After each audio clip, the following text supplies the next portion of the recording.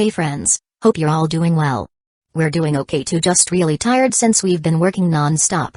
We wanted to answer a question many of you ask: how does our publishing process work? Most of our audiobooks are first posted on Patreon as paid content. They stay behind a paywall for a few months. After that, they become free to access on Patreon forever. Then, a few weeks later, we upload them to other platforms like YouTube, Facebook, and Twitter, X. Lately, our community hasn't been growing much, and we could really use your help. Please share our site in your Facebook groups, Discord servers, Reddit threads, Twitter, X, or with any friends who might be interested. Every little bit helps and we really appreciate it. Thanks a lot for being with us and supporting what we do. Chapter 1, God-Level Pirate Crew East Sea, Goa Kingdom, Fuusha Village. A man stood leisurely by the coastline, watching a ship slowly disappear into the horizon. Luffy has set sail too. Lu Yu's face showed a thoughtful expression. Ding. The God-Level Pirate Crew system has been successfully activated. Novice gift pack received. Recruitment function unlocked. With a burst of electronic sounds, a light blue panel appeared in front of Lu Yu. Host, Lu Yu, 21 years old. Items, Novice gift pack system functions, 100 cubic meters portable space, recruitment mall title, Captain of the Dragon Hunter Pirate. Yes, Lu Yu was a time traveler. In his previous life, he was just another worker trapped in the grueling 996 work culture, his life fulfilled in all the worst ways. At the same time, as a fan of the sea, he had always yearned for the freedom of adventure. Who knew that one day, he would wake up and find himself in the world of One Piece? As a time traveler, it was only natural for him to have a golden cheat ability, a system. This one was called the God-Level Pirate Group System. However, the system's activation condition required him to witness Sabo, Ace, and Luffy setting out to sea. Thus, Lu Yu, who had been reborn in Windmill Village, had only now unlocked the system. System, use the Novice Gift Pack. Lu Yu activated the gift pack without hesitation. After all, he had been waiting for this moment for a long time. Ding. Congratulations to the host for obtaining a multiverse recruitment card, 1,000 reputation points, a super small broken ship, and an exquisite pirate flag. As the system notifications rang out, Lu Yu's panel updated with new items. Reputation points, used to recruit and exchange mall items. Recruitment card, can be used to summon crew members from different worlds. It had to be said, this novice gift pack was pretty standard. System, use the multiverse recruitment card. Lu Yu had been waiting far too long to set sail. This grand line, this era of extreme chaos and ambition, would begin anew, with him at the center. As soon as he gave the command, a glowing magic circle appeared in front of him. Then, a tall, black-haired woman with cold, piercing eyes emerged. Akam. Lu Yu instinctively called out her name. This was Akam from Akam ga Kill. In her left hand, she held the legendary Tegu, Morasame. Ding. Nitrid group unlocked. Akam recruited. Armament hockey detected, host synchronization in progress. Swordsmanship talent detected, rewarding aim no Habakiri. Before Lu Yu could react, an immense wave of power, swordsmanship, and combat knowledge surged into his mind and body. His strength increased at an astonishing rate. He checked his updated panel. Host, Lu Yu, 21 years old, abilities, advanced swordsmanship, advanced assassination techniques, beginner level armament hockey items, aim no Haba hidden mist village, super small broken ship. Reputation points, 1,000 crew, first squadron, Akam, from Akam ga Kill, Nitrid group activation. Recruitment conditions met. Title, Captain of the Dragon Hunter Pirate Group. Looking at the significantly improved panel, Lu Yu exhaled deeply. This was it, proof that he was becoming stronger. Moreover, with Akam at his side, safety wouldn't be a concern, at least for now. Akam. Lu Yu closed the panel and turned to her. Although the system assured him that recruited crew members would be absolutely loyal, he still wanted to confirm it firsthand. Captain. Akam knelt on one knee, looking up at him with complete admiration. The respect in her gaze was undeniable, it was real. From now on, you're my crew member. No need to kneel every time. On this sea, we're partners. As for the rest of the Nitrid members, I'll recruit them as soon as possible. Lu Yu smiled. Thank you, Captain. Akam stood up and walked to his side. Lu Yu, are you leaving too? A gentle voice called out. It was Makino, the owner of the party's bar. Before today, Lu Yu had lived in Windmill Village and worked at Makino's bar. Yeah. Sister Makino, I want to see the world. I want my name to be known across the seas. He spoke with a fiery determination. Are you kidding? He had traveled to One Piece, gained a powerful system, how could he not make a name for himself? You should go explore the sea. But remember, Your safety comes first. No matter what, this place will always be your home. Makino smiled warmly. She truly had a perfect personality. Yeah. Is this your girlfriend? Before Lu Yu could finish, Makino smirked and teasingly pointed at Akam. Apparently, no matter how perfect a woman is, she still loves gossip. Akam is my crew member. Lu Yu corrected her proudly. Akam's name would soon be known across the seas alongside his own. Akam? That's a lovely name. Take care of Lu Yu, okay? He's a bit reckless. Makino took Akam's hands and began chatting endlessly. Akam, who had always been a bit socially awkward, was completely overwhelmed by the sudden influx of information. After some farewells, Lu Yu was ready to set sail. He had sent Sabo, Ace, and Luffy off on their own journeys. Now, it was his turn. Makino was the one to see him off, watching as his tiny ship drifted away. Perhaps this was the bond between pirates and their homeland. She stood by the shore until Lu Yu's ship disappeared from sight before turning back toward her bar. Meanwhile, Lu Yu was now officially at sea on his super small broken ship.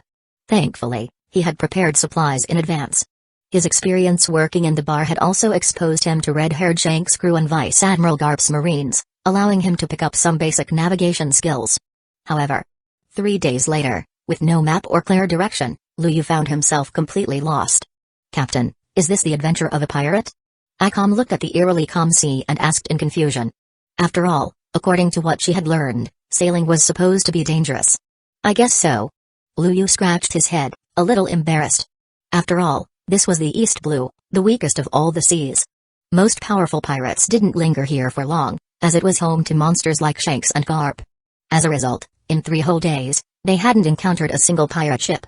Chapter 2, Eliminating the pirate crew. Over the past 3 days, Lu Yu had become familiar with Akam.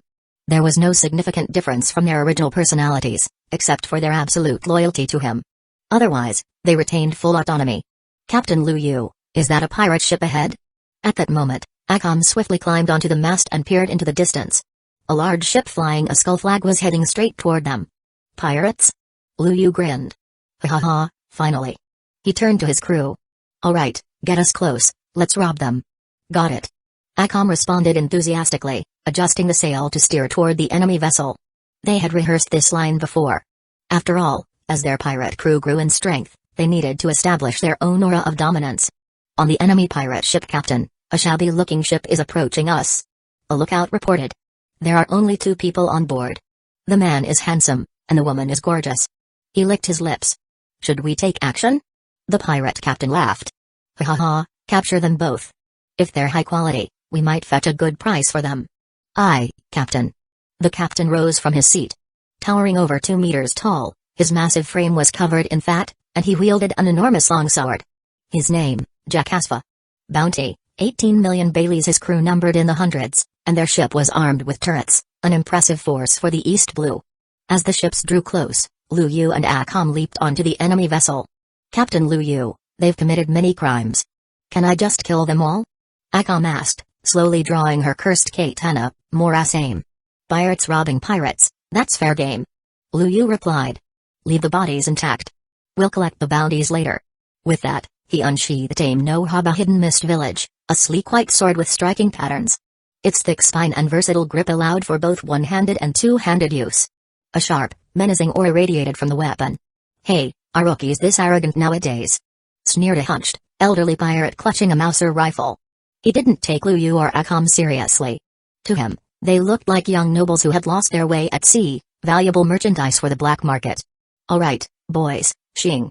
Before he could finish, Akam was already behind him. A thin line of blood formed on his throat. A heartbeat later, the curse took effect, draining the life from his body in an instant. The captain said you all must die. Akam declared coldly. Burn. She charged forward, cutting through enemy after enemy with effortless precision. Speed, technique, and power, all perfectly balanced.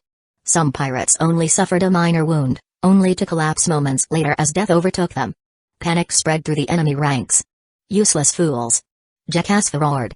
Boom. He swung his massive sword, forcing Akam to retreat. Though she was stronger, brute strength wasn't her forte. Armament hockey. A dark aura surged around her arms and legs. Despite only 3 days of practice, Akam had already mastered this ability. Her speed exploded. Ka. Destroy. A dazzling slash cut through the air. Jekasfa barely had time to react before his body was sliced apart. He fell with a heavy thud. "Who are you?" he gasped, but his words died as darkness claimed him. A chain reaction followed. One by one, the remaining pirates collapsed. Akam calmly sheathed the katana and stepped behind Lu Yu. Ding. Pirate crew annihilated. Bounty, 18 million Baileys, gained 2,000 reputation points. Bonus, 10 million belly earned. Super small broken ships devouring function activated. Would you like to absorb the enemy vessel? Lu Yu barely had to lift a finger, the battle was already over. The system's notification rang in his ears, confirming another way to earn reputation, eliminating pirate crews. Absorb it. Lu Yu ordered. His small, ragged ship latched onto the enemy vessel and began absorbing its structure. Within moments, a brand new pirate ship took shape, a vast improvement from the wreck they had been sailing. A multiverse recruitment card required 10,000 reputation points. Lu Yu now had 3,500. If he destroyed a few more pirate crews, he could perform a second summon. He glanced at Akam, wondering who their next recruit would be. For now, he dismissed the idea of targeted recruitment. Every night raid member required a hefty 50,000 reputation points. It was best to summon randomly until he had more to spare. With the pirate ship fully absorbed, all supplies and treasures on board were transferred to their inventory. "Captain, I'm hungry. I'm going to cook," Akam said in a cheerful voice. "Go ahead." Lu Yu nodded, smirking. He had to admit, Akam's cooking was top-notch. She wasn't just a fearsome warrior, she could handle both battle and the kitchen with ease. Not to mention, she was pleasing on the eyes. Among the loot, Lu Yu found a sea chart. Checking their location, he realized they had been circling the kingdom of Goa for the past 3 days. The nearest marine base was in Logtown. He smirked. "Let's head there, cash in these bounties, and stock up on supplies." With that, Lu Yu set their next course. Chapter 3, Akam at the same time, in the kingdom of Goa. Captain Kazekage, according to the reconnaissance unit, the Jekasfa pirate group has been annihilated. And it was the pirates from that small ship we detected a few days ago. Lu Yu had just defeated the Jekasfa pirate group, and the Navy had received the report. What? Kazekage was stunned. The kingdom of Goa was under the protection of Vice Admiral Garp. Originally, they had dismissed Lu Yu's ship, seeing that it carried only 2 people. But now, those 2 had managed to annihilate a pirate group with a bounty of 18 million, proving they were far from ordinary. Moreover, Lu Yu's ship had remained in the waters near the kingdom of Goa for 3 days. Their intentions were becoming clear. These pirates were targeting the kingdom. As an ally of the world government, and with Garp's personal interest in protecting the region, particularly for the sake of Curly Didon in Windmill Village on Mount Kalubo, Kajewa's expression turned solemn. "Upload the information to headquarters immediately to identify this pirate crew. Everyone, remain on high alert. Officer Gula, come with me. We need to assess the strength of these pirates ourselves." Kajewa wasted no time giving orders. Pirates of this level could not be ignored. If left unchecked, they could pose a serious threat to the world. Soon, the stationed Navy began mobilizing. Meanwhile, on Lu Yu's ship. Ding. Congratulations to the host for being noticed by the Navy and triggering an investigation. You have gained 500 reputation points. As Lu Yu and Akam enjoyed their lunch, the system notification rang in his ears. The Navy? Lu Yu was momentarily stunned. He hadn't engaged the Navy since setting out, so why were they suddenly investigating him? Could it be that Garp had taken an interest in him? But Luffy had already gone to sea, shouldn't Garp be chasing after him instead? Lu Yu was confused. Akam, finish eating quickly. We need to leave this area and head to Logtown. He took out a map and handed it to Akam. Aside from combat and cooking, she was skilled in nearly everything else, including navigation. Got it, Captain Lu Yu? Akam nodded, quickly finishing her meal before preparing the ship for departure. Although their small, modified ship had been improved, its speed was still lacking. A day later, Navy warships appeared on the horizon. Captain Lu Yu, we're being followed. 2 Navy warships are approaching quickly from behind. Should we engage? Akam unsheathed the katana, Morass aim. Not yet. If they attack first, we'll retaliate. Lu Yu stopped Akam. Since the Navy ships came from the kingdom of Goa, they were likely affiliated with Garp. Lu Yu had a good impression of Garp and didn't want to provoke the Navy unnecessarily. Understood, Captain Lu Yu. Akam assumed a battle-ready stance. If the Navy made a move, she would counter immediately. Protecting the captain and ship was her duty. Soon, the Navy warships closed in. Pirate ship ahead, stop immediately. This is the naval fleet under Captain Kazekage from Navy headquarters. Do not resist, or we will be forced to take action. Repeat, cease all movement. Lu Yu, deep in thought about his next move, snapped out of it as the Navy broadcasted their warning. So it really is Garp's subordinates. What a hassle. Then a thought struck him, his reputation points. Simply being investigated by the Navy had already earned him 500 points. If the Navy issued a bounty on him, how much more could he gain? Akam, prepare for battle. Once I give the signal, we retreat immediately. Lu Yu gripped his sword, aim no habakiri. During his fight with Jakasva, Akam had taken care of most of the battle, leaving him with little opportunity to test his own strength. This time, he wanted a proper fight. Understood. Akam leaped into action. Lu Yu activated his armament hockey and charged forward. The Navy's warning was ignored as the two pirates attacked first. Seeing this, Kajawar ordered his men to fire. Dozens of Mauser rifles locked onto Lu Yu and Akam. Bang! Bang! Bang! Gunfire erupted, but their bullets proved ineffective. Before long, Lu Yu and Akam landed on the Navy warship's foe. Brother Kajawar, long time no see. Lu Yu smirked. If he wanted to build a notorious pirate reputation, he needed to act the part. Since they had made the first move, he felt no guilt about playing along. Lu Yu? Kajawar recognized him immediately. Hadn't he been working in Makino's bar in Windmill Village? When had he become a pirate? More importantly, Kajawar had never sensed anything extraordinary about Lu Yu before. But now, the killing intent radiating from him and Akam was unmistakable. Brother Kajawar, will you let us go? Or do you want to fight first before letting me leave? Lu Yu held his sword horizontally, eyes locked onto Kajawar with amusement. As a pirate, you stand against justice. Today, I will. Before Kajawar could finish, Lu Yu vanished and reappeared in front of him, swinging his sword. Kajawar barely blocked with his own blade, but a massive crack appeared on it. Lu Yu's power and speed were overwhelming, and his attack angle was dangerously precise. Kajawar was shocked. Had Lu Yu trained under the red-haired pirates? But his flag was different. His thoughts were cut short as Akam attacked. The Navy soldiers rushing to aid Kajawar fell to her deadly strike. Brother Kajawar, I am Lu Yu, captain of the Hunter Pirates. I look forward to seeing my bounty. Akam, retreat. With that, Lu Yu and Akam vanished. Kajawar did not pursue. He simply watched as their ship disappeared over the horizon, his face filled with frustration. He had no chance of winning. A captain of Navy headquarters, yet Lu Yu and Akam had made him feel powerless. Another dangerous figure had emerged in the East Blue. Chapter 4, being rewarded then, Kajawar spoke to Garp. Are you talking about the brat who used to work in that girl Makino's bar? Garp was completely baffled after receiving the call. The fragrance of the senbai he was chewing suddenly seemed to disappear. He had noticed Lu Yu before and had even considered inviting him to join the Navy.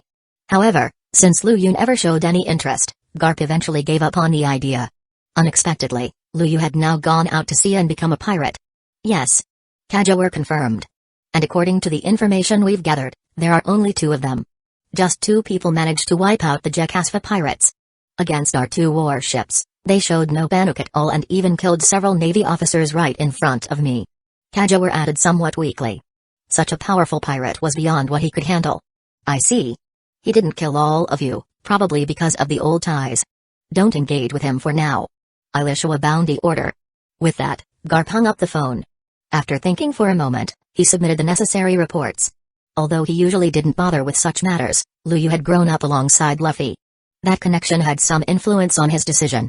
3 days later. Ugh. A newsbird landed on Lu Yu's ship. The latest newspaper? Lu Yu handed over 100 belly and took a copy. As expected. 2 days ago, Lu Yu's reputation points had suddenly soared by 5,000. At that moment, he had already guessed that the Navy had placed a bounty on him. Now, seeing it in the newspaper confirmed his suspicions. Lu Yu, captain of the Dragon Hunter Pirates, had a bounty of 23 million belly. Akam, a crew member of the Hunter Pirates, had a bounty of 15 million belly. Lu Yu was quite satisfied with his first bounty, which had surpassed the 10 million mark. After all, the strength he had displayed so far was only at this level. Bounties weren't necessarily based on strength but rather on how much of a threat the individual posed to the world. Since Lu Yu had previously spared some Navy personnel, his evaluation by Marine headquarters was only at this level. Akam, we've been rewarded. Lu Yu handed the newspaper to the dazed Akam with a smile. Captain Lu Yu, as pirates, shouldn't we keep ourselves hidden? Akam asked hesitantly after taking the newspaper. Why do you seem so happy about getting a bounty? After all, she had once been part of night raid, where secrecy was crucial. Being targeted by the government was never a good thing. This is the sea. Out here, A bounty is equivalent to a pirate's reputation. If you don't have a bounty, you'll be laughed at by other pirates. Besides, there are countless pirates in this world. The world government and the navy won't mobilize their entire force just for one small-time pirate. Lu Yu briefly explained the nature of the pirate world to Akam. I see. Akam nodded, though she still didn't fully understand. To her, the sea was completely foreign territory. There's a ship ahead. It doesn't look like a pirate ship or a navy vessel. At that moment, Akam leaped onto the mast, scanning the horizon. Hearing this, Lu Yu was intrigued. Could they have encountered a merchant ship? As pirates, robbing a merchant vessel seemed like the natural course of action, right? Lu Yu smirked. Brother Lu Yu, they seem to be coming straight for us. From the way they move, they look like the bounty hunters you mentioned. The leader is wearing a green hat. Akam jumped down, drawing his Moras aim, the one-shot killer, and prepared for battle. A green hat? Bounty hunters? No way. A grim look crossed Lu Yu's face. They were nearing the town of Shells. Judging by the timing, it was highly likely that he knew who was coming. Soon, a ship appeared in their sights. Standing at the bow of the ship was a familiar figure, causing Lu Yu to grin. Instead of a merchant vessel, he had unexpectedly run into Roronoa Zoro. Captain Lu Yu of the Dragon Hunter Pirates. Crew member Akam. Both of you carry high bounties. You must realize what that means. Zoro stood at the bow with an arrogant expression, his voice full of confidence. Seeing Zoro, Lu Yu almost thought he had mistaken him for someone else. Before meeting Luffy, this guy was quite the over-the-top hothead. Then again, it made sense. As a well-known bounty hunter in the East Blue, such arrogance wasn't unexpected. Akam, stand down. While Lu Yu was still processing the situation, Akam had already prepared to attack. Seeing this, Lu Yu immediately stopped her. If Akam fought, Zoro might not stand a chance.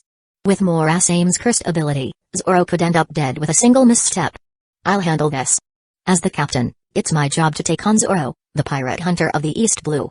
Lu Yu said, drawing his sword, aim no Habakiri. The moment Lu Yu unsheathed his sword, Zoro's expression changed. This sword. I may not have seen it before, but I can sense its aura. It's a fine sword. I hope your skills live up to it. Zoro drew his 3 swords, then leaped forward, launching a fierce attack on Lu Yu. His offensive was truly impressive. His coordination of strength and technique was surprisingly precise. For a brief moment, Lu Yu was caught off guard. His swordsmanship was more focused on attack than defense, making him vulnerable in direct confrontations. Armament Hockey. Lu Yu dodged Zoro's strike and instantly reinforced his arms and legs with Hockey. While he couldn't yet coat his weapon in it, it was enough for now. Bowing slightly, Lu Yu launched himself forward with explosive speed, appearing behind Zoro in an instant. Checkmate. Lu Yu's sword stopped at Zoro's neck. Big brother. Zoro's 2 crewmates instinctively rushed forward to help. However, Akam stepped in front of them, her Moras aim gleaming ominously. One step closer, and they would be buried by Akam in an instant. Stand down. These 2 are out of your league. Zoro immediately stopped his companions. From their brief exchange, he could tell that Akam was even more dangerous than Lu Yu. Right now, he himself wasn't even Lu Yu's match.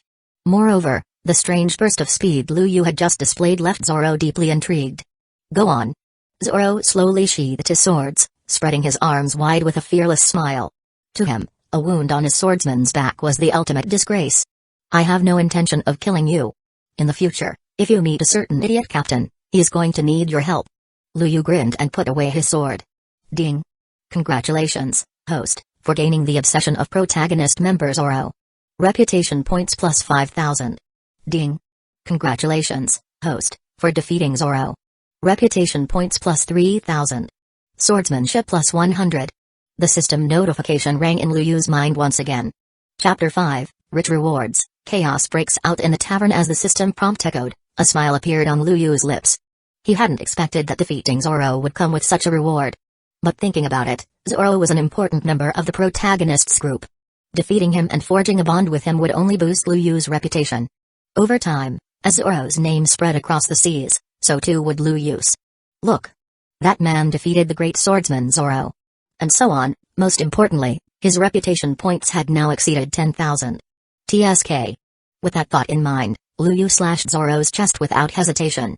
Remember this, it's for the scar left on your chest by that so-called super pirate. My name is, Lu Yu. After declaring his name in a dramatic tone, Lu Yu raised his foot and kicked Zoro back onto his own ship. Then, he turned and left. Zoro was the type who wouldn't feel satisfied unless he bore a fresh wound from a fight. With the crisis resolved, Akam resumed course, sticking to their original route. Meanwhile, Zoro lay on his own ship, catching his breath. Luyu? He clenched his fists. Soon, my sword will be the tool I use to surpass that man. Zoro wasn't discouraged by his defeat. Instead, his fighting spirit burned even brighter. As he lay there, his crewmates quickly bandaged his wounds. Back on Luyu's ship, Akam was staring while Luyu sat on the deck, raising his hand to bring up his system panel. Host, Luyu, 21 years old, abilities, advanced swordsmanship, advanced assassination, basic armament hockey items, aim no haba hidden mist village, small broken ship reputation points, 16,500 crew, first squadron, Akam, from the world of Akam no ga kill, nitrate group recruitment conditions unlocked, title, Captain of the Dragon Hunter Pirates. As for the belly he had earned, they were stored in the system's portable space. With over 16,000 reputation points, Luyu had to decide whether to use them for a random recruitment or save up for a designated nitrate member. After some thought, he decided to wait. For now, they were still in the East Blue, where the risk factor wasn't too high. Better to save up and sub in a key member like Tatsumi or Neigenda later. Not only would it grant a team bonus, but it would also make Akam feel more at home. With his decision made, Luyu closed his system panel. Akam, find the nearest island to restock our supplies. We're almost out of food. He spoke with a smile. Got it. Akam picked up the sea chart, scanning it carefully. Their next target was shells, and along the way, they would pass by several villages. Any of those could serve as a supply point. The closest one was Gunarto village. With that, Akam adjusted their course and set sail. Gunardo village, a local tavern. Gunardo village was a small settlement, far from the Navy's reach and lacking any real military defense. Because of this, it had become a popular stop for pirates. Fortunately, even pirates understood the importance of supply stations like this one. As a result, they refrained from looting or destroying the village. After all, even criminals knew better than to ruin a good thing. At that moment, inside a crowded tavern. Hey, pirate. You haven't paid yet. A timid voice cut through the noisy chatter.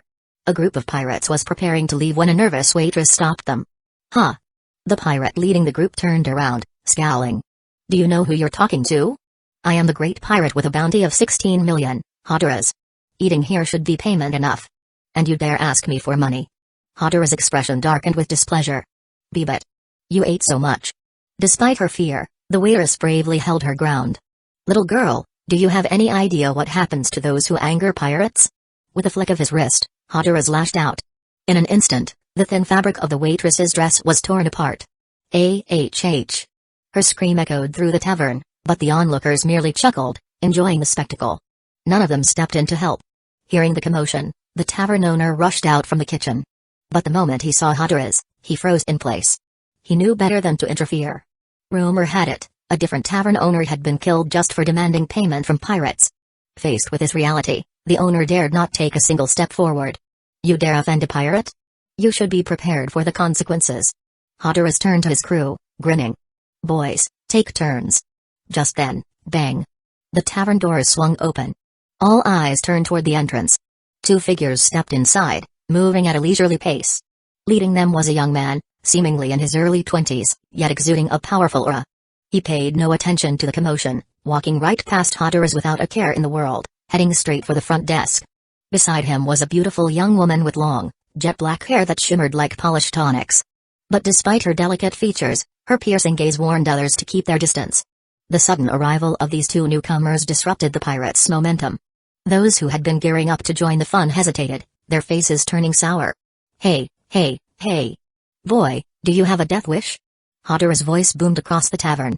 Don't you see I'm in the middle of something? His gaze landed on the girl beside Luyu. This one's not bad either. She can join the fun too. Luyu, however, remained indifferent.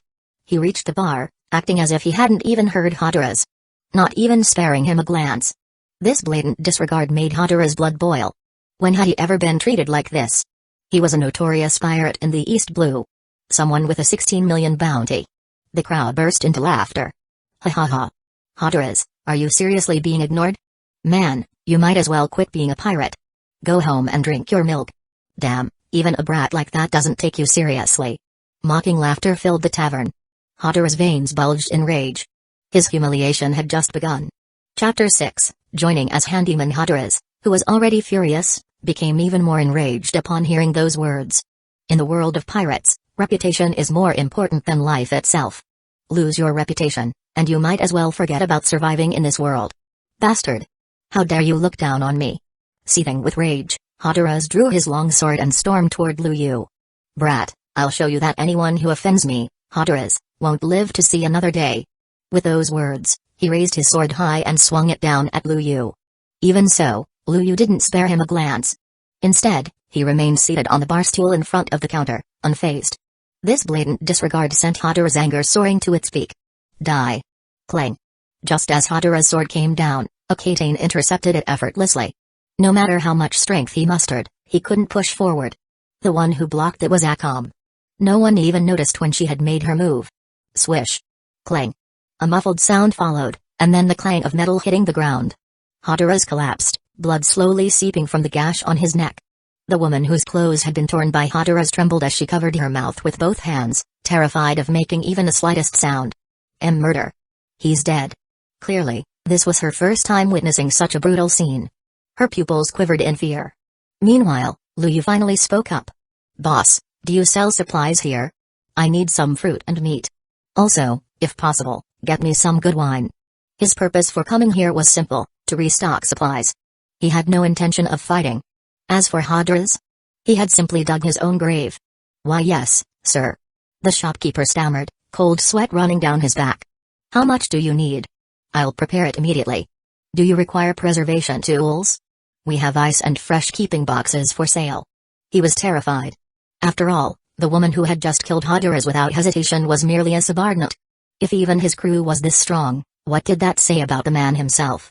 The other pirates in the tavern, who had been rowdy just moments ago, fell silent one by one, afraid of provoking this mysterious and dangerous figure. Thank you. I'll take them. Lu Yu tossed a pouch onto the counter. Here's 20 million belly. Get everything ready for me. Then, turning his gaze toward the other pirates, he pulled out a stack of bounty posters. A bounty of 11 million, leader of the Hatara's pirates.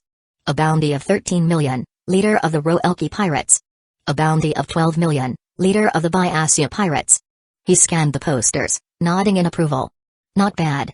A small tavern like this has several pirates with bounties over 10 million.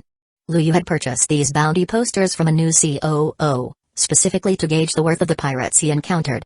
I just founded my own crew. Any of you interested in joining and doing some work for me? Silence. The already tense atmosphere grew even heavier. Even the half-dressed woman's heartbeat seemed deafening in the eerie stillness. Then, are you joking? I'm a pirate captain. Why would I do odd jobs for you? We have bounties in the tens of millions. Do you have a death wish? Killing Hatara's means nothing. Do you really think you can take us along? Tension flared once more as the pirates, notorious for their short tempers, looked ready to erupt at any moment. Lu Yu sighed. Not interested? What a shame. I really didn't want to kill you all. After all, every pirate crew needs some deckhands. His fingers tightened around the hilt of his sword. Shing. A flash of silver. Thud. A severed head rolled across the floor. The tavern fell into dead silence. The head belonged to the captain of the Biasia pirates, the one who had been shouting the loudest just moments ago. He's dead? Captain? Just like that? Impossible. Our captain was strong. Captain. The Biasia pirates let out enraged cries and charged at Lu Yu. Lu Yu remained seated. Akam. Understood, brother Lu Yu. Akam moved. Eliminate? Slice. Unlike Lu Yu, Akam's execution was swift and precise. As expected of a trained assassin, she wasted no unnecessary movement. In an instant, the Biasia pirates, worth tens of millions in bounty, were completely wiped out. Akam sheathed her blade and returned to Lu Yu's side. The remaining pirates could only stare in shock. Strong. Hatara's and Biasia had been on equal footing with them. That was why all these pirate crews had coexisted here peacefully. Now, those two groups were gone, erased as if they were nothing. They hadn't even seen how it happened. This level of power was far beyond their comprehension. Lu Yu stretched lazily. So? Do you guys want to make the same choice as them? I just want some workers. Why is this so difficult? In truth, all the miscellaneous tasks aboard the ship were handled by Akam. However, Akam was supposed to be a combatant, not a deckhand. She had been forced to spend more time on chores than training, which frustrated Lu Yu. That's why he wanted to recruit some subordinates. Roelki was the first to react.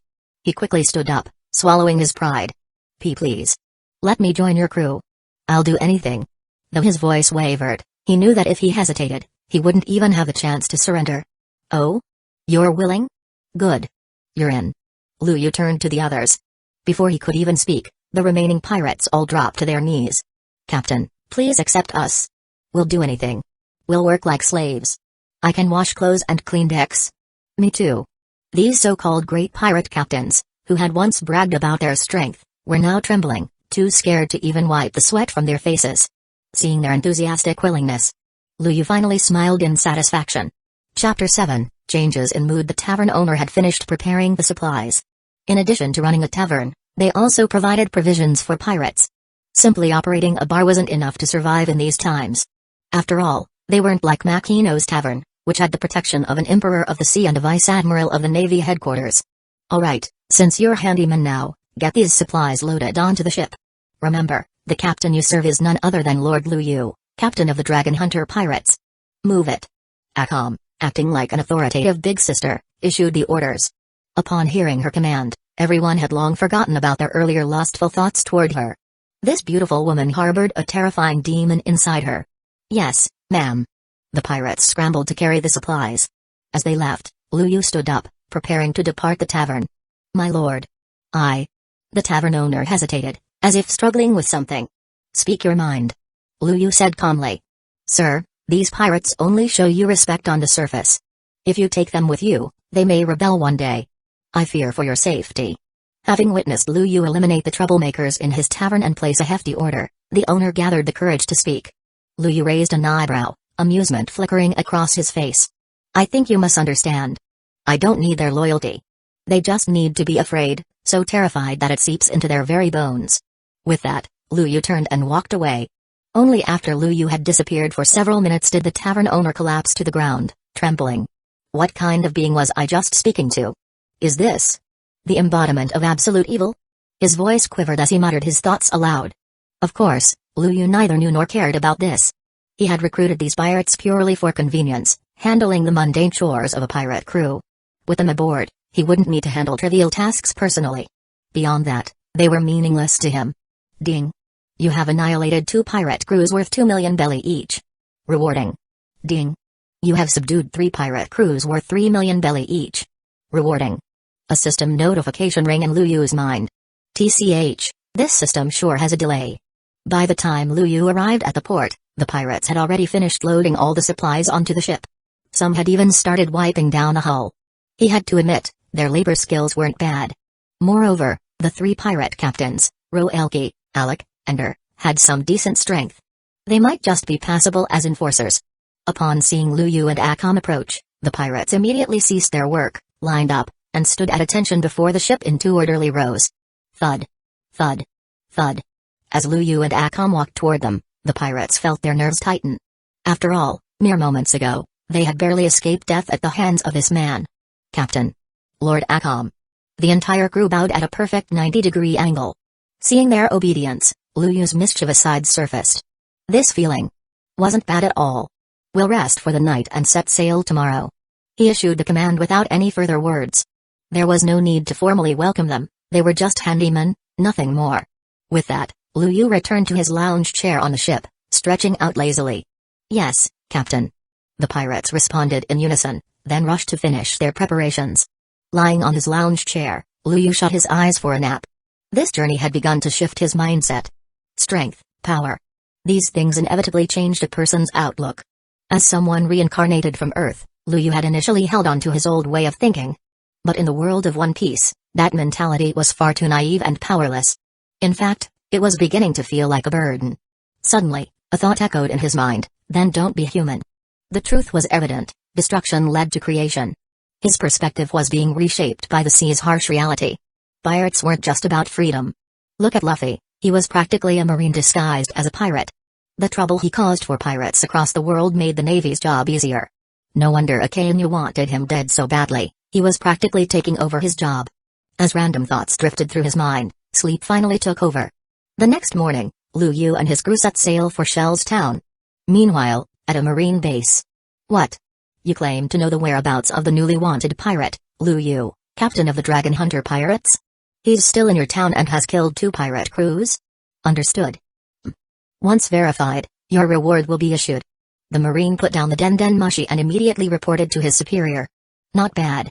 A pirate worth 18 million baileys, and he's already wiped out 2 crews worth tens of millions. No need to act immediately. Report this to headquarters. Increase his bounty. That'll get me more merit points. A Marine officer chuckled slyly. The information quickly made its way to Marine headquarters, and soon, they began verifying it. Ding. Congratulations, host. The Marines have taken notice of you. Your bounty has increased. Reputation points plus 3,000. At that moment, Liu was practicing his swordsmanship when a system notification rang in his head. Huh? The Marines? He paused, puzzled. He didn't recall encountering the Marines at any point. What's up with them? Have they got nothing better to do than randomly increase pirate bounties? However, Liu didn't dwell on it. Gaining reputation points wasn't a bad thing, after all. With his newly recruited handyman, their travel speed had increased significantly. Akam no longer needed to handle lookout and navigation duties. This meant both of them had ample time to train. As for the pirates' former flags, they had all been replaced. Even for a crew of mere handymen, Liu would not allow other pirate insignias to fly under his command. This was the basic principle of being a pirate. Brother Liu, he says he has something to discuss with you. While Liu was mid-swing with his sword, Akam approached with Roelki in tow. Chapter 8, The Dragon Hunter Pirates Takes Action. Roelki stepped forward and knelt on one knee before Liu. Captain. The Der Pirates and the Alec Pirates are actually colluding with the Navy. Roelki wasted no time relaying the information. The Navy? I see. Liu responded indifferently. To him, those 2 pirate crews were nothing more than errand boys. Their actions didn't warrant much concern. After all, it wasn't uncommon for the Navy to collude with pirates in the East Blue. For Liu, this was insignificant. Captain, I'm willing to eliminate any hidden threats for you. I hope to become a trainee crew member. Noticing Liu's lack of enthusiasm, Roelki pressed forward. Yes, Roelki was a pirate with ambition. Since he had chosen to follow Liu, he didn't want to be just another errand boy. Though he couldn't officially join the crew right away, becoming a trainee was a significant step forward. A trainee crew member. Liu pondered for a moment. As the saying goes, a soldier who doesn't aspire to be a general isn't a good soldier. Roelki's ambition at least proved he had potential. You're now an apprentice of the Dragon Hunter Pirates. As for those 2 pirate crews, leave them be for now. Just keep them busy with chores. Liu spoke calmly. Hearing this, Roelki's face lit up with joy. Thank you, Captain. I'll make sure those errand pirates do their job well. Roelki declared before leaving happily. Meanwhile, in Kokoyasi village. Arlong, aren't you going too far lately? Several villages are starting to revolt. If this keeps up. Colonel Nezumi trailed off, his narrow, rat-like eyes glancing at the fishman sitting before him. Arlong, seated at the head of the table, clearly didn't take the Navy officer seriously. And why would he? Whether in terms of strength or influence, Nezumi was nowhere near his equal. Taking a bite from the dragon's share was no easy feat. One had to be prepared to die for it. Of course, Nezumi had his own leverage. If Arlong wanted to maintain his reign in the East Blue, he still needed Nezumi's cooperation. Public resentment isn't my concern. Nezumi, let me remind you, if you take my money, you do your job. Otherwise. Crack. Arlong crushed the wine glass in his hand, startling the Navy officer. Nezumi had always been a coward at heart. A rat in both name and nature. Arlong, I have a chance to be promoted to a headquarters officer. If you help me, my jurisdiction in the East Blue will expand. And when that happens, all those territories will be yours as well. Nezumi finally revealed his true purpose. He had never intended to reprimand Arlong. His earlier words were merely a prelude. Headquarters officer? Nezumi, you'd better tread carefully. If you need me to spell it out for you, there won't be any turning back. Arlong warned. I understand. This is the intel. I'll keep an eye on things and withdraw the Navy when necessary. All you need to do is take care of this man. Nezumi said, pulling out a bounty poster along with a den mushi. On the poster was an image of Liu. Dragon Hunter Pirates? Ha ha ha ha. Ha ha ha ha ha ha. With a name like that, there's no way I'm letting him leave the East Blue alive. Arlong laughed wickedly, grabbing the bounty poster and leaving. Just the name alone, Dragon Hunter, was an outright challenge. Of course, the dragon Liu hunted was not the one Arlong assumed. Watching Arlong depart, a sly grin crept onto Nezumi's face. He, too, had his own moves to make. The entire East Blue was about to be shaken. The Navy, long absent from these waters, suddenly took to the seas. Warships patrolled the ocean, striking fear into the hearts of small-time pirates. Was the so-called safe haven of pirates about to turn into a battlefield? Many pirates chose to lay low, waiting for the storm to pass before resuming their adventures. Back aboard the Dragon Hunter pirates' ship, the Der pirates and the Alec pirates slowly spread out to the sides. Their ships, like wings, flanked Luyu's small, battered vessel. Meanwhile, the Roelki pirates lingered at the rear. Brother Luyu, the Der and Alec pirates seemed to be adjusting their navigation. Shall we? Akam approached, gripping Mora's aim as she spoke calmly. Ignore them for now.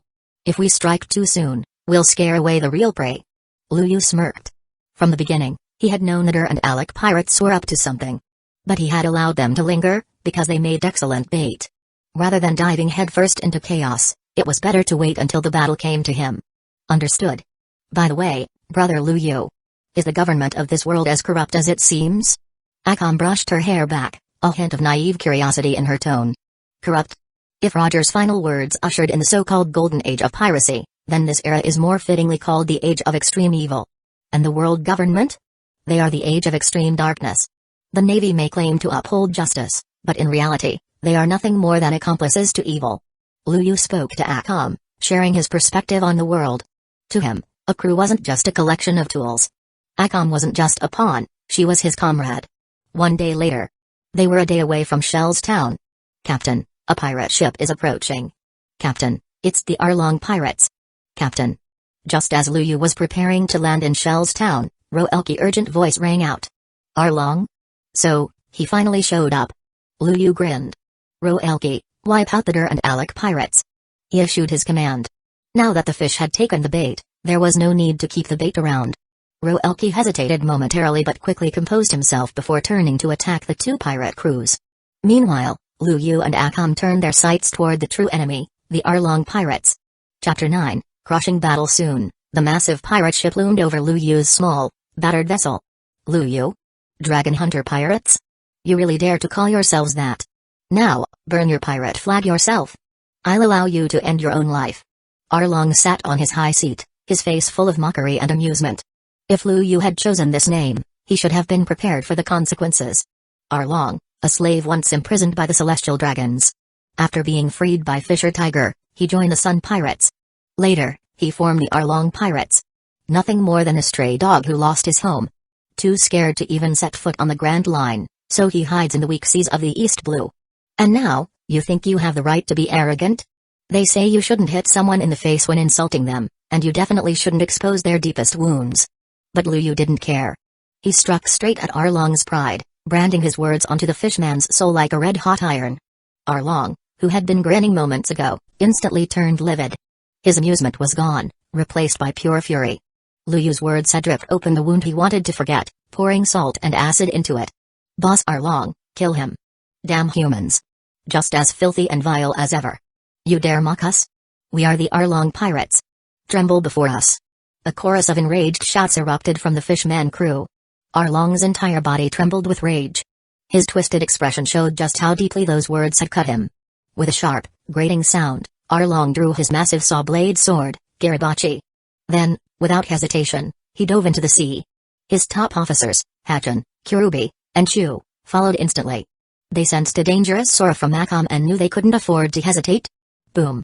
Arlong accelerated in the water, bursting out like a torpedo. His Garibachi slashed toward Luyu in an instant. Little bug, die. To Arlong, Luyu, just 1.8 meters tall, was nothing more than an insignificant pest. A mere human could never match the raw strength of a fishman. And with the added momentum from his aquatic acceleration, Arlong believed his power had reached its peak. There was no way this weakling could withstand his strike. Clang. A deafening clash rang out. Arlong's eyes widened in shock.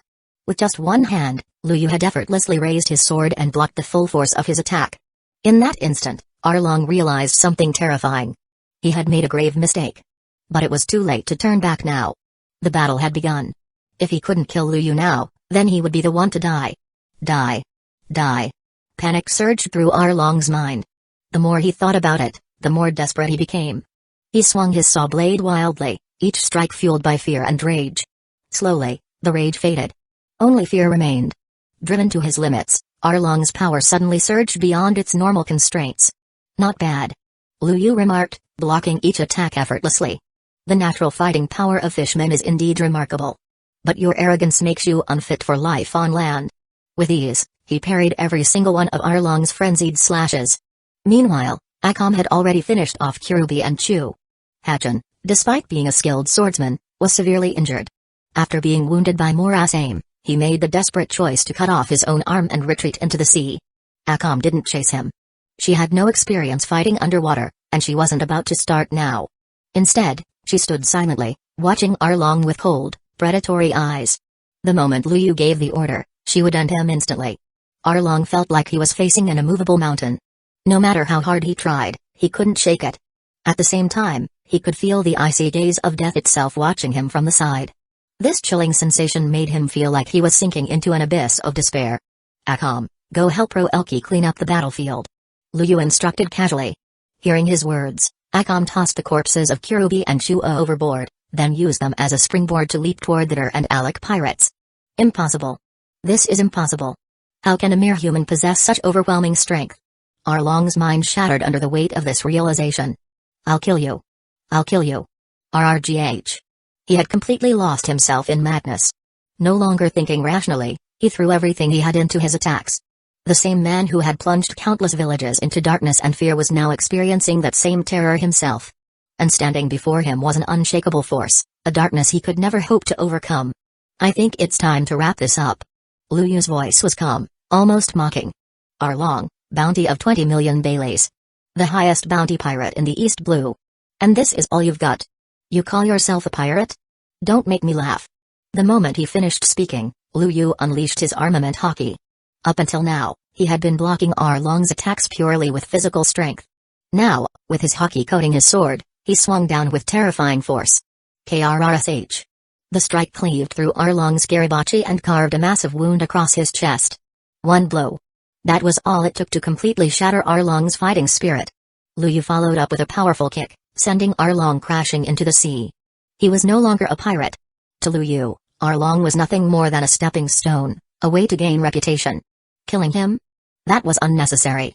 He wasn't Luffy, who went around doing free work for the Navy. Besides, Lu Yu could already sense the scent of the Navy closing in.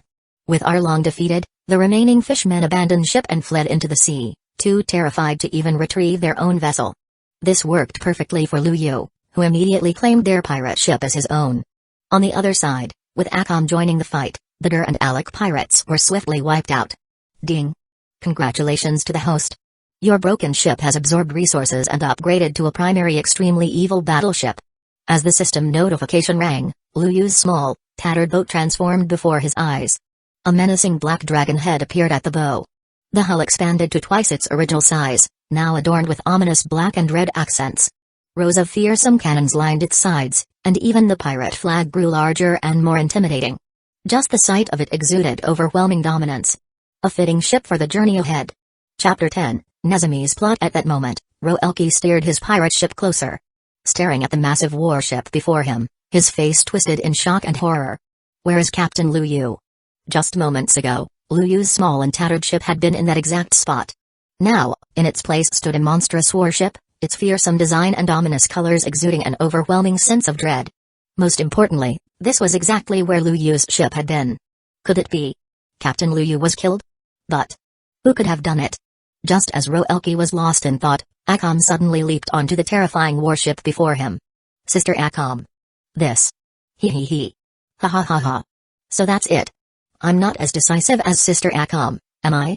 As an apprentice crew member, I have to avenge Captain Lu Yu as well. Little ones, attack. Roelki hesitated for a moment, then gave the order to engage. In his mind, Akam had already taken the initiative to avenge their captain, while he himself had been too afraid, too uncertain. Was this the difference between an official crew member and an apprentice? Feeling ashamed, Roelki clenched his fists and charged forward. Captain? But the moment he landed on the deck, he saw Lu Yu standing calmly at the bow of the ship, completely unharmed. This. Could it be? Roelki, you performed well. From now on, you're a full-fledged crew member. Take the lead, set course for Shell's Town. Lu Yu could see the emotions flashing across Roelki's face but didn't dwell on them. The plan had to move forward. Captain is mighty. I, Roelki, will serve the captain with my life and soul. I'll lead the way immediately."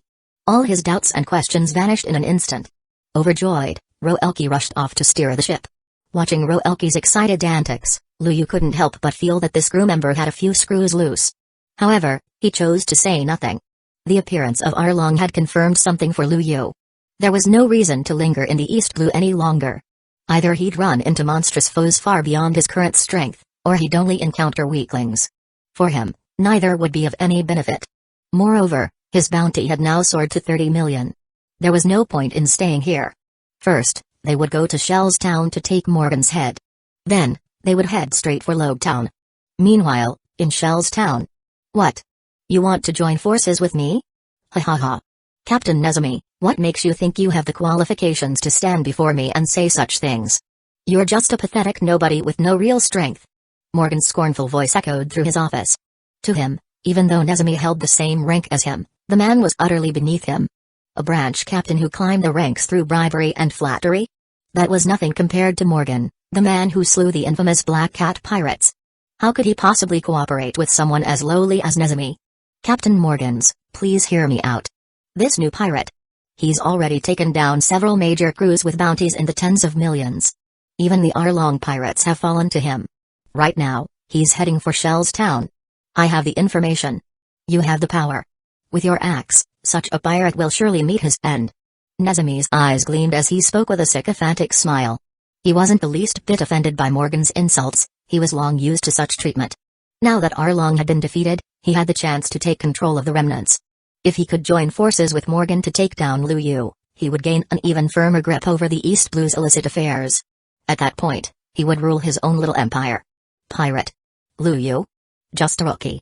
If he dares step foot into my waters, I'll cut him down myself. Get lost. Stay any longer, and I might just chop you up instead. Morgan sneered with contempt. I can pay to make your statue even bigger. Nezumi added, unfazed. Morgan's eyes lit up. Although he had already drained most of Shell's Town's wealth and forced its people to build a grand statue of him, Nezumi's proposal piqued his interest. Humphrey. Fine. I'll let you assist me. But the pirate's head belongs to me. Morgan brandished his axe with a menacing grin. Nezumi merely smiled flatteringly in response. Yet, deep inside, he was grinning for another reason. Captain Morgan. A pirate ship has entered the inner sea. Based on reports, it's the infamous Dragon Hunter pirates, with a bounty of 30 million. A marine officer burst into the room, delivering the urgent news. So, they've arrived. Nezumi, watch closely. This is the grandeur of a true hero of justice, not the pathetic scheming of your kind.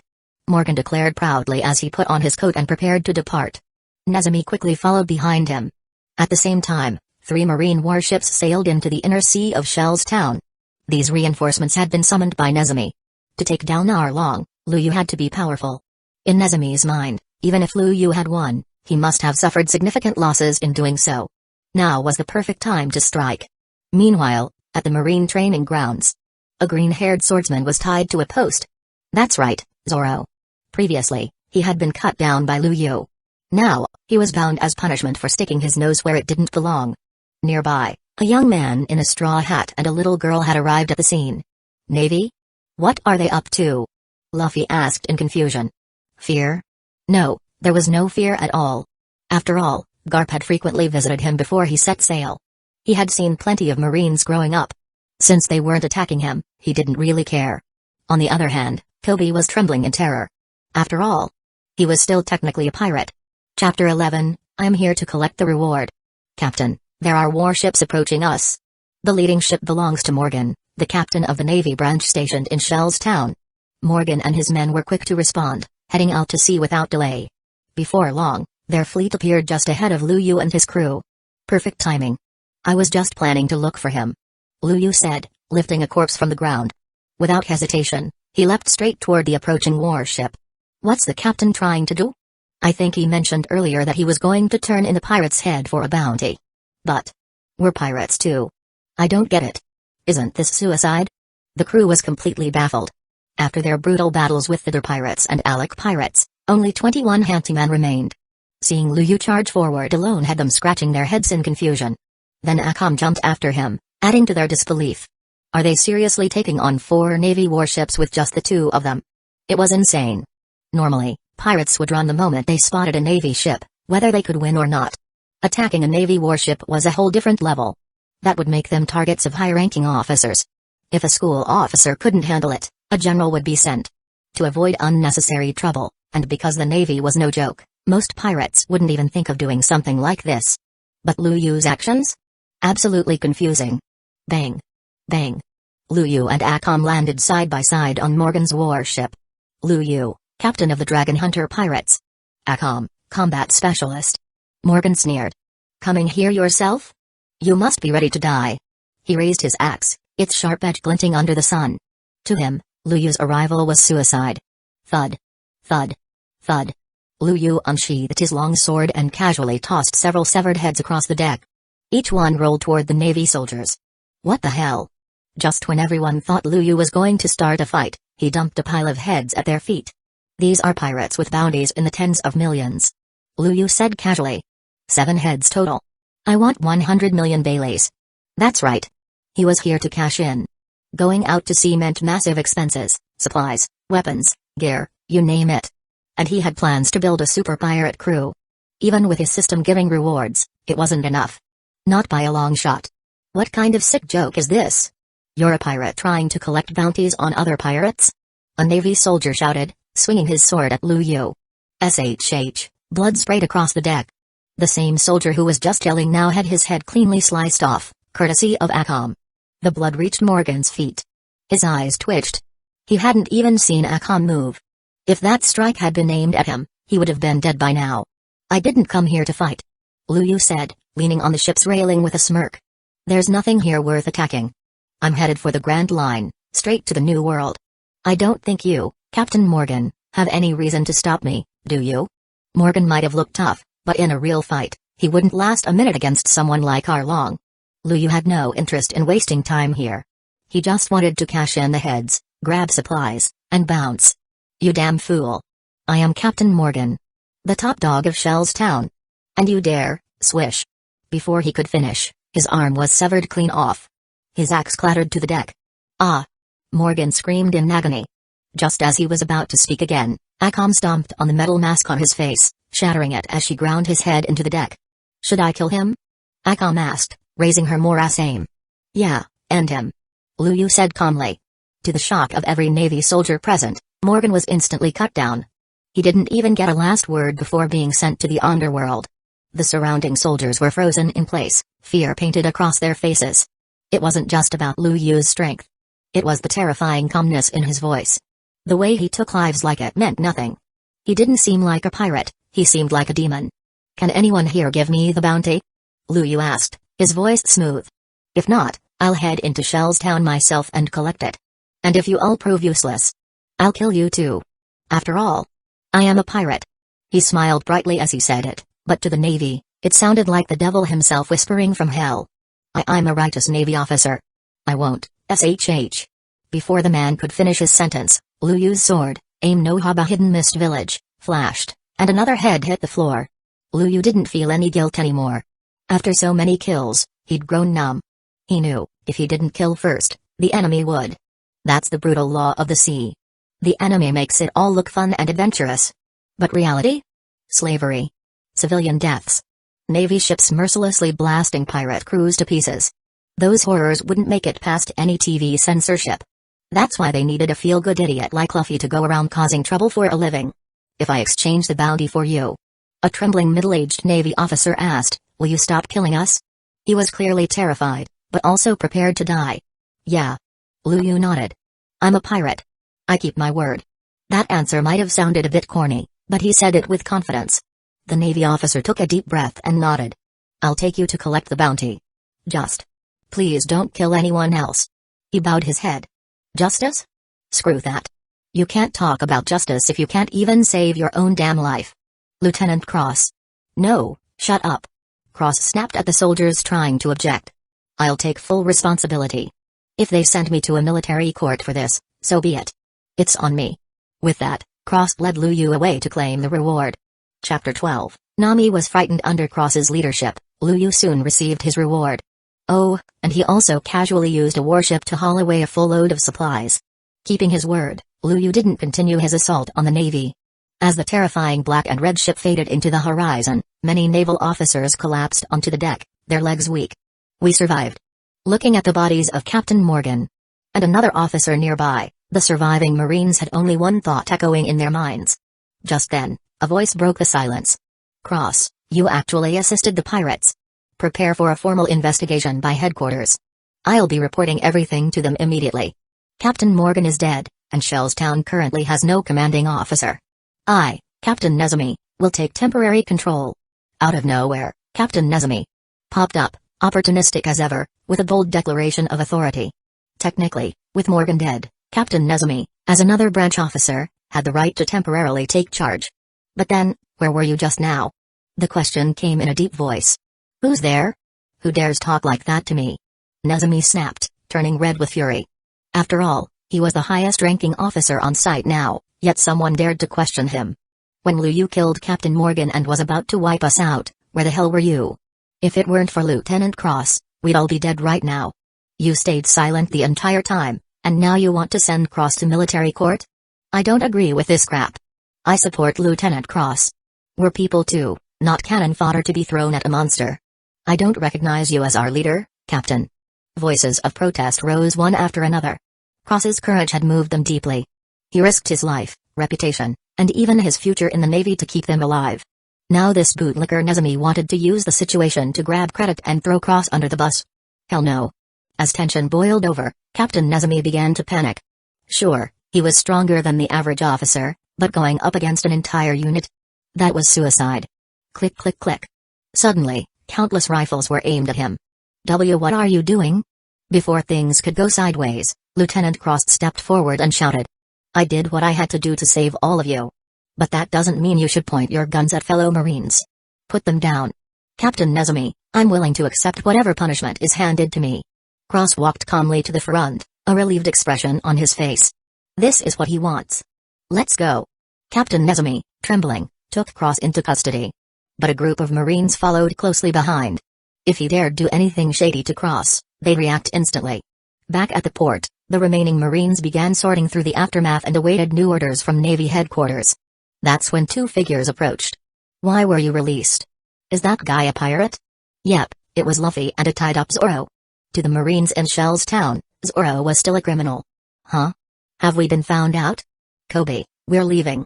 Luffy's arm snapped out like a whip, grabbing hold of a ship. With his other hand, he snagged Zoro and launched them both out of sight.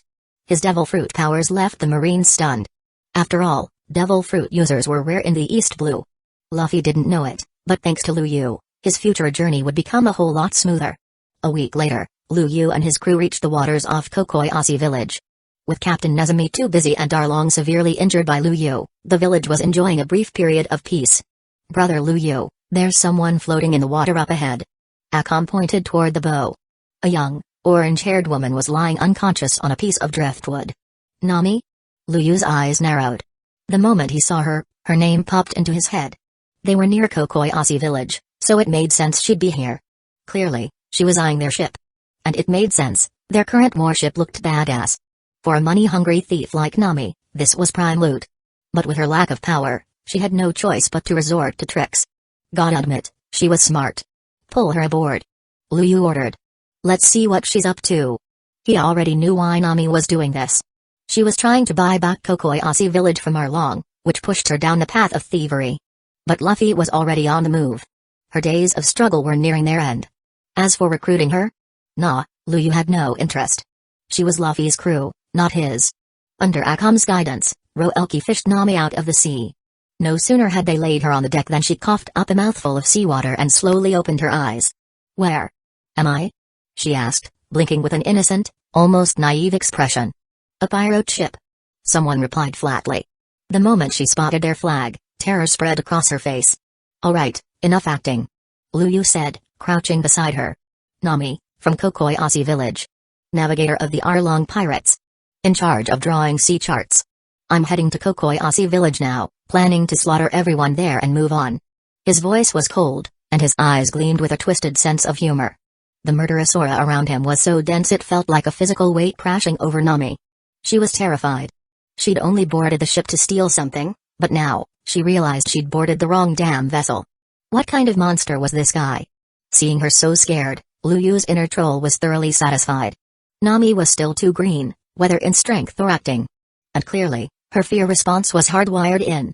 She was nearly in tears from just a few words. "Brother Lu Yu." A merchant ship just appeared ahead. Akam called out from the deck. Chapter 13, Encounter with Kuina merchant ship. Hearing Akam's words, Lu Yu stood up and walked to the side of the ship. He picked up the telescope and spotted a luxurious merchant ship floating in the nearby sea. But this didn't look like any ordinary merchant ship. As a pirate, Lu Yu never considered buying supplies if he could just steal them. And from the looks of it, this ship was definitely carrying something worth stealing. Justice had nothing to do with Lu Yu. He was a pirate, through and through. After spotting the merchant ship, Lu Yu left Nami behind and immediately gave the order to attack. Seeing this, Nami felt a sudden urge to escape. It was too dangerous to stay on this guy's ship. Not to mention, the fact that he knew every detail about her earlier made it pretty clear, he came here to attack Kokoyasi village. She had to get back before they reached the village. Warn everyone. Get them out. Because for the first time in a long while, she genuinely felt the presence of death hovering around Lu Yu. "Miss Nami, please remain on the ship for a while." Just as Nami was about to sneak away, Akam appeared in front of her, blocking her path. Her tone was calm but firm. Akam's wasn't as naive as she looked. She was experienced, sharp enough to lead the night trade's newcomers and run missions. Underestimating her would be a mistake. I wasn't trying to leave," Nami said awkwardly. Miss Nami." Akam interrupted coldly, "Don't say anything unnecessary. If I feel even the slightest threat, I only have one response: eliminate it." She sat down on the deck, resting her hand on the hilt of her morass aim. The message was clear. Seeing how unshakable Akam was, Nami could only sigh in frustration.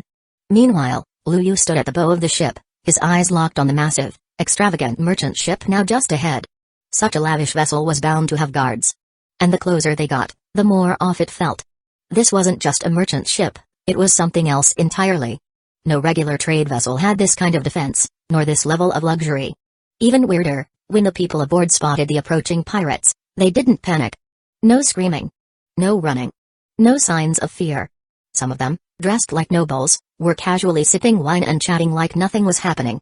One of them, a fat noble with a goblet in his pudgy hand and a voice that cracked like a rooster, smirked and said, "Didn't expect pirate entertainment today." He turned lazily to his guards. "Take care of them. Kill all the pirates. Except the leader. That one looks nice. If his face isn't scarred, he might be useful." "Understood, Duke Carosa." The captain of the guard squad responded immediately. "Everyone, prepare for combat. Wipe out the pirates. But don't kill the leader." The guard captain unsheathed his sword and barked the order. But before they could make a move, "Hey, hey, hey. Did I just hear you say you're gonna attack my ship?" A voice came from behind him. Cold sweat instantly formed on the captain's forehead. He didn't dare move a muscle. It wasn't just the voice, it was the pressure. A suffocating, murderous aura washed over him, more intense than anything he'd ever felt. As someone who'd escorted high-profile targets across dangerous waters, he'd met desperate men before. Killers. Pirates. Assassins. He'd seen that kind of aura. But never this strong. This was something else entirely. Then, clang. A sword whistled past his ear. One of his own swordsmen had leapt into action, slashing at the intruder. The captain instinctively rolled out of the way and looked up. Standing there, smirking, was Lu Yu, the same man who had been on the pirate ship just moments ago, now casually standing aboard the merchant ship. How the hell did he get here? This was Lu Yu's assassination technique. "A swordswoman?" Lu Yu muttered, glancing at the attacker. "Strong one, too. And a woman." But before he could finish the thought, another fierce attack came at him. Every move she made felt familiar, but something was off. That sword style. He'd seen it before. Ishinru? Lu Yu narrowed his eyes. A disciple of Koshiro? And then it hit him. Zoro. The way she fought was reminiscent of that green-haired swordsman he'd battled before. But her form was more refined, her swordplay sharper, with an understanding of swordsmanship that surpassed mere technique. It was something deeper, instinctive. Spiritual. Thanks to his fusion with Akam's abilities, Lu Yu's own swordsmanship had evolved too. Kuina. He suddenly blurted the name out. And just like that, the swordswoman froze. Her sword wavered. One simple name had exposed the truth. "So this ship really isn't what it seems," Lu Yu said, stepping forward. "No way someone like you shows up just to guard a merchant vessel. Tell me the real reason you're here." With a sudden surge, Lu Yu unleashed his armament hockey, forcing the distracted Kuina back with a single blow. He smiled. And that smile broke her stance more than any attack could. Her eyes softened. The great sword, Wado Akamaji. Kuina replied softly. Luyu nodded slowly. Now he got it. Kuina had trained with Wado Akamaji since she was a child. There was no way she was here just for a great sword. This sword, this Wado Akamaji, it held a meaning. Just like her technique. Alright then. Luyu said, cracking his knuckles. Kill the rest of these bastards. I want the treasure and supplies. The sword yours. He turned and made his way toward the captain of the guard team. Kuina stood there stunned. That sword Wado Akamaji had been promised to her as a reward. But now it didn't matter. Besides, she had no love for these nobles. Originally, she planned to take action only after the reward was hers. Now, she drew her sword. Blood painted the deck crimson. The nobles watched the massacre unfold like it was a theater performance. Unfazed. Entertained. They'd seen this kind of slaughter before. But this time, none of the guards remained standing when it was over. Only Luyu and Kuina stood on the blood-soaked deck, drenched in red. Between the two of them, they'd painted a masterpiece of death. And for all of Luyu's ruthlessness, his killing finesse still lagged behind Akam's. Chapter 14, The Powerful Heavenly Dragon Guard. Boom. Boom. Suddenly, the entire merchant ship trembled violently. The deafening noise and fierce shaking reached their ears instantly. Two little devils. I gotta admit, kids these days are bold as hell. And brutal too. At that moment, a towering figure appeared before them. Chains clinked and dragged across the floor with a metallic hiss. Dried blood still clung to the cold iron links, giving off a faint stench of death. From the man's body, a terrifying aura radiated outward. Heavenly Dragon Guard, Yakuza-o. Remember that name. It's the name that'll haunt your nightmares. Yakuza-o bellowed, then charged straight at Kuina. To him, both of them looked weak, insignificant even. So, picking a target felt totally random. Boom. Crack. Just as Yakuza-o lunged, Kuina swung her sword in rhythm with her breath. But her sword shattered under the sheer force of his attack. Still unable to fully control armament haki, Kuina froze for a split second, just long enough to take a full-powered punch to the gut that sent her flying. She crashed to the ground but rolled to her feet immediately, clutching her broken sword and keeping her stance. But anyone could sense it, Kuina was hurt. And not just minor scratches either. Multiple fractures. One arm out of commission. For a swordsman, that's like losing half your power. Of course, monsters like Zoro or Luffy don't count. Those guys pull out their ultimate moves with 1 horsepower left like they're Ultraman or something. Damn. He's strong. Luyu's eyes narrowed as he analyzed the fight. Then, the armament haki around him erupted. A deep black sheen quickly covered his sword, Aim no Habakyori. The sword itself was incredibly sharp, on par with the supreme great swords, but even that wouldn't be enough. Not against this guy. He needed haki to stand a chance. More than the raw power, what caught Luyu's attention was Yakuza-o's earlier introduction. Heavenly Dragon Guard. That kind of title wasn't something a random thug could claim. Just looking at those bloodstained chains told Luyu this guy wasn't normal. And anyone bold enough to appear in front of nobles, hell, to ignore nobles, was someone you had to take seriously. Kuina, let me handle this. Luyu stepped in front of her, standing tall with haki-infused confidence. This girl actually wanted to keep fighting? From the clash earlier, it was obvious, Kuina couldn't handle Yakuza-o. Someone's looking to die, huh? How long do you think that brat'll last? Shame, really. Yakuza-o gonna ruin that pretty body. The surrounding nobles began chattering, their voices dripping with mockery and attachment. To them, this was nothing but entertainment. Luyu and Kuina weren't people in their eyes, just playthings. Even Yakuza-o was no exception. Swish, Luyu launched himself at full speed. His slash came down hard, aiming straight for Yakuza-o's neck. He put everything into it, speed, power, precision, nearly 80% of his full strength. But a massive fist came flying toward him in response. Yakuza-o had completely ignored the slash. Luyu barely dodged, frowning as he landed. Something felt off. He saw it coming. Yakuza-o had predicted the strike and covered his neck in armament haki just in time. Observation haki. That's what it was. The bastard didn't just use armament, he combined it with observation haki. No way this guy was a regular guard. Heavenly Dragon Guard. Could it be he's one of those guards for the Celestial Dragons? Did I just win the worst lottery ever? Wait. Are there Celestial Dragons on this ship? Luyu's grip on Aim no Haba Hidden Mist Village tightened as his stance shifted. His movements became light, almost ethereal, as he slowly circled Yakuza-o. The world nobles? Guys like you have no business protecting scum like that. Today, You're dying here. Yakaza growled in irritation. Lu Yu's pacing was getting to him. The arrogance and indifference from earlier? Gone. Now, he was getting pissed. Boom. Boom. Boom. Yakaza launched a barrage of violent punches, but Lu Yu's body seemed untouchable. Every fist hit nothing but air or a fading silhouette. Even when Yakaza swore he had him, Lu Yu's figure vanished like mist. Raji H. Yakaza roared in rage, loud enough that the nobles winced and covered their ears. Swish, suddenly, Lu Yu's sword slashed through the air. A single clean strike. Yakaza's wrist hit the floor.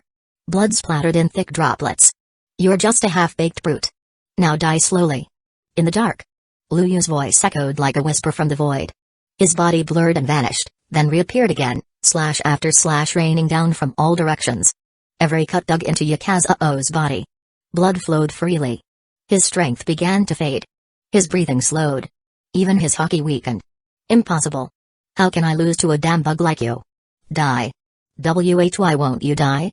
Yakaza screamed like a madman, fists flailing wildly. But the fear in his eyes was undeniable. He was losing. And he knew it. Bang.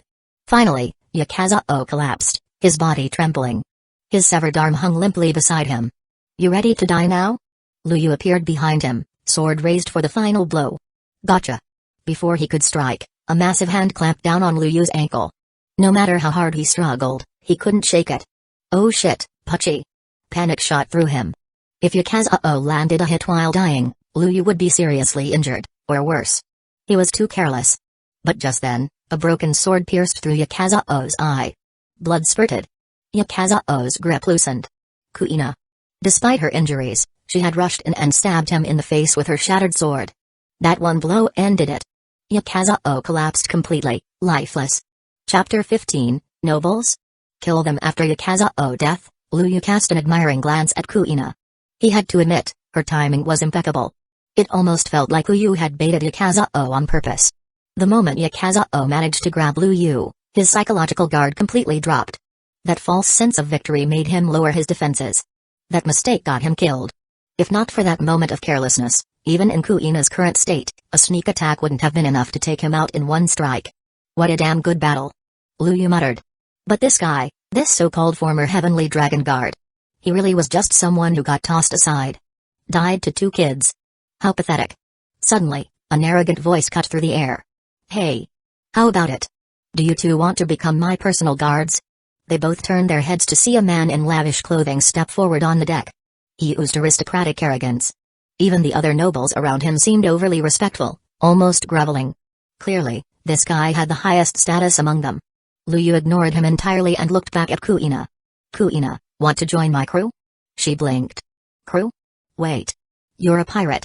They had just fought together seamlessly, but now Kuina finally remembered, Lu Yu was a pirate. And based on how he jumped aboard earlier, it was pretty damn obvious his goal was to rob this merchant ship. She didn't like that. Not one bit. Sorry. I'm not interested in becoming a pirate. She refused him on the spot, no hesitation. Her home country was a mess, plagued by pirates. Her hatred for their kind ran deep. Zoro's already become a pirate. Lu Yu said calmly. He's out at sea right now. Not all pirates bring disaster. Some of us have our own reasons. I'm Lu Yu, captain of the Dragon Hunter Pirates. And I'm officially inviting you to join. The mention of Zoro stopped Kuina in her tracks. She had always wondered, how the hell did Lu Yu even know about her? She had faked her death and gone into hiding, training under a different name. Yet somehow, he'd recognized her immediately. Not just that, he even knew about her connection with Zoro. Now that got her curious. And as the saying goes, curiosity kills the cat, and the girl. The moment Kuina's curiosity was piqued, Lu Yu had already won. My ship's over there. He said. Go rest up. I'll return your sword. If you don't like what pirates stand for, fine. I won't make you do pirate shit. He smiled, then casually walked up to her. Hey, what are you? Wait, let go. I haven't even, Before she could finish, Lu Yu picked her up and yeeted her off the ship. Akam, catch her. She's a full member of the crew now. Lu Yu shouted toward his ship. Then, he turned back around and locked eyes with the nobles. Well? He said. Made up your mind yet? I'll pay you 100 million Baileys a year. The fancy noble said proudly. Come be my personal bodyguard. Pirates are just jokes. If you want to live easy on these seas, pirates are a dead end. Work for me, I'm Prince Unis, noble of the allied kingdom of Yakoslan. He spread his arms wide like he was the damn king of the world. To him, everything had a price. If someone said no, that just meant the number wasn't high enough. Luyu looked young, too young to have killed someone from the Heavenly Dragon Guard. But that only meant his future was full of potential. And 100 million Baileys? To Prince Unis, that was pocket change. I refuse. Luyu said, dragging his sword across the deck, each step heavy and deliberate. Protect Lord Unis. A voice shouted, and the guards rushed forward to shield their master. 200 million. Unis yelled, brushing the guards aside like they were in his way. Is that still not enough? Money meant nothing to him. The goods on this ship alone were worth over 1 billion Baileys. Knock. Knock. Knock. Luyu didn't say a word, just kept dragging his sword, the metallic sound grating against the wood. 300 million, no, 500 million. Unis screamed. Do you even understand how much that is? You're a pirate. You could rob ships for your entire life and still not make that much. All you need to do is guard me. That's it. SHK. Before Unis could finish his pitch, Luyu's sword flashed through the air. In one clean arc, every guard between them was decapitated. Blood sprayed across Unis's face, and heads rolled at his feet. I already said I refuse. Luyu muttered. And your money? Doesn't mean shit to me. He raised his sword again. No. You can't. Unis panicked. I'm a noble of the Allied forces. If you dare lay a hand on me, the Navy will send admirals to hunt you down. Haha. That's right, I'm a noble, you wouldn't, swish.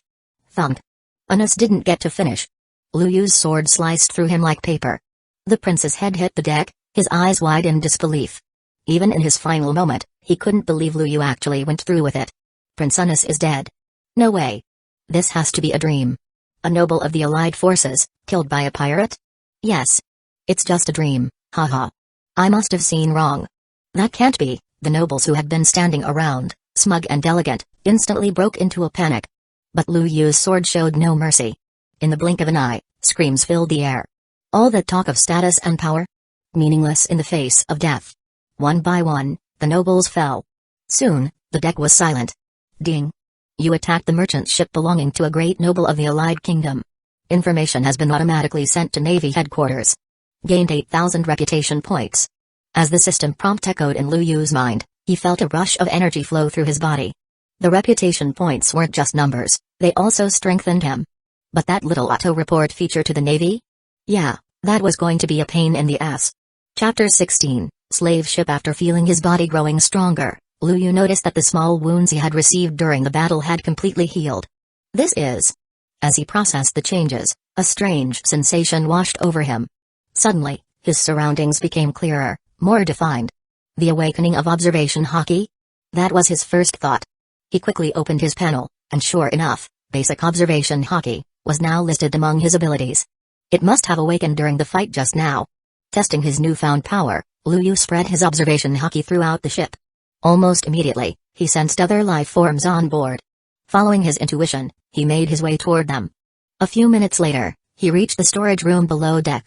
Let me go home. I miss my mother. Wah. Wah. My lord, please spare my child. I will be your slave. I'll do anything, just let my child go. Bad guy, don't bully my mom. Countless voices filled the air. Slaves? Luyu's expression darkened as he took in the sight before him. This is a slave ship. Although he was a pirate, he despised the slave trade. Slavery wasn't uncommon in the world of One Piece, but seeing hundreds of people locked away like cattle was still jarring. As someone who had reincarnated from another world, he still carried the modern belief in human rights. He didn't feel anger or hatred, just an innate disgust. With a swift motion, Luyu unsheathed his aim no haba hidden mist village and slashed through the chains of the nearest cage. The people above are dead. He announced casually. By the way, I'm not a good person, I'm a pirate. Can you make it back on your own? At that moment, the woman who had just been begging for her child's safety froze. Her face, which had been filled with hope moments ago, twisted into despair. Mom, this big brother saved us. We can go home now. The little girl said excitedly, unaware of the heavy atmosphere. But her mother didn't share the same optimism. Instead, her face grew even paler. Bang. The woman collapsed to the floor, drained of all strength and hope. Bang. Bang. Bang. One by one, others followed, dropping to the ground as if their last thread of will had snapped. Huh? Luyu frowned. This wasn't the reaction he expected. Shouldn't they be overjoyed at regaining their freedom? Moments ago, the room had been filled with cries and desperate pleas. Now, there was only silence. It's useless. We're going to die anyway. We can't go back. Those nobles are dead. They'll blame us for it. We've been marked as slaves. Even if we return to our villages, we'll be hunted down. And we might bring disaster upon our loved ones. Laughter mixed with sobs as a man clutched his head, muttering in despair. Lu Yu finally understood. Because he had killed the nobles, these former slaves believed they had no future. Even if they escaped, society would still see them as slaves. And since they had been registered, the deaths of the nobles would likely be blamed on them. Even with their freedom, they felt doomed. The kingdom of Yakoslin? Lu Yu muttered to himself. He thought for a moment before stepping forward. If you truly believe you can only die, then I'll send you to your deaths. He declared coldly. But if you want to live with dignity, then recognize that you are not slaves. You are people. His voice grew sharper. When you think of yourselves as slaves, you will always be slaves. The murmurs slowly faded. Then, one man hesitantly stood up. I want to go home. My mother and children are waiting for me. I want to go back too. I refuse to live as a slave.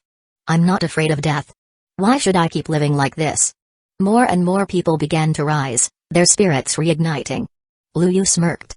I already told you, I'm a pirate. He reminded them. I'm taking this ship.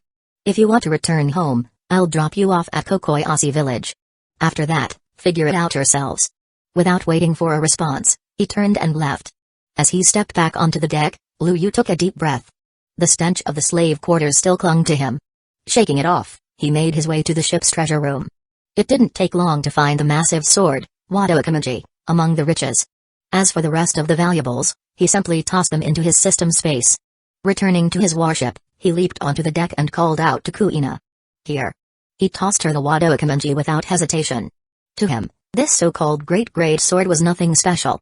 He already possessed Mora's Aim and Aim no Hazen, both of which were far more powerful, comparable to the supreme-grade swords. Kuina caught the blade and frowned. I already told you, I won't become a pirate. She said firmly. I don't care how you know about me, but I have my own path. I'm going to Wano country. I'm going to defeat Kaido. Before she could finish, Lu Yu cut her off with a chuckle. What? Do you even know what you're saying? Kuina's face flushed in anger. You may be strong, but you're nowhere near Kaido's level. He's one of the 4 emperors, the captain of the beast pirates and the current ruler of Wano. Her disbelief spilled out in rapid succession, her flushed cheeks making her look unexpectedly cute. Lu Yu grinned. Of course, I know that. He turned to face the sea, his expression shifting into something more determined. That's why I'm inviting you to join my crew. Kuina blinked in surprise. Unlike Kaido, we're still growing. We're constantly getting stronger, while he's already at his peak. He gestured toward the slave ship. Look at them. Wano country is suffering the same fate right now. If you want to defeat Kaido, you need power. I can give you that. He turned back to her, his voice unwavering. I want the world to tremble at the name of the Dragon Hunter pirates. I want our mark to be carved into the history of this era. Holding out his hand, he asked once more, are you willing to join me? Chapter 17, Prepare to attack the allies. After hearing Lu Yu's words, Kuina was momentarily stunned. There was no denying that what he had just said was incredibly compelling. She found herself drawn to his charisma and vision. The future he described wasn't just some vague ambition like becoming the Pirate King or finding the legendary One Piece, it was clear, direct, and purposeful. I'm in. Kuina declared after a brief moment of thought. Lu Yu was right. Their strength might not be overwhelming now, but they had the will to grow stronger. Given enough time, they could very well shake the world to its core. Sister Kuina, I'm Roelki, an apprentice crew member of the Dragon Hunter Pirates. Roelki introduced himself enthusiastically. Those guys over there? They're our ship's handyman. And this here is Akam, our enforcer. And finally, this is our esteemed and great captain, Lu Yu. His enthusiasm left Kuina slightly bewildered. Was this how pirates typically interacted? Did she need to start introducing newcomers like this in the future? Fortunately, Lu Yu interrupted before Roelki could continue. Roelki, do you know anything about the kingdom of Yakoslin? The sudden question snapped Kuina out of her thoughts and redirected Roelki's focus, preventing him from rambling any further. While Lu Yu appreciated the flattering introduction, he couldn't shake the feeling that it was a little excessive. The kingdom of Yakoslin? Roelki repeated. Captain, that's one of the world government's allied nations, one of only 3 in the East Blue. Why are you bringing it up? Their military force isn't weak. They have a massive trade network and a well-trained army. The private guards of the high-ranking nobles are said to be as strong as Marine headquarters officers. Roelki had been a pirate in the East Blue for a while. He might not have extensive knowledge of the Grand Line or the New World, but when it came to his home waters, he knew plenty. Any pirate hoping to survive long in the East Blue needed to understand who they could afford to mess with, and who they absolutely couldn't. That powerful, huh? Luyu mused before turning to Akam. You have more experience dealing with nobles. I need a strategy. Akam, who had been munching on a box of candy, looked at Luyu with an innocent expression. I'm just the executioner. Najunda was the one who handled the planning. Is that so? Luyu raised an eyebrow before turning back to Roelki. How deep is your understanding of the kingdom of Yakoslan? Tell me about their combat capabilities, the nobles' personal guards, and, most importantly, the country's overall situation. Before making any moves, Luyu needed solid intelligence. Only fools acted without proper information. I know a fair bit. Roelki replied. I've been to Yakoslan before. It's like most allied nations, the rich drown in luxury while the poor freeze to death on the streets. They not only pay regular taxes but also have to contribute extra every year for the heavenly tribute. Life for the common folk is miserable. The only upside is that, as an allied nation, the world government offers them protection. No sane pirate would dare attack one of these kingdoms. He paused before adding, for more detailed intelligence, I'd need to make a purchase. A thorough report on an allied nation would cost around 10 million baileys. Luyu appreciated Roelki's initiative and execution ability. He was proving to be a valuable asset. Here, take 20 million. Luyu said, tossing a box of money at him. I have to make a stop at Kokoyasi village. You handle the intel gathering. Be back in 5 days, and when you return, you'll officially be a full-fledged member of the Dragon Hunter Pirates. Roelki's face lit up with excitement. Got it, Captain. The honor of the Dragon Hunter Pirates will always shine upon me. He quickly disappeared, eager to complete his task. With Roelki gone, Luyu turned his gaze toward Nami, who stood frozen in shock. Her mind raced. What kind of pirate crew was this? They were openly planning an attack on a world government ally. This wasn't just some small-time raid on a defenseless village, this was an assault on a kingdom. Even the marine branches in the East Blue wouldn't be as formidable as a nation's army. She realized with growing dread that she had chosen the wrong group to steal from. Nami, you can steer a ship, right? Luyu asked with a smile. Take that merchant vessel and bring us to Kokoyasi village. Though his words were polite, Nami sensed there was no room for refusal. If she refused, she might not make it off this ship alive. Given how ruthlessly these people handled nobles, killing her would be nothing to them. I can. Nami quickly replied, scrambling onto the luxurious merchant vessel. The group set sail for Kokoyasi village without further delay. Meanwhile, in Maniford, a report landed on Fleet Admiral Sengoku's desk. He skimmed through the contents, his brows furrowing. The Dragon Hunter Pirates? He muttered. The descriptions in the report raised several concerns. Since when had such a dangerous crew appeared in the East Blue? He vaguely remembered Garp mentioning something about this Luyu before. He flipped through his files and found the original report Garp had submitted on Luyu. The contents didn't quite match up with the new intelligence. There was a significant discrepancy between the initial assessment and the latest developments. Worse yet, the Dragon Hunter Pirates had acquired a new swordsman, a female one at that. Just then, Garp strolled into the office, munching on a rice cracker. What's up, Sengoku? Sengoku slid the report across the desk. The Dragon Hunter Pirates just looted a merchant vessel from the kingdom of Yakoslan. No survivors. Garp paused mid-bite. That brat's got some guts. Attacking an allied nation's ship. Ha! He burst into laughter. Sengoku's face darkened. Why is it that every major problem in the East Blue seems to be connected to you? First, your son Dragon becomes the leader of the Revolutionary Army. Then, your grandson Ace joins Whitebeard's crew. Now, this Luyu appears out of nowhere. Garp merely grinned. Guess the East Blue breeds interesting people. Sengoku clenched his jaw, resisting the urge to smack Garp over the head. If they weren't in the office, he might have done it already. Chapter 18, Panic in Marineford and Furious Allies. Just as Sengoku clenched his teeth in frustration, Staff Officer Tsuru stepped into the office. We've received intelligence on the Dragon Hunter Pirates, 3 times in a row. She said calmly. Sengoku, I believe we need to strangle this threat in the cradle. Before another uncontrollable force emerges in the East Blue. Without wasting time, Tsuru got straight to the point. She was a woman of action. Once she made up her mind, she acted on it swiftly. Unlike that old rascal Garp, who never seemed to care about anything these days. But to be fair, Garp had endured far too many setbacks. His son became the leader of the Revolutionary Army, and his grandson turned into a pirate. His disillusionment with the world government had slowly eroded his sense of duty. Frankly, it was a miracle that Garp still remained at Marineford as a naval hero and the face of the Marines. So Tsuru didn't hold it against him. After all, Garp had always been unpredictable since his youth. Who should we send? Sengoku asked, voice tinged with hesitation. His bounty is only 30 million baileys. That's not enough merit to warrant the deployment of an admiral level. I'll go. Came a soft but determined voice from the entrance. Jian. Sengoku blinked in surprise as he turned to see her walk in. Then he glanced at Tsuru, who gave him a subtle nod. It became clear, she had already chosen the right person for the job. With Jian's strength, there was no doubt the mission could be completed. But even so, she was a vice admiral of Marineford. Wasn't sending her after a 30 million bounty pirate a bit excessive? It's already decided. Tsuru said firmly. The seeds of evil must be uprooted before they grow. Back then, when Roger and the Golden Lion were just starting out, the Marines hesitated because of this obsession with so-called fairness. And look what happened, they became kings of the sea. Her tone held a trace of bitterness. Of course, Sengoku hadn't made those decisions. Back then, he was just a high-ranking officer. I understand. Sengoku replied, nodding solemnly. Here's all the intel we have on the Dragon Hunter pirates. Jian, proceed with caution. I'm issuing a full pursuit order, target, the Dragon Hunter pirates. Commanding Officer, Vice Admiral Jian of Marineford. Understood. Jian said crisply. Vice Admiral Jian will not fail.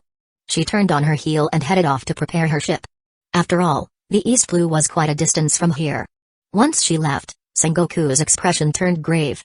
Still no leads? He asked quietly. No. Tsuru replied. We've locked down the entire port. We even searched the surrounding area, but no suspicious figures were found. Sengoku. Are you sure that intelligence just appeared on your desk out of nowhere? Her voice held a hint of concern. Tsuru had just returned from investigating the origin of the documents. Despite using observation hockey, intelligence channels, and even checking all surveillance snails multiple times, there was no trace of anyone delivering the message. This was the Fleet Admiral's office, deep within Marineford. For someone to bypass all surveillance and drop classified intelligence on Sengoku's desk, without leaving a single clue. It had to be a special devil fruit ability. That was the best-case scenario. Because if it wasn't, the implications were terrifying. Someone who could come and go from Marineford undetected was a threat unlike any they had ever seen. Meanwhile, the entire Marineford base was thrown into chaos. Security was wrapped up. New surveillance bugs were installed. Every Marine's identity was re-verified. Surprisingly, several spies from the Four Emperors' crews were uncovered during the sweep, an unexpected bonus. And then, Liu Yu's bounty was updated. From 30 million to 50 million baileys. At that moment, Liu Yu was lounging in Kokoyasi village, happily eating oranges. The oranges here really were top quality. Ding. Congratulations to the host for increasing your bounty to 50 million baileys. You've earned 20,000 reputation points. Ding. Total reputation has reached 50,000. You have unlocked observation hockey. Ding. You now have 2 crewmates. God-level pirate group Halo unlocked.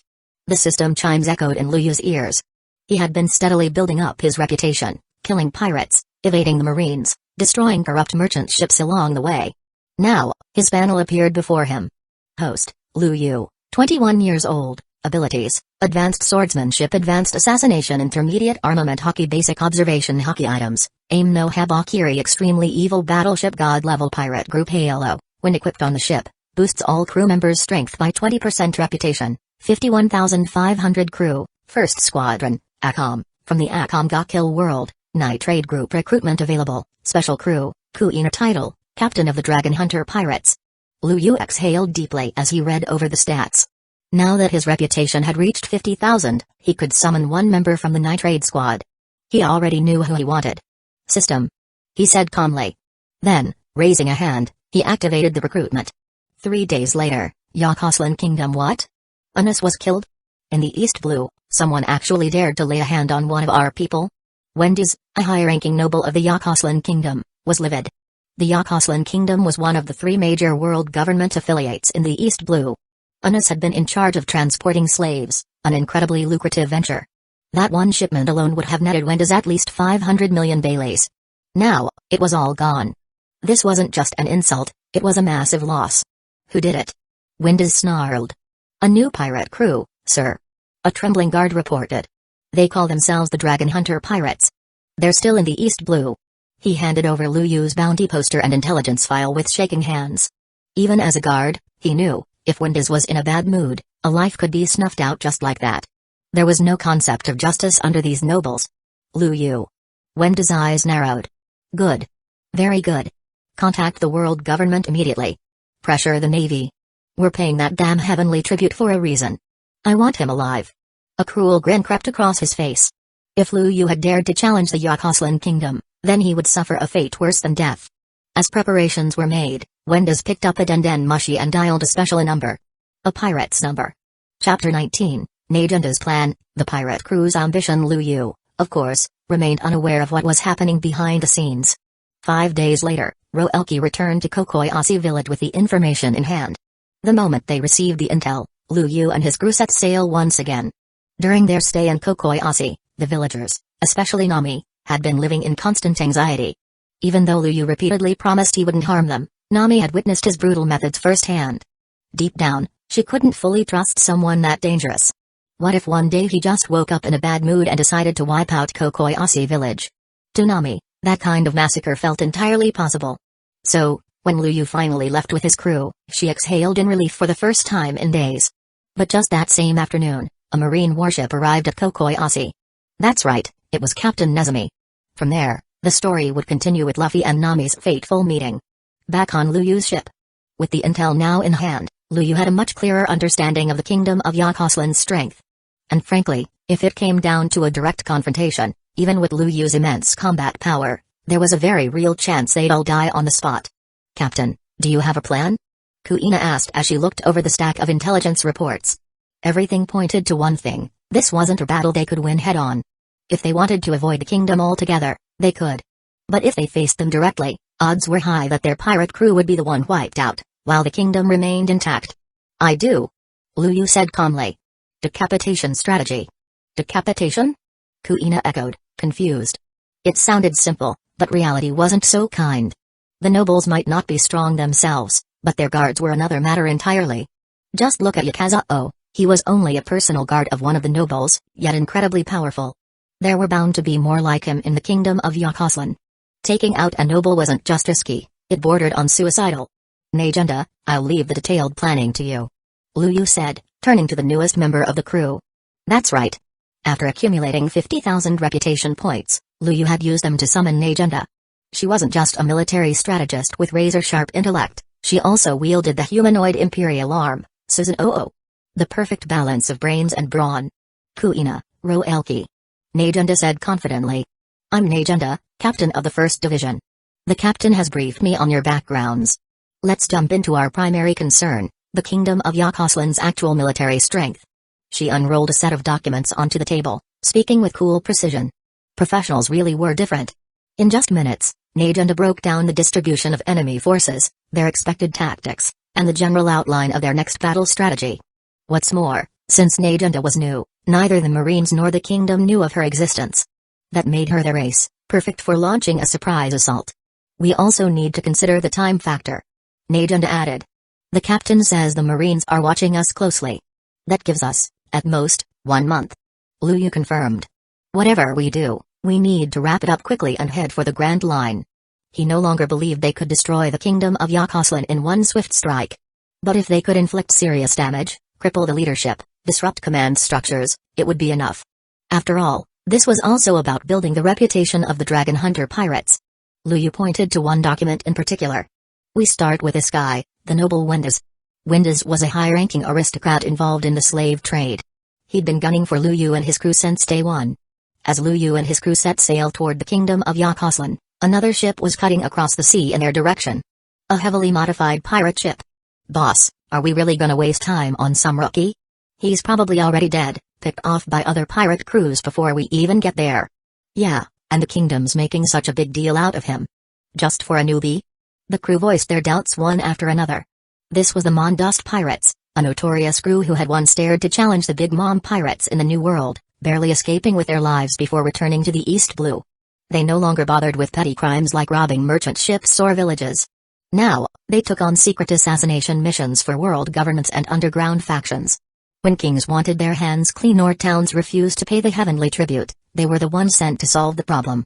Their pirate status gave them cover, and their strength kept them in demand. Sir, if both the Marines and the kingdom are after this Lu Yu, maybe we can profit from both sides," said Mundo, the first captain of the Mondost pirates, eyes gleaming with greed. "Already ahead of you, brother. I've sent a few small pirate crews to test the waters," said Sir, the second captain. "We should be getting solid intel soon. Honestly, though, if the kingdom of Yakoslin is this desperate, don't you think it's time?" Mondo raised an eyebrow. "You mean?" The two brothers had been together for over a decade, founding the Mondost pirates from scratch. They didn't need to explain things twice. With just a glance, Mondo understood. By the time night fell, they had reached the outer seas of the kingdom of Yakoslin. Within a day, they landed, walking boldly into the heart of the kingdom. Before long, they stood outside a lavish mansion. It belonged to none other than the noble Wendes. "What the hell are you two doing here?" Wendes demanded, visibly annoyed. The mission he'd assigned them didn't require setting foot in the kingdom. They were supposed to eliminate Lu Yu, discreetly and efficiently. Now they'd appeared right at his doorstep. "Lord Wendes," Mondo said, ignoring the irritation. "My brother and I have spent long enough drifting on the seas. We want noble status. I'm sure you, of all people, can make that happen." He didn't mention Lu Yu at all. Because deep down, no matter how much people romanticize freedom on the seas, how many pirates really want that life? Real power was on land. In titles. In privilege. And the nobility of the kingdom of Yakoslin? That was the real prize. So now, under the guise of a contract, the Mondost brothers had come to seize something greater than Goldor territory. They wanted to transform. And Wendes might be their ticket. Chapter 20, Crazy Plan. After hearing what Mondo said, Wendes's face twisted with anger. "What kind of joke is this? You're just a pirate, how dare you try to negotiate with me? If you're so capable, then prove it. If not, get lost." Wendes had already been suppressing a lot of frustration from recent events. Just a few days ago, a furious spire had called to scold him, forcing him to cough up hundreds of millions of baileys. And now, these two pirates dared to show up and talk about negotiations? To him, they were nothing more than stray cats and dogs stirring up trouble. "Lord Wendes," Mondo spoke calmly, "the mission you posted has now been accepted by the Mondost pirates. In the entire East Blue, are there really other pirates brave enough to take on your job?" He glanced at the guards standing nearby and smirked. "Besides, you don't seriously believe that these guys can protect you, do you?" Stir added with a wicked grin, licking his crimson tongue slowly. What are you implying?" Mondo. "Stir. You." "Lord Wendes." Mondo interrupted coldly, drawing attention to the gleaming hilt of the sword at his waist. "We need a clear answer. Now." Wendes suddenly stood up, his expression livid. These two were threatening him, openly. Worse, they were the very people he had called for help. He'd practically invited wolves into his own house. "Lord Wendes," Mondo said with a charming yet dangerous smile, placing a hand on Wendes's shoulder, "once we become nobles of the kingdom of Yakoslin, we'll back you fully." He leaned in slightly, lowering his voice. "The king of Yakoslin won't be on the throne much longer. Are you really planning to remain a noble forever?" Wendes's heart skipped a beat. A coup? The thought instantly crossed his mind. The kingdom of Yakoslin wasn't a democracy, it followed a strict hereditary system. Even his position as prince had been passed down from his father. To suddenly push for a regime change? It was a bold idea, one that made Wendes instinctively hesitate. But the throne. The allure of absolute power was hard to resist. If no one had ever brought it up, maybe he would have remained a noble for life. But now, the opportunity was staring him in the face. "Let us handle the dragon hunter pirates," Stir said, stepping forward with a devilish smile. "During the battle, the king might unfortunately die at the hands of Lu Yu, the infamous pirate. Then you, Lord Wendes, noble of the kingdom of Yakoslin, rise up to lead the troops and heroically slay Lu Yu. And in the chaos, you become the new king." Wendes's anger slowly faded as he listened. The plan. It sounded insane. But that was what made it so perfect. If it worked, he wouldn't just be Lord Wendes anymore. He'd be His Majesty Wendes, ruler of the kingdom of Yakoslin. "I'll leave it to you, then," he said at last, his voice calm once again. "And once the task is complete, your noble seats will be secured." The room filled with an eerie silence as the conspiracy took root. "Then it's settled," Mondo said with a grin. "Your Majesty Wendes, do make sure our titles are prepared." With that, he turned and left. Stir licked his lips and followed. Once outside, the two hurried toward the port. Captain, you're back. A crew member reported. We've got an update. All the men we sent were wiped out. He said grimly. Even the ship was sunk. Huh, so they're stronger than expected. Ster replied, smirking. But that's even better. The stronger they are, the more valuable they become. Yes. Mundo nodded. But keep your eyes on Wendy's too. If he makes even one wrong move. He narrowed his eyes. Kill him. They weren't the type to entrust their fate to anyone, not even a prince. Set sail. Mundo shouted, stepping onto the bow. Our next target, Dragon Hunter pirates. With Lu Yu heading straight toward the kingdom of Yakuslan, tracking him down would be easy. Aboard Lu Yu's ship the Mondost pirates? Lu Yu raised a brow. Who are they again? They once challenged Big Mom in the New World, and lived to tell the tale. Roelki answered quickly. Now they're one of the biggest underground forces in the East Blue. Sometimes, Roelki thought Lu Yu was a walking encyclopedia. Other times, he seemed completely clueless. Either Lu Yu genuinely didn't know, or he just didn't care about anything short of the New World. When it came to the major players there, Lu Yu knew everything, even the secret stuff. He was definitely aiming to become a top-tier pirate. I see. Lu Yu said flatly. Keep sailing. If we run into the Mondost pirates, just wipe them out. He had no time for small fry. If the Navy got involved during a prolonged fight, things would get complicated. 3 days later, Brother Lu Yu. A pirate fleet up ahead. Akam called down from the mast. 6 ships, looks like the Mondost pirates. Lu Yu stood at the bow, a wide grin spreading across his face. Finally. He hadn't had a real fight since his power-up. Boom. Boom. Boom. Dozens of cannonballs fired toward them instantly. Najenda, Akam, Kuina. Lu Yu barked. Handle your positions. Roelki, intercept the shells. Use everything, we're not saving ammo today. With those words, Lu Yu launched himself forward like a cannonball. Behind him, Susan Oo materialized around Najenda as she and Akam took flight toward the enemy ships. The battle had begun. Bang. In a flash, Lu Yu landed squarely on the deck of the Mondost's flagship. He stared at the stunned pirates. Hey. Looking for me? With aim no haba hidden mist village resting casually on his shoulder, Lu Yu grinned. Chapter 21, Tsaka-imi hey, are you here to see me? The voice echoed in the ears of Mundo and Ster. For a moment, the two were stunned. Usually, when pirates clash, shouldn't it begin with cannon fire? Isn't it the one with superior firepower who gets to board the enemy ship and initiate combat? But this guy, he wasn't following any rules.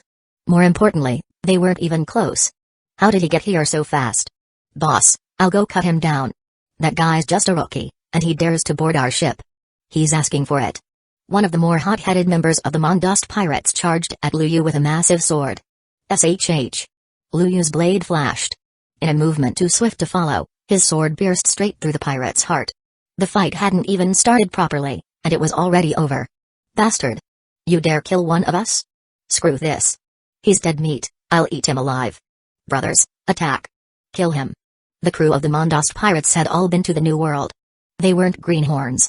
They'd seen plenty of battles. Blood didn't scare them, it only excited them.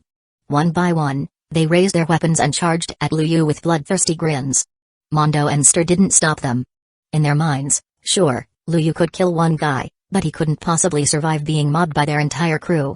Or so they thought. These punks actually think I need to take this seriously? Lu Yu raised his hand. Tsaka-imi no Mikoto. A jade pendant appeared in his palm. As it began to glow, a towering figure materialized behind him. The being wore a flowing black and purple robe. Her face was sharp and beautiful, with floating magatama and ethereal blue flames dancing around her. The humanoid imperial arm, Tsaka-imi no Mikoto, had arrived. Yes, this was one of the rewards Lu Yu obtained after extracting Nagenda's power.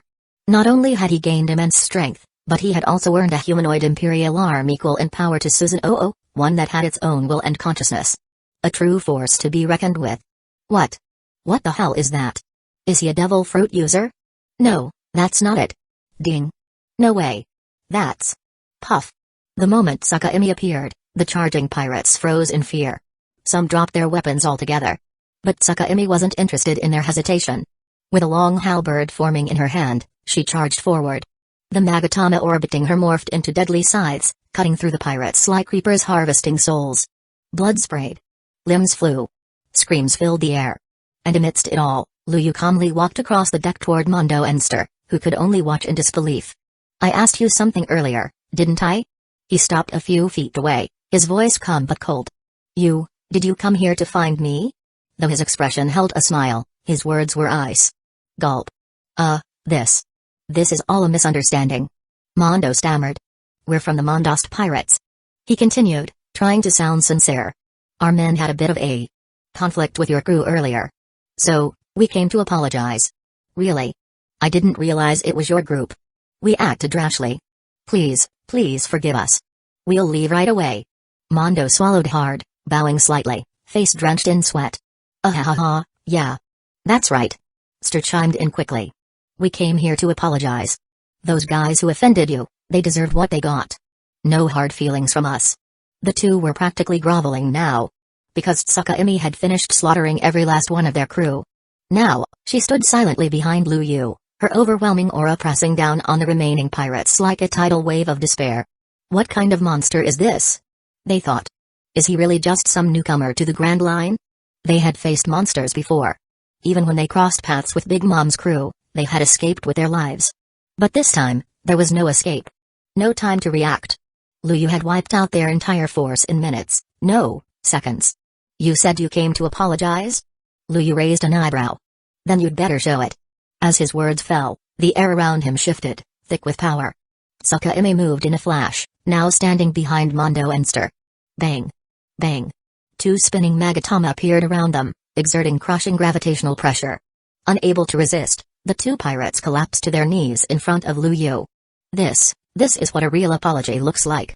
So, tell me again. Lu Yu said, his tone now playful, what exactly was the misunderstanding? Did you misjudge my strength? Or did you overestimate yours? His grin returned, but it wasn't friendly. It was terrifying. I'll fight you. Mondo clenched his fists, his pride trying to push back the fear. But before he could do anything, Brother Lu Yu. A familiar voice called out as Akam landed gracefully on the deck beside him. The pirate ship nearby has been dealt with. She reported casually. Captain.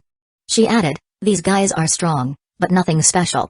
Then Najunda appeared, sitting confidently on Susanoo's shoulder. The combat strength in this world isn't bad. She said, but that's about it. When Mondo heard their words, his will to resist crumbled completely. Just moments ago, he had at least hoped to escape Lu Yu. Now, he realized they had backup, terrifying backup. Akam and Najunda alone were enough to level his entire crew. And now this, another humanoid Imperial arm just like Tsukahime. Is this the end? Mondo thought, eyes wide in disbelief. All that effort. All the battles. And it ends like this? Despair consumed him. You want to live? Lu Yu's voice cut through the silence. Then how about becoming my handyman? Handyman? Mondo looked up, stunned. Who the hell do you think I am? I'm a great pirate. I've been to the New World. I survived the 4 emperors. He stood proudly for one moment, and then knelt again. Thank you, Captain, for granting me the honor of being a handyman of the mighty Dragon Hunter pirates. Lu Yu blinked. Huh? This guy changed his tune so fast it gave him whiplash. What a bootlicker. I also thank you, Captain. Ster added quickly, bowing so low his forehead touched the deck. It's an honor to serve under you. Chapter 22, East Blue Shakes, System Screening. After seeing the reactions of the two, Lu Yu revealed a satisfied expression. He hadn't heard of this pirate crew before, but after getting some details from Roalki, he realized they weren't exactly weak. However, compared to Lu Yu and his team, forget it.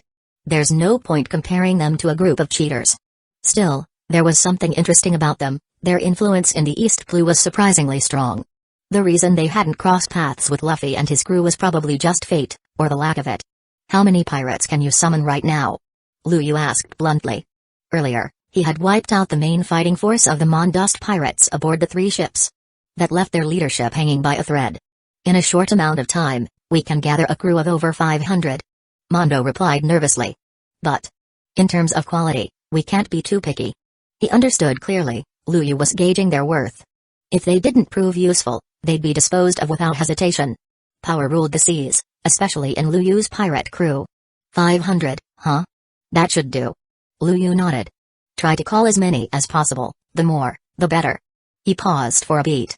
Oh, and by the way, you're not qualified to officially join my Dragon Hunter pirates. Once this temporary work is done, you're free to go. With that, Lu Yu leapt onto Tsukahime's back and returned to his warship. Era. What's the captain planning now? He's always so mysterious. Najunda said with a playful smile.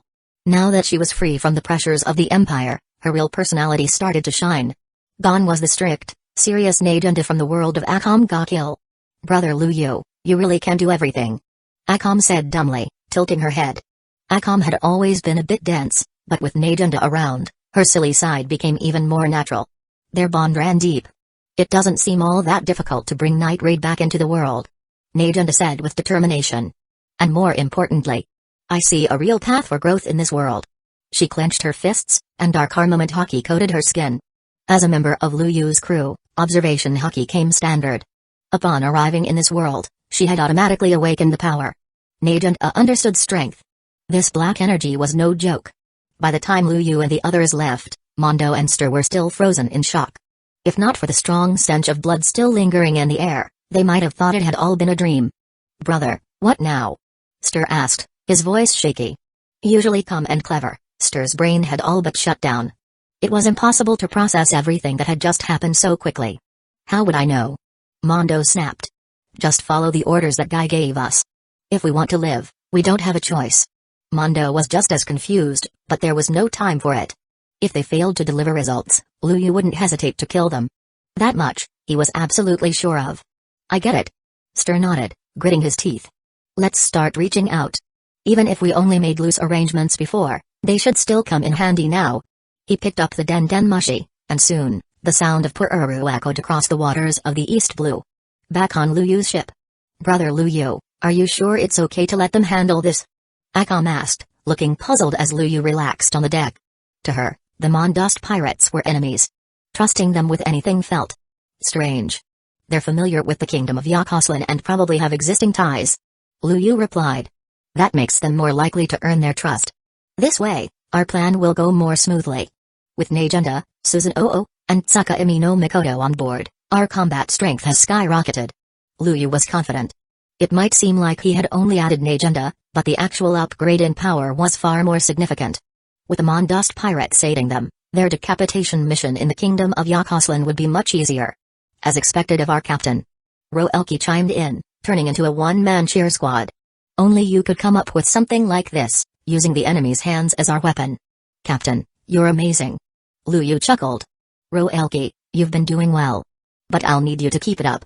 You're a formal member of the Dragon Hunter Pirates now. Roelki beamed. Luyu opened his system panel again to double-check something. But, Roelki's name still didn't show up. When Kuina had joined, she was instantly listed as a special crew member. Roelki, however, wasn't showing up at all. Was something off? After all, having more official crew members increased the system's passive bonuses. That was one of the reasons Luyu believed his crew would become a powerhouse in the future. But now, the requirements seemed a little unclear. System, what are the conditions for joining the Dragon Hunter Pirates? He asked directly. The system responded quickly, crew member must have a strength rating above A, or talent above S, to be registered as an official member. Luyu nodded, finally understanding. So that's how it works. This was a god-tier pirate system with its own personality and standards. Otherwise, Luyu could have just recruited 10,000 weaklings and boosted his crew's power through sheer numbers. As Roelki celebrated, night fell. Everyone headed off to rest, they needed to prepare for the battles ahead. Meanwhile, across the East Blue, countless pirate ships began sailing in the same direction. Even pirates who rarely ventured out into deeper waters started moving. The Navy grew anxious. What were these guys up to? Were they planning to attack some major figure? Or had a legendary treasure appeared? Whatever it was, the scale of the movement was clearly beyond the Navy's ability to handle. And to make things worse, they had no clue what was going on. Chapter 23, Sengoku's Headache, arriving at the Kingdom Pururu. Navy Headquarters. Yes, I understand. The pirate group involved is Pururu. Navy Headquarters. All night long, the Den Mushi at Navy Headquarters kept ringing non-stop. And all of it was because of the East Blue. You see, the East Blue is a very special sea. Things there are a lot more complicated than they appear on the surface. Now, with this incident breaking out, it's clear powerful force is behind it. The worst part? Vice Admiral Giant has already been dispatched to the East Blue. But even at her speed, it'll take at least 4 days to get there. By the time she arrives, the Navy might already be cleaning up a mess, cold and rotten. If they try to handle things with just the East Blue's current forces, it could lead to massive casualties. And if that happens, it would be an utter disgrace for the Navy. At such a critical moment, Allowing this kind of situation is completely unacceptable. Garp. I thought you said the East Blue was stable? Then what the hell is going on? Sengoku slammed the table, clearly frustrated. He remembered how Garp always insisted on going to the East Blue for a vacation and always claimed things there were under control. With Garp constantly going back and forth, the pirate activity in the region stayed relatively tame. Sure, there were occasional problems, but nothing ever escalated. But this was like a full-blown uprising. If the East Blue descends into chaos, what part of the world could be considered stable? That delicate balance they'd maintained for so long, if it gets torn apart starting from the East Blue, it could ripple out and destabilize the entire sea. Ahahaha. Sengoku, you're overreacting again. Garp replied with a grin. They're just pirates out for a midnight stroll. No need to get so worked up. Here, have some senpai. Ha ha ha. Sengoku's eye twitched. A stroll? He was already on edge, and Garp's casual response only made it worse. Typical Garp, saying the dumbest things with the most serious face. It was infuriating. And completely in character. Forget it. Talking to you is useless anyway. Let's just focus on stabilizing the East Blue. The kingdom of Yakoslin is moving. Garp interrupted casually. Sengoku froze. The kingdom of Yakoslin? What did their allied nation have to do with this pirate outbreak? Remember the report on the Dragon Hunter pirates? That's who Vice Admiral Jian dealing with. Garp leaned back, seemingly nonchalant, but Sengoku knew better. He might act like a fool, but this was the man who once chased the pirate King Roger across the world. The so-called hero of the Navy wasn't an idiot, far from it. You're saying the kingdom of Yakoslin is involved with these pirates? If that's true, then maybe we don't need to interfere too much? Sengoku tapped his fingers, deep in thought. If the kingdom of Yakoslin was behind this, then the Navy might be better off staying out of it. They didn't want to offend their allies, after all. Incidents like this had happened before. As long as it didn't get out of hand, the Navy often turned a blind eye. You think the pirates gathered by Yakoslin can really deal with the Dragon Hunter pirates? Garp gave Sengoku a long look, then chuckled. Sengoku, you're too idealistic sometimes. If those Dragon Hunters aren't handled properly, we'll have an even bigger mess on our hands. He paused and smiled meaningfully. In his mind, he was already thinking about Luffy, who had just set sail. These youngsters. Such a headache. Ha ha ha. Sengoku sighed, rubbing his temples. Why did working with Garp always end like this? Garp, go get some rest. I need to think. Alright. But I'm taking leave tomorrow. I'll be heading to the East Blue. As for how long? I'll confirm that after I return. With that, Garp walked out cheerfully. Sengoku didn't even argue. He was used to Garp's last-minute leave requests. Besides, as a Vice Admiral, Garp had the authority to deploy forces to the East Blue. For now, Sengoku had one mission: contain the situation. Whether for the Navy's honor or East Blue's stability, this couldn't be allowed to spiral further. 3 days later. As expected of Boss Mundo. Even though we ran into a bunch of Navy ships, none of them dared chase us. Ha ha ha. They must be scared of the mighty Mondost pirates. It's the East Blue. What can those useless Navy dogs even do? More than 30 pirates stood proudly aboard the ship of the Mondost pirates, laughing and boasting. They were high on adrenaline and full of arrogance. No, this success was thanks to the great Dragon Hunter pirates. Mundo said with a forced laugh. Stir nodded in agreement, a bit awkwardly. Liu had made it clear, they couldn't reveal the true source of their orders to the other pirate crews. So the two could only play along and take the credit. Still, being respected felt pretty damn good. They were used to acting anyway, and slipping into these roles was second nature now. This plan is called the Kingdom Replacement Plan. The Kingdom of Yakoslin will soon be ruled by pirates, us. And you. Yes, you. All of you will have the chance to become nobles. Throw away your pirate rags. But remember this well. Even dressed in noble clothes, standing aboard a ship, we're still pirates. Mondo's voice boomed across the deck, instantly silencing the crowd. Boss Mundo is mighty. Nobles. Long live the Mondost pirates. The crew erupted in cheers, their morale surging. At that moment, their ship sailed into the inland sea of the Kingdom of Yakoslin. A massive group of pirates, entering allied territory, yet not a single cannon fired. The kingdom's army had received orders, allow them to dock. They were confused, of course, but orders were orders.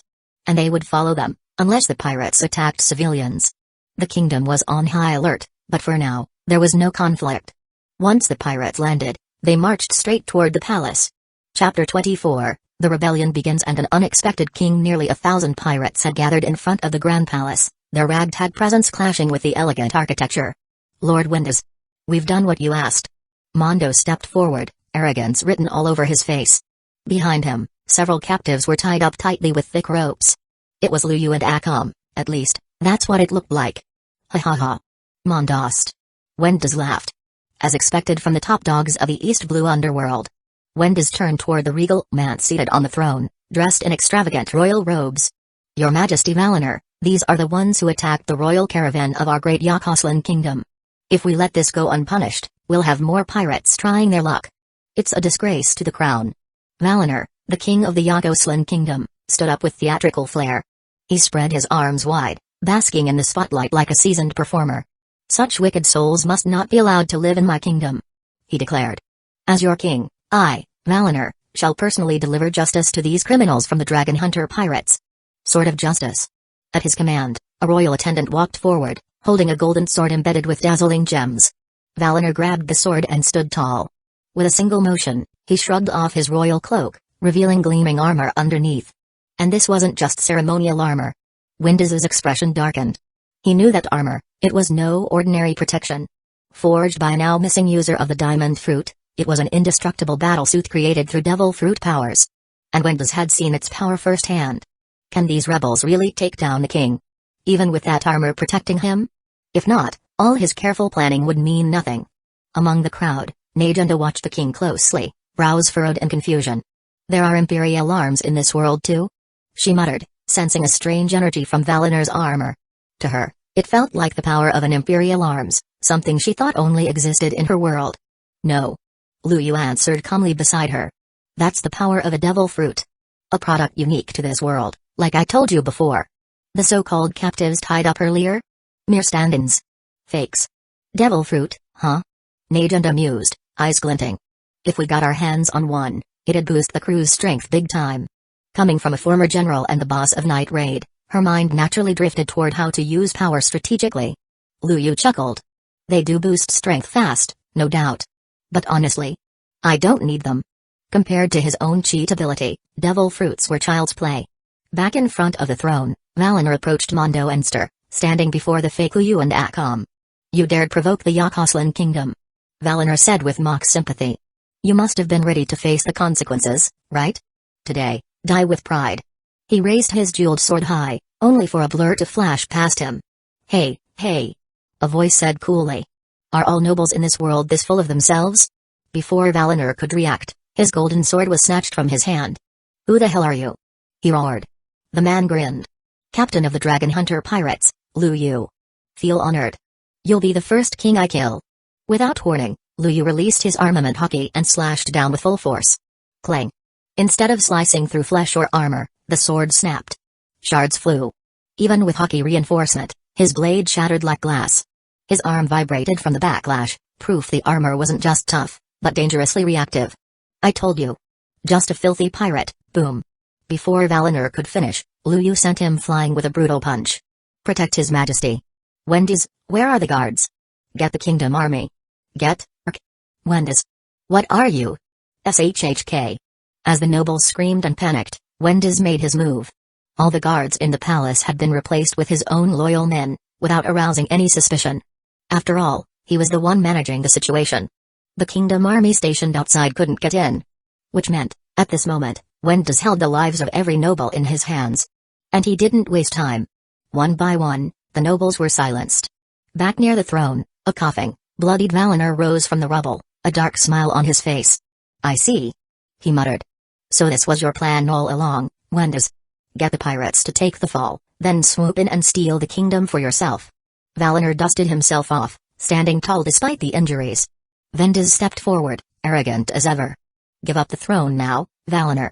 Since you've always treated me kindly, I'll let you live. I'll even grant you noble status if you behave. What's that? Suddenly, the ground shook. Boom. Boom. Boom. Hee hee hee. Ha ha ha ha. Valinor's laugh echoed as the dust cleared.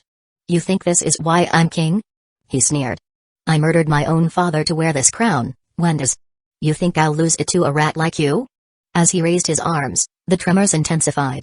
From behind him, metallic warriors with a gleaming diamond-like shine began to rise from the ground, forming a defensive phalanx in front of the palace.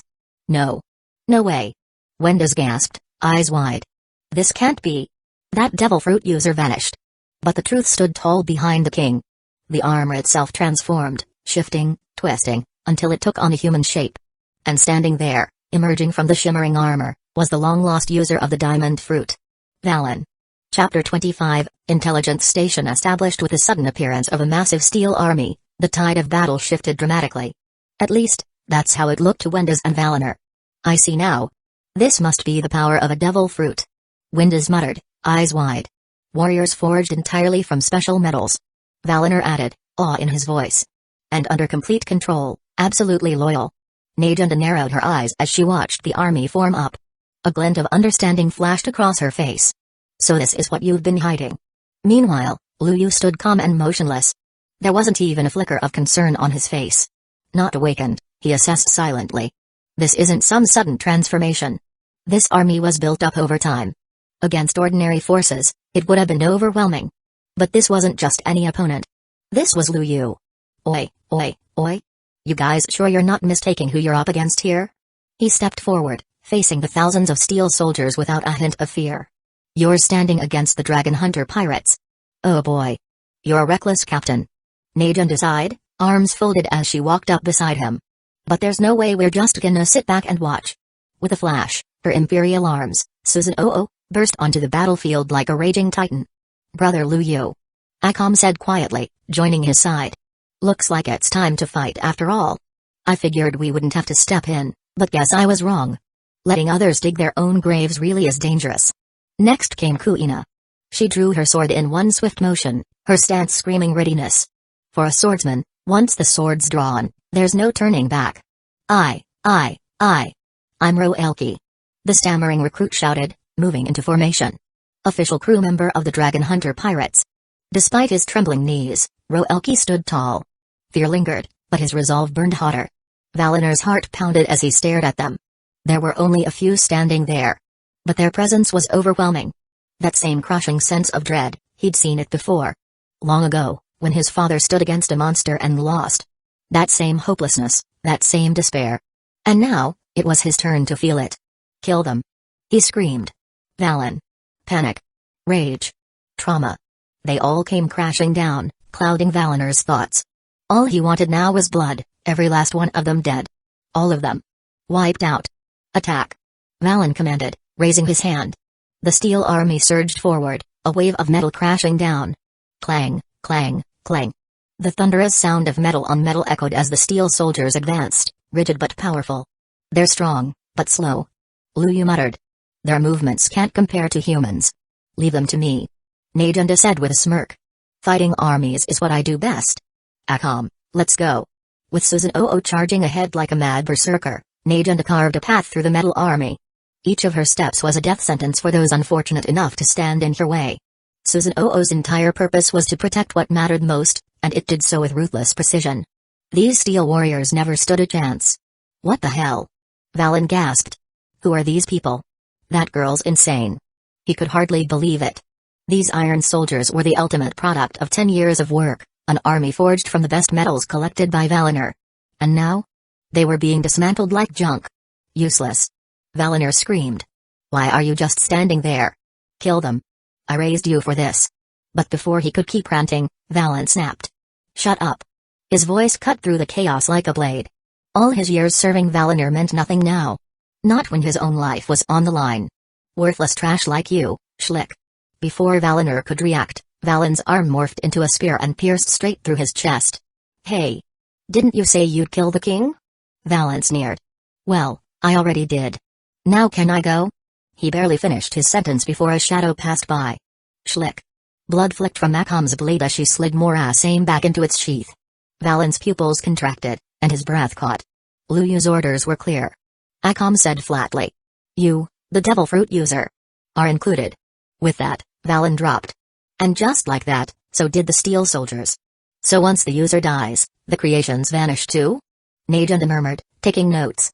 Good to know. Definitely useful intel. As captain of the 1st Division, she had a duty to observe and learn, especially in battles like these. Well, looks like it's over. Luyu said with a lazy grin, walking forward. He'd planned to fight, but clearly, there was no need. His crew had handled everything. They really were monsters, handpicked from across the worlds. Mundo. Get to work. Right away. Mundo stammered. He turned to his pirates. Alright, boys. Take Wendy's down. The kingdom of Yakoslan belongs to us now. Kill the guards too. Yee. The pirates still weren't sure what just happened, but orders were orders. They swarmed Wendy's like locusts. The poor man didn't even get the chance to scream before he was sliced into pieces. Boss Mundo, what now? Are we really robbing an ally? This is wild. We're standing in a damn palace, man. This is the kingdom of Yakoslan. They were ecstatic. Shouting, laughing, celebrating their wild luck. But while they were partying, Mundo and his top officers looked anything but proud. Instead, they stood stiff, nervous, pale. Because in Mundo's trembling hand, there was a card. Not a playing card, not a map. But an order. Temporarily assume the throne of the king of Yakoslan.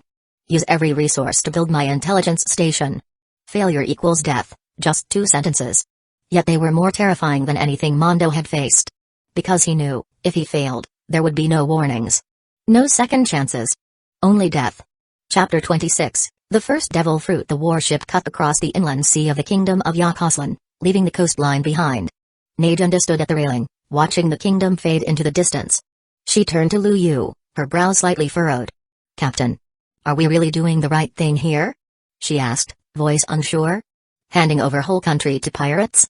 I mean, yeah, we're pirates too, but this just doesn't sit right with me. Despite her absolute loyalty to Lu Yu, she still had a mind of her own, and on a human instinct level, this felt wrong. Still, she didn't oppose him. Just questioned it. Lu Yu glanced at her and replied calmly, people live within whatever limits they're given. Pirates are no different. He paused, watching the sea ahead. Right now, they're the acting agents of the kingdom of Yakoslan. A chess piece I left in the east blue. He turned back to her, his voice steady. Justice and evil. They're just perspectives based on where you stand. Najunda thought it over and nodded. That's true. Every country's got its own version of justice. She understood now. For the sake of the Dragon Hunter pirates' future, this was a strategic move.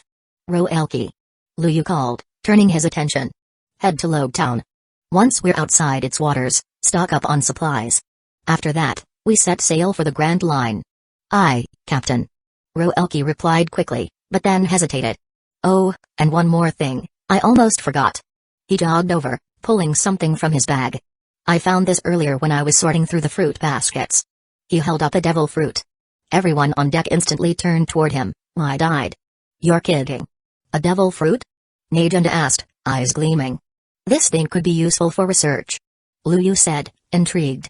But we don't really have any genius scientists on board. Let me cook it. Akam chimed in, grinning. You can't cook a devil fruit. Najunda groaned, rolling her eyes. Lu Yu chuckled. If I'm right, this is the Paramsha-type devil fruit that belonged to Valen, the guy Akam just killed. The diamond fruit. He looked at the fruit thoughtfully. There's a legend. Devil fruits don't disappear when the user dies. They reincarnate into the nearest fruit around. Looks like that legend's true. Najunda raised an eyebrow. That's wild. It's like these things are alive. Yeah, it's not like an imperial weapon at all. This thing feels organic. Akam muttered. Lu Yu turned to Roelki and held out the fruit. It's yours. Roelki froze. What? He stumbled back a step, eyes wide. And no way, Captain. This is a devil fruit we're talking about. Even if it's Paramsha, it could create powerful fighters. It's got potential, it should go to someone more deserving. He was clearly panicking now, waving his arms as he rambled on. I mean, I just joined. How can I eat a devil fruit when the senior members don't even have one yet? He looked up, and saw everyone staring at him with soft smiles. Wait. Did he just say something dumb? Lu Yu walked forward and rested a hand on his shoulder. We're partners, aren't we? If you think being a partner means always standing behind us, not fighting alongside us, then yeah, you can refuse it. Roelki's eyes welled up. He dropped to his knees. Captain. I get it. He looked at the fruit, took a deep breath, and bit into it. Bleg. Tastes like crap. He coughed. What the hell is this taste? Everyone laughed, but soon, a strange energy began to flow through Roelki's body.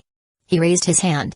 The sword he was holding started to shift and change, its edges warping and reshaping until it became a discus. I can manipulate metal? He muttered, shocked. Seems like it. Lu Yu observed. But there's probably a range or condition tied to it. Still, this ability is dangerous, almost like the rust fruit. It can completely neutralize swordsmen unless they've reached the level of a great sword master. Or unless they use armament hockey. Najunda added. Lu Yu nodded. Roelki, you've got potential. Start developing your ability. Someone else can handle navigation. With that, he walked off to the ship's helm, his coat billowing in the wind. Status, host, Lu Yu, 21 years old, abilities, advanced swordsmanship, advanced assassination, intermediate armament hockey, basic observation hockey items, aim no haba hidden mist village, extreme battleship, god-tier pirate group halo equipment, destroying the kingdom gift pack reputation, 28,500 crew, first team, Akamai, from Akam ga Kill, special crew, Kuina, Roelki title, captain of the Dragon Hunter Pirates, nitrate group recruitment conditions, active. Lu Yu opened his system panel and let out a deep breath. Sure enough, after eating the devil fruit, Roelki's strength had jumped to a knee rank evaluation from the system. Though his potential score was also A, it was enough to officially make him a core crew member. Lu Yu could feel a surge of power resonate with him, the bond strengthening. Every time a new core member joined, or an existing one grew stronger, he could feel it. As captain, he received the greatest feedback. The stronger his crew, the closer he was to his ultimate goal. System. Lu Yu said, his eyes sharp. Open the Destroying the Kingdom gift pack. Ding. Congratulations, host, plus 10,000 reputation points. Basic attributes plus 50. A wave of power rushed through his body. The higher one's basic attributes, the more potential there was for growth, and once you hit a certain threshold, every point became a huge leap in power. Chapter 27, The Dragon Hunter Pirates become the target. 3 days later. East Blue, Logtown Vice Admiral Jian. A Marine officer rushed forward, saluting as he spoke urgently. We've completed our investigation. The Dragon Hunter Pirates never appeared in the kingdom of Yakoslan. He paused, catching his breath, then continued with more troubling news. Additionally, a high-ranking noble of Yakoslan, Wendy's, has appointed pirates as nobility. The Mondust pirates, in particular, have now become part of Yakoslan's official military. Jian narrowed her eyes, flipping through the report in her hands. The absurdity of what she was reading made her frown deepen. A kingdom. Legitimizing pirates? It made no sense. But then again, for those desperate enough, anything was possible. If that's true, no wonder the pirates are swarming there. She muttered. Most of them turn to piracy because their lives back home are a mess or they're hungry for more power. Now there's a kingdom handing out noble titles like candy? No pirate would pass that up. She tossed the report onto the desk.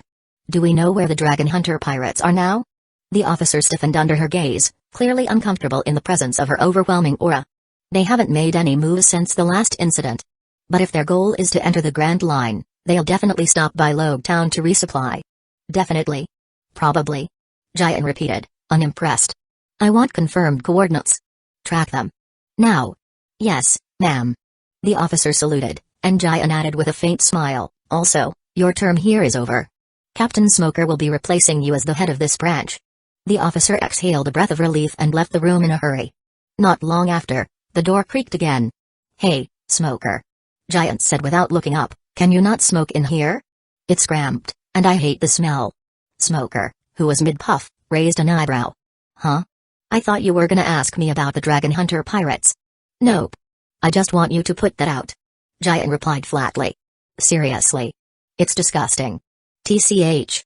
Fine. He turned and walked out, trailing smoke behind him. Jian chuckled softly, then moved to the window. Just as expected, Smoker had already rounded up Tashigi and a squad of Marines. That guy can't sit still when pirates are involved. She murmured to herself. Somewhere at sea are we really letting Roelki go off on his own like that? Najunda asked, eyeing the now-vanished ship on the horizon. She didn't hide her doubts. To her, Roelki was a terrible excuse for a pirate. His farewell had been ridiculous, something like I am now a true pirate, and his awkward movements didn't inspire much confidence either. Lu Yu, however, didn't seem bothered. It's fine. He said with a shrug, swinging his sword, aim no haba hidden mist village, through the air. Besides, the Navy's eyes are on us now. Not him. Even while speaking, he never paused his training. Each slash was crisp, precise. Najunda watched him, then sighed. If you say so. As the captain. Lu Yu said, pausing to adjust his stance, I've gotta stay sharp. Can't let anyone outpace me. Still. Najunda said with a smile, I can never keep up with that brain of yours. Yup. Just let the genius handle it. Najunda added, waving off the conversation. With a captain like ours, we've got it easy. Luyu stopped mid-swing and turned to Najunda. Actually, I've got a request. Oh? She raised a brow. Let your Susanoo spar with me. I'm done with drills. I need real combat. He cracked his neck and stepped back. I won't be using Tsukaimi, just my raw strength. So tell him to come at me like he means it. All right. Najunda smiled faintly. You heard him, Susanoo. Got it. The spirit answered, stepping forward and pulling out his massive weapon. But don't blame me if I knock you out. Try it. Luyu grinned. But don't hold back. With that, his body vanished. Assassination jutsu, dark step. Luyu hadn't truly disappeared, he was moving through blind spots, dancing unpredictably across the battlefield. This technique, inherited from Akam, had become more refined as his power increased. Clang. Their weapons collided a moment later. Captain, you may be quick with your dark step. Susanoo said, calm and analytical, but don't forget, I've mastered observation hockey. Which means... Bam. Before Susanoo could finish, Luyu's foot smashed into his gut, sending him flying. Damn. That was a feint. Susanoo muttered, recovering midair. The slash was just a distraction. He landed hard, but his aura flared. A Magatama appeared, swirling into a vortex of energy. Vortex Soul, activate. Susanoo tapped into his hidden skill. According to the system, this consumed 1,000 reputation points per hour, nothing Luyu couldn't afford for a good fight. Yasukani no Magatama. The name was similar to Kizaru's technique, but this was Susanoo's own. His speed skyrocketed, and his stave-like weapon called Wolf Fang Mace glowed with power. Luyu narrowed his eyes, releasing his full armament hockey. Every strike and counter-strike threatened to destroy the ship beneath them. If not for the evil battleship's self-defense protocols kicking in, they might have torn the entire thing apart. A little while later. Time to eat. Akam and Tsukaimi no Mikoto walked out carrying trays of food. The clashing of blades and booming impacts still echoed as the two warriors continued their duel. Brother Luyu sure works hard. Tsukaimi remarked. No wonder he's so damn strong. Akam said, watching with admiration. Is this how he trains every day? Najunda added, chuckling. Insane. The three women stood together, watching as the captain and spirit continued their violent dance, strength and strategy on full display. Chapter 28, Smoker. The next morning. At this time, the Dragon Hunter pirates were already nearing the waters just outside Logtown. Brother Luyu. A Navy warship has appeared ahead. Akam's voice rang out from the mast. It's one of those standard Navy patrol ships. Probably stationed in Logtown. Should we avoid it? Since Roelki had gone ashore to purchase supplies, Akam had once again taken over as lookout. Luyu stood calmly on deck, smiling. We're here to cover Roelki's supply run, aren't we? Naturally, we need to draw some attention from the Navy. Let's go, then. Najunda added cheerfully. You got it, Captain. Akam replied with a grin. Kuina, watching the exchange, covered her face in disbelief. She'd been part of the Dragon Hunter pirates for a while now, but she still couldn't get used to how fearless, or reckless, these people were. Any other pirate crew would have avoided the Navy entirely. A pointless fight like this? Most would steer clear. But Luyu had explained it to her once. This is for the reputation of the Dragon Hunter pirates. We're going to be a crew that stands at the very top of the world. How can we be afraid of the Navy? That answer had completely shattered Kuina's understanding of how pirates were supposed to behave. If it weren't for certain reasons, she probably wouldn't have been so easily swayed by Luyu's conviction. On the Navy warship. Captain Smoker. We've spotted a pirate ship. The lookout saluted and spoke quickly. Judging by the flag, it's the Dragon Hunter pirates. But... He hesitated. But what? Smoker asked, frowning impatiently. They're sailing toward us. It looks like they intend to attack. The lookout looked visibly nervous. Luyu didn't have a huge reputation yet in the East Blue, but the fact that he had killed a Navy captain back in Shell's Town had made him infamous. He clearly didn't care about the power or authority of the Navy. Now he was charging straight toward them, even though Smoker himself, an elite from Navy headquarters, was on board. Still, the sailors were worried. You're saying that as a captain from Navy HQ, I should retreat? Go back, call Vice Admiral Jian, and wait for reinforcements before fighting? Smoker's voice was cold, his tone serious. Even though the lookout hadn't said it outright, it was obvious from his face what he was thinking. Captain Smoker. The Dragon Hunter pirates are far stronger than intelligence suggests. The lookout said finally. One of them reportedly wiped out an entire Navy fleet alone. Their individual combat ability is off the charts. If you're restrained by just one of them, the rest of us could be wiped out instantly. It was bold to say such things to a superior officer, but it was the truth. They were just standard patrol troops, capable of handling small-time pirates, sure, but utterly unprepared for opponents like this. Smoker, initially irritated, quickly calmed down. Charging in recklessly now could lead to everyone on this ship dying. Even if he somehow managed to capture the Dragon Hunter pirates, it would be a hollow victory if his men were slaughtered. I understand, he said at last. Return to the main ship. Leave me a daughter ship. Dashigi, you'll evacuate with the rest of the crew and report everything to Vice Admiral Giant through Mushi. Once you link up with her fleet, come back here and rescue me. Smoker gave the orders without hesitation. Letting the Dragon Hunter pirates flee, or worse, retreating in front of them, would be a stain on both the Navy's reputation and his personal sense of justice. So he made his choice. He would stay behind. Alone. Vice Admiral Giant's warships were fast, at most, she'd be here in half a day. Smoker was confident he could hold out. But, no buts. Smoker interrupted. That's an order, Master Chief Petty Officer Tashigi. Execute it.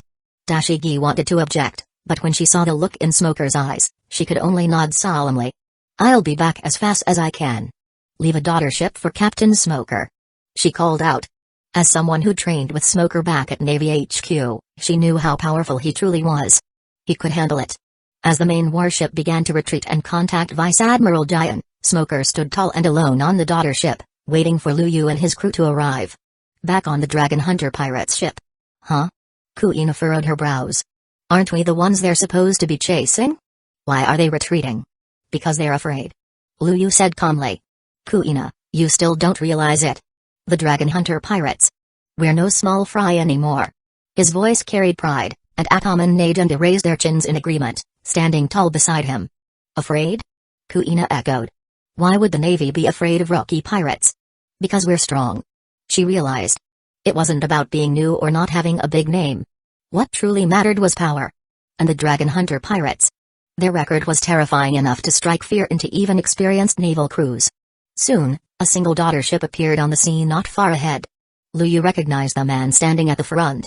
Smoker, huh? He murmured, a knowing smile tugging at his lips. Figured it'd be him. According to the timeline, Smoker should be the current captain stationed at Logtown. If he was the one making the call, then this kind of cautious, but righteous, approach made perfect sense. Even though the main warship had backed off to a safe distance, it hadn't left completely. There was definitely someone important backing him up. Someone bigger than Smoker. Could it be a Navy Admiral? Or worse, could that old bastard Garp be on his way? If Garp showed up, Liu wouldn't hesitate to retreat, no matter what it took. Liu stepped up to the bow, arms crossed, wind brushing past his coat. Hey, Captain Smoker. You planning to arrest us here? Smoker looked up, slightly surprised. You know who I am? Liu smirked. Looks like you know a lot about us too. You're a criminal. Smoker snapped. Turn yourself in and come quietly, pirate. As he spoke, white smoke curled from his mouth. But even as he issued the challenge, Smoker's expression grew tense. He could feel it. Killing intent. Not just from Liu, but from every single person on that ship. Each of them radiated an overwhelming, suffocating bloodlust. Even the ship itself felt like a beast, ready to devour anything in its path. What kind of monsters are these people? Chapter 29, Smoker's Nightmare. At that moment, Liu squinted his eyes at Smoker. This guy. Isn't he just like Luffy? A big, stubborn idiot. What's he even doing here on a smaller ship? Could it be that the momentum of the Dragon Hunter pirates is so overwhelming that even Smoker, this fool, is paralyzed with shock? Hey. As a captain of the Navy headquarters, this is how you act? Shouldn't you at least try to greet me properly? Without another word, Liu unsheathed Tame no Habakiri. Between a marine and a pirate, the most sincere form of greeting is a fight. Honestly, Liu had been itching to test this guy out, Smoker, who'd been hounding Luffy from the start. Fighting him would give Liu a good gauge of his own current strength. Plus, Smoker's character setting was a bit strange. His growth and combat power seemed to mirror Luffy's. Might as well beat him down while the opportunity's here. Just like in Fuusha Village, Liu used to bully Luffy all the time back then. Buzz. The moment Liu drew his sword, Smoker finally snapped. He pulled out his jet and launched forward with a burst of white smoke. Clang. The force behind the strike transferred heavily into Liu's sword. Oh? That's your strength? Liu grinned. Not bad. But I'm not a devil fruit user. That jet of yours? Not much of a threat to me. With a light twist, Luyu deflected Smoker's weapon and countered with another slash from Aim no Habakiri. Smoke. Smoker's body immediately dispersed into thick smoke. Luyu's attack passed right through, completely ineffective. The battle escalated quickly, both sides trading moves in a flurry of action. But internally, Smoker was panicking. He could feel it clearly, Luyu wasn't using anywhere near his full strength. If this guy got serious, he could end the fight in an instant. That terrifying realization nearly shattered Smoker's will. Desperate, he used his smoke fruit to create distance. Huff. Huff. Just that short clash had left him mentally and physically overwhelmed. This fight was pointless. Unless he fought like his life depended on it, he wouldn't even be able to tap into half of his potential. No way. Luyu mocked. White chase? Is this the strength of a Navy headquarters captain? Come on, let loose.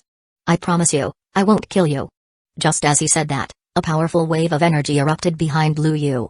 Smoker instinctively backed away. That was it, the same presence that had just now made his knees weak. Was this the strength of the Dragon Hunter Pirates captain? This young guy had already reached such terrifying heights? No doubt about it, this was the era of extreme evil. Monsters were rising from every corner of the seas. Tsukami. Luyu activated his ability. A massive armored figure materialized behind him, Tsukami. The giant gently lifted Luyu onto his shoulder and soared into the sky, hovering in midair while staring down at Smoker. What is that thing? Smoker's hands trembled uncontrollably. His observation hockey screamed at him. He didn't know what Tsukami was exactly. But he knew one thing for certain, this being could kill him. Ah. You ready? Luyu asked coldly. If you're stalling just to wait for reinforcements, then I'll lose all respect for you. Despite his words, Luyu didn't make a move. This guy in front of him, he had already lost the will to fight. And when Luyu saw that, he didn't even feel like bothering to finish him off. White Hunter. What a joke. Lose your respect. Smoker muttered, breathing hard. Yeah. I've always resented being bound by orders and rules. Time, plans, chains, screw it all. Luyu. Let me fight you. With a wild shout, Smoker charged in again. This time, he was faster, driven by desperation. But in Luyu's eyes, it was still nothing more than a predictable straight-line attack. Even if he was smoke. Boom. Just as Luyu prepared to counter, Smoker exploded. That's right, he literally burst apart into countless wisps of smoke, swarming Luyu and Tsukami from all directions. Though Tsukami's force field kept the smoke from physically touching Luyu, his visibility was completely blocked. The fruit's ability was impressive after all. Chaos force field. Luyu extended both arms. Waves of energy pulsed outward in all directions, instantly clearing the surrounding smoke. Smoker's jet came slicing back in from the edge. Clang. The fight resumed, now even more intense than before. A hint of excitement finally surfaced on Luyu's face. Why didn't the captain just finish that marine off? Nagita muttered, scribbling in her notebook. Strategically, that would have been the best move, right? Maybe Brother Luyu thinks that guy has some value. Okaheim replied with her usual deadpan tone. That's very Luyu. Kuina added with a knowing smirk. If that marine was useless, he would have been cut down like the others on that merchant ship. Their captain wasn't just strong, he was a wild card. An enigma. A brilliant, egotistical anomaly. Captain. Another Navy ship approaching. Akam's voice rang out from the mast. And this one's way bigger than the last. Another warship had entered the area in the short time they'd been watching. I wonder if any of these ships are actually worth our time. Nagita mused. Captain. She said, looking toward the battlefield, what's your criteria for judging whether the Navy deserves to exist? You think the captain needs a reason? Kuina teased. Nagita had gathered tons of data, but none of it could help her understand Luyu's decisions. Why spare Smoker? He came to them, ready for battle. Normally, that meant death. Wouldn't killing him have established their dominance more effectively? Her curiosity about Luyu only deepened. He was a mysterious and overwhelming force. Brother Luyu will end it before those other ships arrive. Akam said calmly as she landed beside Nagita. The situation was crystal clear. Luyu hadn't even used Tsukami's offensive power in this fight. Only the passive force field to counter devil fruit abilities.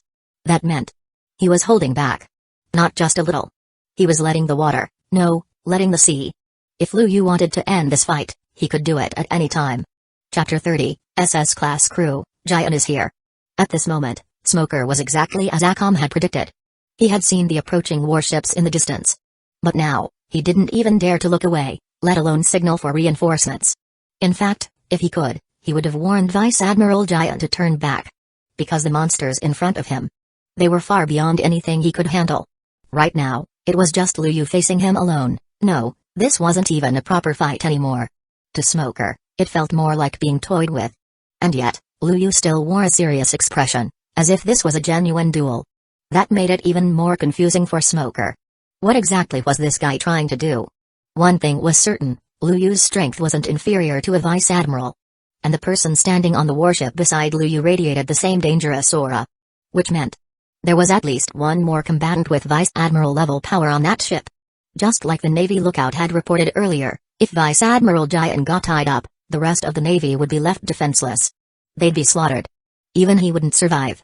Smoker, I'm taking this fight seriously, Liu Yu said with a faint smile, though there was a flicker of annoyance in his eyes. You flailing around like this makes things boring.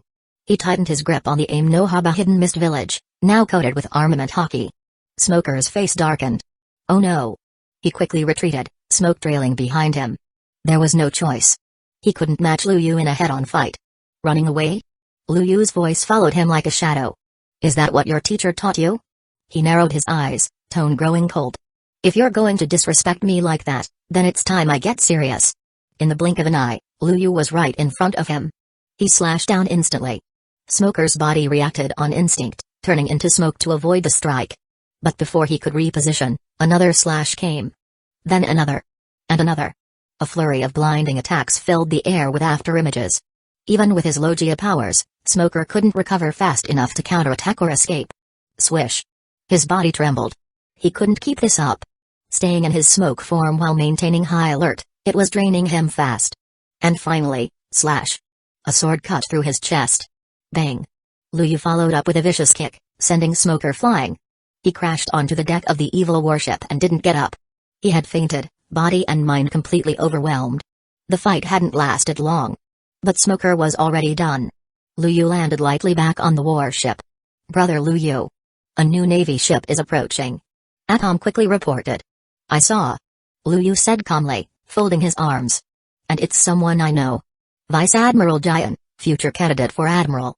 Vice Admiral of the Navy headquarters? Reserve Admiral? Najunda echoed as she finished jotting something in her notebook. In this world, that sounds like someone strong. She's not bad. Liu Yu nodded. But she's not top tier either. He turned to her with a grin. Wanna try it out? Test your current strength? Najunda's eyes lit up. She closed her notebook and stood tall, a spark of fighting spirit in her gaze. Sure. She said. Let's see where I stand. As for Liu Yu's standards of measurement, she could always ask later. Or maybe she'd discover them herself through battle. Alright then, I'll leave it to you for now. Liu Yu casually dragged a recliner over and lay down. Najunda. Akam. Kuina. The three of them were already on the system panel. Potential, S. Current combat power, S. But once Najunda or Akam activated their Imperial arm, they could reach SS class. Still, Liu Yu wanted to see how that actually played out in real combat. If none of them could take down a Vice Admiral, he'd need to reevaluate his future plans. In this world, the major forces could be roughly divided into 7 camps: the world government, the navy, the 4 emperors, the 7 warlords of the sea, the revolutionary army, allied nations, independent kingdoms, and as Liu Yu rose to infamy, each of these camps could potentially provide reputation points. So far, the most efficient source seemed to be the nobles. In other words, the best way to farm reputation was to attack the nobles directly. If he had the chance, killing a few celestial dragons wouldn't be a bad idea either. After all, their pirate crew was called the Dragon Hunter Pirates. If they didn't take out at least a few celestial dragons, what kind of name was that? Right now, Liu Yu needed over 20,000 reputation points to recruit new crew members. If he recruited now, he could bring in 2. And if he was lucky enough to draw 2 S-class or above, it would make a huge difference in the upcoming fight. System. Liu Yu said aloud, recruit 2 crew members randomly. Even though Liu Yu had just said Giant wasn't a serious threat, he wasn't taking chances. Defeating her here would definitely put him on the Navy's radar. And if someone like Sengoku decided to step in, or if Garp personally hunted him down across the world, that would be a huge headache. Killing Giant was out of the question. Not because of the original timeline or plotline, but because she was Tsuru's sister. If she died, the Navy wouldn't just send an admiral, they'd probably send retired monsters from the old era too. As the system responded, 2 glowing summoning circles appeared in front of Liu Yu. Ding. Congratulations, you have obtained B-Class crew member, Mario. Ding. Congratulations, you have obtained SS-Class crew member. Luyu sat upright immediately. Captain. Two figures materialized before him. And Luyu's eyes lit up in shock. SS-Class crew member, Kralolia Silver. And... wait, was that Mario? Why was he here? Wasn't he supposed to be off rescuing a princess somewhere? Fighting dragons or something? Ahem, forget that. The point is, it's Kralo standing right in front of me, okay? Chapter 31, Phantom Troop, Kralo. Kralolia Silver, known as Kralo in the Hunter world, written by the old thief Togashi, is no ordinary character. He's the leader of the Phantom Troop. Ding. Activating the 2nd Division. Phantom Troop unlocked. Extracting abilities. With a string of system prompts, a new team appeared on Luyu's system panel. A powerful wave of energy surged through his body like a tidal wave. Nen. That's right, Kralo's overwhelming Nen abilities were now fusing with Luyu's body. Ding. Skill obtained, Snatch. Ding. Additional abilities obtained. Along with stat boosts, Luyu extracted one of Kuro's most terrifying skills, Snatch. Snatch, trigger condition. When touching or killing a target, you may forcibly seize one of their abilities for storage. Note, can store up to 10 abilities. Each can only be used once, but duplicates of the same ability can be stored multiple times. Luyu grinned as he read the description. This kind of skill is basically a golden finger. This god-tier pirate system is insane. He muttered to himself. Then, he looked at the newly arrived Kralo. Kralo, from this moment on, you're the captain of the Dragon Hunter Pirates 2nd Division. Mario, you're now the official shipwright of the Dragon Hunter Pirates. Luyu closed the system panel and reviewed his new skills. But there was no time to relax. They were about to face a Vice Admiral of the Navy headquarters. And unlike the weaker fleets of the East Blue, Vice Admiral-led fleets were on a whole different level. Captain, are we about to engage an enemy? Is that why you summoned me? Kralo knelt on one knee in front of Luyu, his voice calm and composed. Also. He looked up, can our 2nd Division have its own name? Luyu chuckled. Kralo, standing over there is the 1st Division, Night Raid. As for your division, even though you're the only member for now, I grant you the right to name it. You may call it the Phantom Troop. A rare smile touched Luyu's lips. Kralo's attachment to that name ran deep, so deep that the very concept of the Phantom Troop had long surpassed his own personal identity. Allowing him to keep the name was the right decision. Thank you, Captain. Then, may I participate in the upcoming battle? Kralo asked, placing a hand to his chest. I want to show our crew what I can do. This wasn't just about volunteering.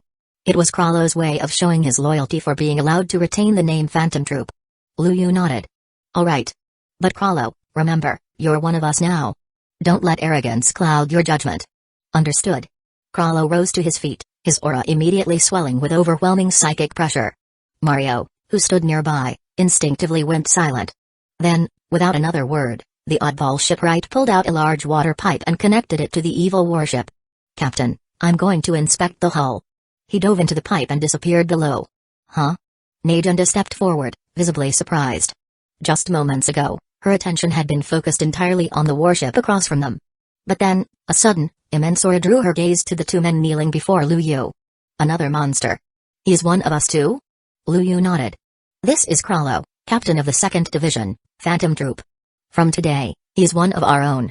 The look in Najunda's eyes changed instantly. Recruiting Kralo felt like hitting the jackpot. Nice to meet you, Kralo. I'm Najunda, captain of the 1st Division, Night Raid. Looking forward to working with you. She extended her hand. Kralo shook it without hesitation. Likewise. We exist for the same goal, serving the captain. We'll get along just fine. While Luyu was enjoying the new additions to his crew, things weren't quite as cheerful on the opposing side. Jian, Vice Admiral of the Navy headquarters, stood with a stern face. Vice Admiral Jian, current intel shows 7 individuals aboard the Dragon Hunter Pirates ship. This doesn't match the reports we received, which mentioned only 2. They appear to be chatting casually. Almost cheerful. The Marine lookout relayed the report with a shaky voice.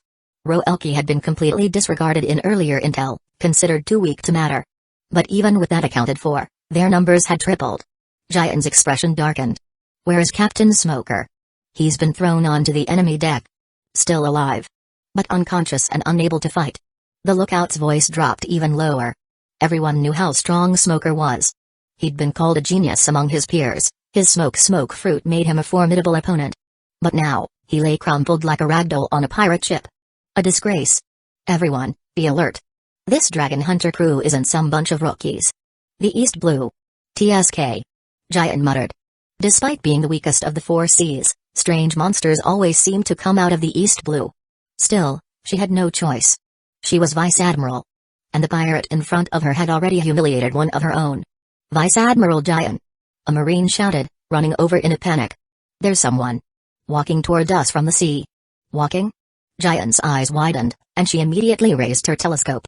Running across water was possible for strong enough martial artists or devil fruit users with the right abilities. But walking? There were only a few ways that could be possible. Either he wasn't a devil fruit user, or he was doing something like freezing the sea, like Aokiji. What she saw stunned her. A tall, black-haired man in a windbreaker was casually walking toward her fleet like he was out for a stroll. And behind him, the dragon hunter ship followed slowly, not even trying to join him. He is coming alone? He plans to fight us alone? Giant's face twisted in fury. She wasn't just a vice admiral.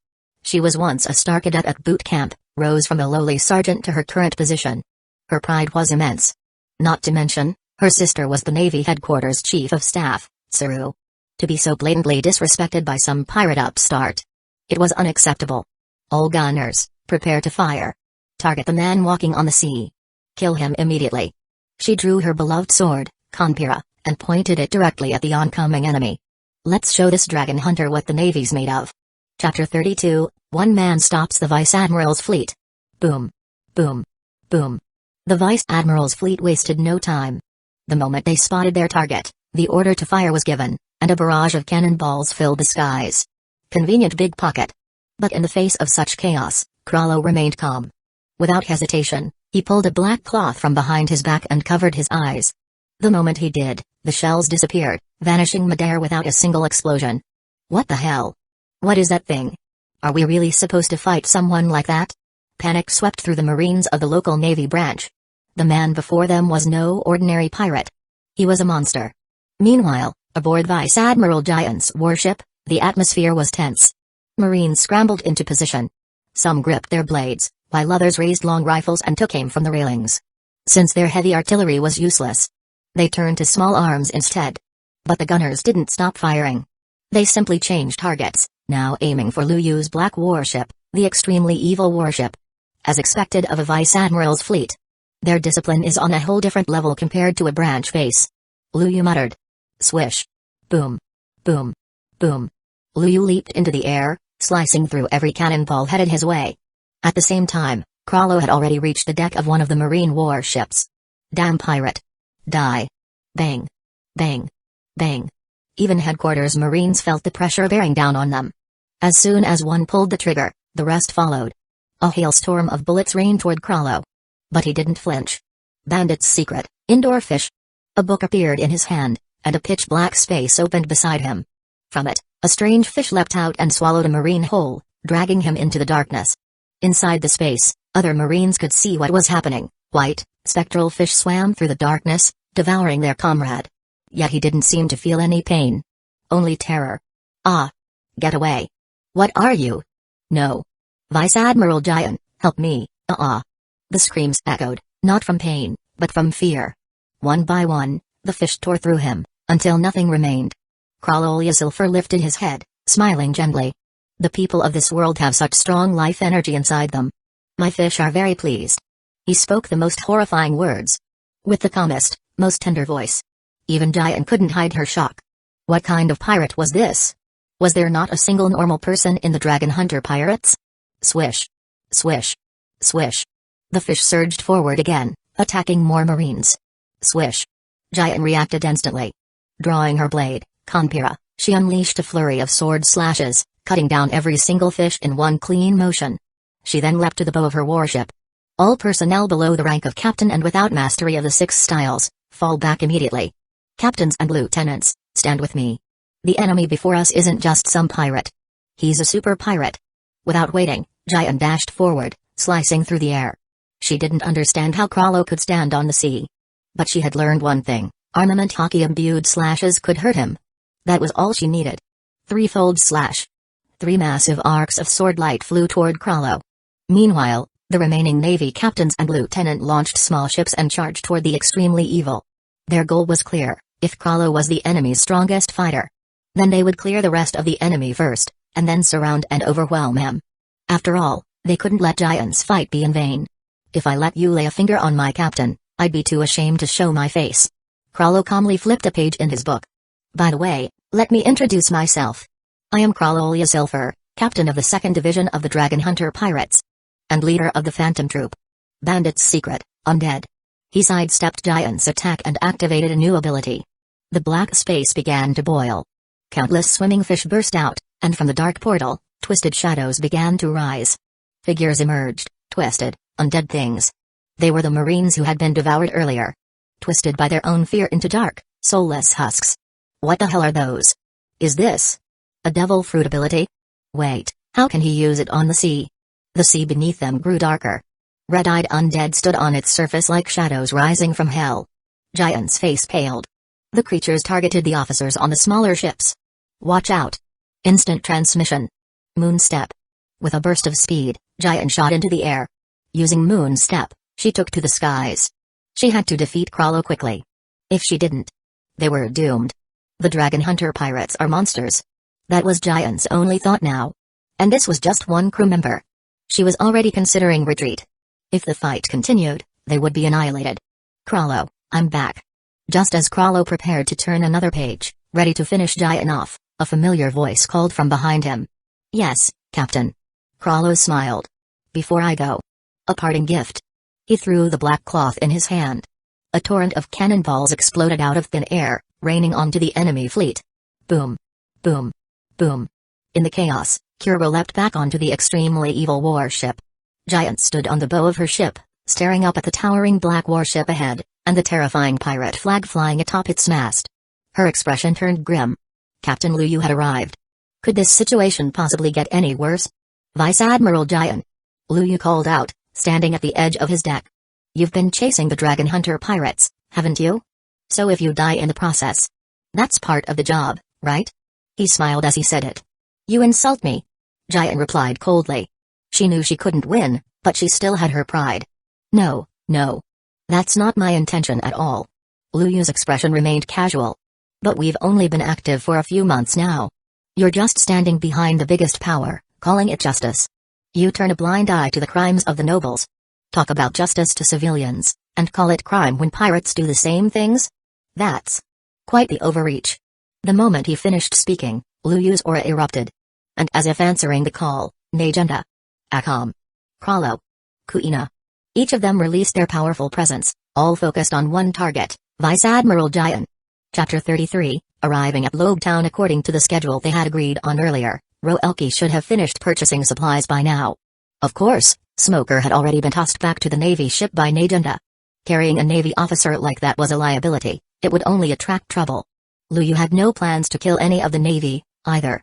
If they started down that road, there'd be no turning back, the Navy would see them as full-blown enemies. And that was something he wanted to avoid for now. Meanwhile, back on the Navy ship, Giant watched as Liu's terrifying warship finally disappeared from view. Her strength gave out, and she collapsed onto the deck. Vice Admiral Giant. Are you alright? Were you injured in the fight? A group of officers quickly surrounded her, their faces filled with worry. I'm fine, she said weakly. Return to Logtown. She stood up with effort, issued her command, and walked alone back to her quarters. You're just standing behind the biggest power, calling it justice. You turn a blind eye to the crimes of the nobles. Talk about justice to civilians, and call it crime when pirates do the same things? Liu's words echoed in Giant's mind like a curse. Her belief in justice, shaped since childhood under the guidance of Vice Admiral Tsuru, had begun to crack. She had always known about the ugly side of the world. She'd seen glimpses. But this time, she felt it. The justice they fought for had holes, gaping flaws that couldn't be fixed. The sins of the world government. The corruption of the celestial dragons. The Navy had no jurisdiction over any of it. So, what was justice? Was it the justice of the nobles? The privileged? Or was it the justice of the common people, those who suffered under the very same laws? The word justice emblazoned on the back of her cloak now felt like a cruel joke, a mockery of everything she believed in. Pururu her den mushi rang. Sister Tsuru. Giant took a deep breath, studying her emotions before answering the call. Giant, were you defeated? came Tsuru's voice, calm but concerned. Yes. There was no way I could have won. The Dragon Hunter pirates. They're incredibly strong. Jian didn't try to sugarcoat it. A loss was a loss. Even though Lu Yu had spared her, the truth was undeniable, she had been outmatched. Did something else happen? Tsuru immediately picked up on the strange tone in Jian's voice. She knew Jian well. Despite her usual bluntness, Jian was proud, unyielding. Raised under Tsuru's care, she had a strong spirit and a clear sense of right and wrong. But now, she sounded shaken. The Jian she knew wouldn't just admit defeat so easily. Something must have happened out there, something more than just a lost battle. Meanwhile, on the other side, Lu Yu and his crew had finally arrived at Logtown. The starting point of dreams, the place where the Pirate King, Gul D. Roger, had been executed. To any pirate with ambition, this town was legendary. A place to visit. A place to reflect. Pirate King Roger was executed here? Najunda asked, staring at the town with wide eyes.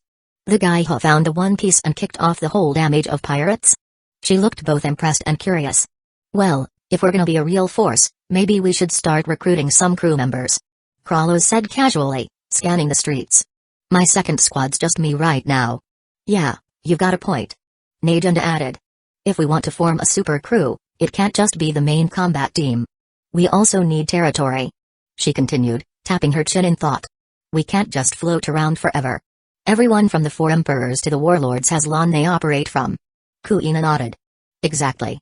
Having a base may make us a target. But it's necessary. Ababa ababa. Ababa ababa. Akam and Mario were off to the side, mumbling nonsense. They clearly had no clue what to contribute to this kind of discussion. Lu Yu chuckled. Alright, let's hold off on the territory thing for now. Ideally, we'll get 2 bases, one in the Grand Line, one in the New World. As for recruiting squad members, that's up to you guys. He continued, shrugging. You're the captains of your squads. Pick your people. He wasn't about to micromanage, this wasn't that kind of crew. Just like Whitebeard left it to his captains, Lu Yu trusted them to build their own teams. Sounds good to me. Krallo said. This town's the last stop before pirates enter the Grand Line. Should be a ton of strong guys hanging around. Without another word, he vanished into the crowd. Najunda waved and followed suit, time to find potential recruits for her squad. Mario also walked off, asking Lu Yu for a bit of cash to buy tools and repair gear. In the end, only Lu Yu, Akam, and Kuina were left. Well, let's go check out the execution platform. Lu Yu said, stretching lazily. Then we'll grab a bite and wait for the others. Being the captain had its perks, delegation was a beautiful thing. They made their way through the streets until they reached the tall execution platform towering above Logtown. This is where Roger died. Lu Yu said, glancing up. The end of one Pirate King. And the start of something much bigger. The energy of the place was palpable. A strange atmosphere hung in the air, part reverence, part excitement, part dread. As Lu Yu stood there, taking it all in, a sudden sensation brushed past him. He narrowed his eyes. Someone was watching. He reached out with his observation hockey and instantly locked onto a small, unassuming shop just across the square. An old man sat inside, seemingly harmless. But that strange pressure he'd just felt, it came from him. Lu Yu's eyes sharpened. There's someone powerful hidden in there. Chapter 34, Roger's ship doctor, Erwin. Kuina, take Akam shopping. Lu Yu handed her a small box. Here's 30 million Baileys. Buy whatever you like. Since Kuina was a native of this world, she understood the local customs and shops far better than Akam did. Letting her take the lead made perfect sense. Shopping? Akam tilted her head, confused. You mean purchasing supplies? She looked at Lu Yu blankly, her tone slow and uncertain. For someone like her, the idea of shopping was alien. That sort of task had always fallen to others, Maine, Leon, or the rest. Nope. Kuina chuckled. Shopping is when us girls go out to buy stuff we want, not just the stuff we need. She leaned down slightly, grinning. You're adorable, Akam. Let's go pick out some cute clothes or something, yeah? Without waiting for a response, Kuina grabbed her hand and led her away. Kuina still carried the weight of her past, but ever since she'd joined the Dragon Hunter pirates, something in her head shifted. This crew was different. They weren't just chasing power or chaos, they were building something real. And if they stayed on this path, maybe, just maybe, she could complete those things she once thought impossible. Her heart felt a little lighter these days. Once the two girls were out of sight, Lu Yu turned and walked into a nearby shop on his own. Welcome, young man. What are you looking for? An old man greeted him politely as he stepped through the door. It was a cozy little store, filled with antiques and handcrafted trinkets. Honestly, a lot of it looked pretty high quality. Lu Yu glanced around, then met the man's gaze. "Old sir, I want to know about Troublesome," he said, taking a seat on one of the chairs near the wall. "How much do you think information like that would be worth?" His tone was casual, but his eyes were sharp. Lu Yu had a feeling this old man wasn't just some harmless shopkeeper. This store? Definitely a front. As for the guy's real role, well, Lu Yu wasn't sure yet. He only knew that men like this, leftovers from the previous era, often had a lot more going on than they let on. Just like Rayleigh, who worked as a boatman on the Sabati archipelago. When he was broke, he'd go auction himself off to nobles, then kill whoever bought him, take their money, and go drinking. Why did he do it? Who knew? Maybe just to watch how the world changed, how Roger's so-called age of pirates would play out. The old man waved a hand. "Troublesome? You're joking, kid. I'm just a shopkeeper. I might know a few things about Logtown if you're interested, but Troublesome? That's beyond me." His voice was calm, steady, and a little too practiced. Lu Yu smirked. "Oh? But you just said Troublesome isn't in Logtown. How would you know that if you didn't know where it is?" The old man froze for a split second. "Ha ha ha." He laughed heartily, shaking his head. "I didn't expect a sharp young man like you to catch that slip. All right then. You said you wanted to know about Troublesome?" The calm aura around him shifted in an instant. The frail old man was gone, replaced by someone alert, strong, and brimming with presence. Lu Yu watched, impressed. If he hadn't been paying close attention, he wouldn't have believed a person could shift their demeanor that quickly. The world's greatest treasure. The one Roger found at the end of the Grand Line, one piece. Lu Yu said casually. "I'm guessing you were on that ship. You followed Roger to that final island. No point hiding it now." Lu Yu had already figured it out. "Haha. You're an interesting kid." The man chuckled. "How do you know I was part of Roger's crew?" "From a hunch to full certainty, that's not a leap most can make." Lu Yu leaned back and smiled. "You started probing me with your aura the moment I walked in. That wasn't a test on my part, I genuinely wanted to know about Troublesome. But you gave yourself away. From that moment, I was sure." He tapped the side of his head. "I've got, let's just say, a very solid knowledge base." The man stared at him, then laughed again. "Not bad. You remind me of Roger in his prime. No, maybe you've even surpassed him." He looked up thoughtfully. "I wonder how pissed he'd be if he heard me say that." Then he turned back to Lu Yu and smiled. "Name's Jero D. Irwin. I was the ship's doctor aboard the Pirate King's ship." Lu Yu blinked. Ship's doctor? That wasn't what he expected. If this guy had treated Roger, then his medical skills had to be insane, top tier, even in a world full of monsters. Maybe. Just maybe, he knew why Roger had been terminally ill. That man who conquered the seas had eventually turned himself in, not for fear, but for the sake of his unborn child. "Yeah." Irwin nodded. "I was the first one to spot something wrong with Roger's health. It happened right after we left Troublesome." That raised even more questions for Lu Yu. In the original story, the ship doctor was supposed to be Crocus, the same old man who now looked after Laboon, the whale at Twin Capes. Could there have been two doctors on the ship? "Did you work with Crocus?" Lu Yu asked carefully. "Yeah. That guy was good at holding Roger's condition in check for a while," Irwin admitted. "But Troublesome? That place was the cause of it all." He looked at Lu Yu seriously. "So, kid, want to hear the whole story?" Honestly, Irwin had made up his mind the moment Lu Yu stepped into the store. The Pirate King had jump-started the age of pirates, but that didn't mean the old crew had to vanish into the shadows. They could still do something. After all, Roger didn't just want to flip off the world government, he wanted to leave behind hope. Lu Yu straightened up. His expression grew serious. "I'd love to hear it." He was all ears now. Whatever secrets this man had, about Troublesome, about Roger, about the world's greatest treasure, he wanted them. This was the beginning. Irwin's gaze drifted to the past. "Well then. Let me take you back. To the day we first set sail in search of the mysterious island, Troublesome." Chapter 35, Terrible Information. Roger's crew was truly something else. Some were scattered across their hometowns, others remained at the starting point of the Grand Line, and a few were in special places like the Sabati archipelago. Some had risen to become the Four Emperors, those shining titans ruling over the New World. And then, there were those who had simply vanished, leaving no trace behind. But what really caught Lu Yu's attention was the information Irwin had just shared. Before Roger entered that mysterious sea, his health had been perfectly fine. By all medical standards, he was in great shape. But once he stepped into that final, unknown sea, that's when everything changed. Only Roger was affected. None of his crewmates suffered any physical issues. Not one. Realizing something was wrong, Erwin, who was the ship's doctor at the time, immediately began treating him. But no matter what methods he tried, Roger's condition kept getting worse. By the time they reached Raftel, Roger's body had already deteriorated significantly. That's when they invited Crocus to join them. And thanks to the combined efforts of both doctors, Roger's condition was stabilized, just enough to delay his inevitable decline for 5 more years. And then, Roger made the world-shaking decision everyone knew today. He sparked the golden age of pirates. If Roger had lived, the sheer weight of the treasure he carried would have made his pirate crew the world's #1 target. That, combined with certain other mysterious factors, even Erwin didn't know what those were, led Roger to make his final choice. To die. Publicly.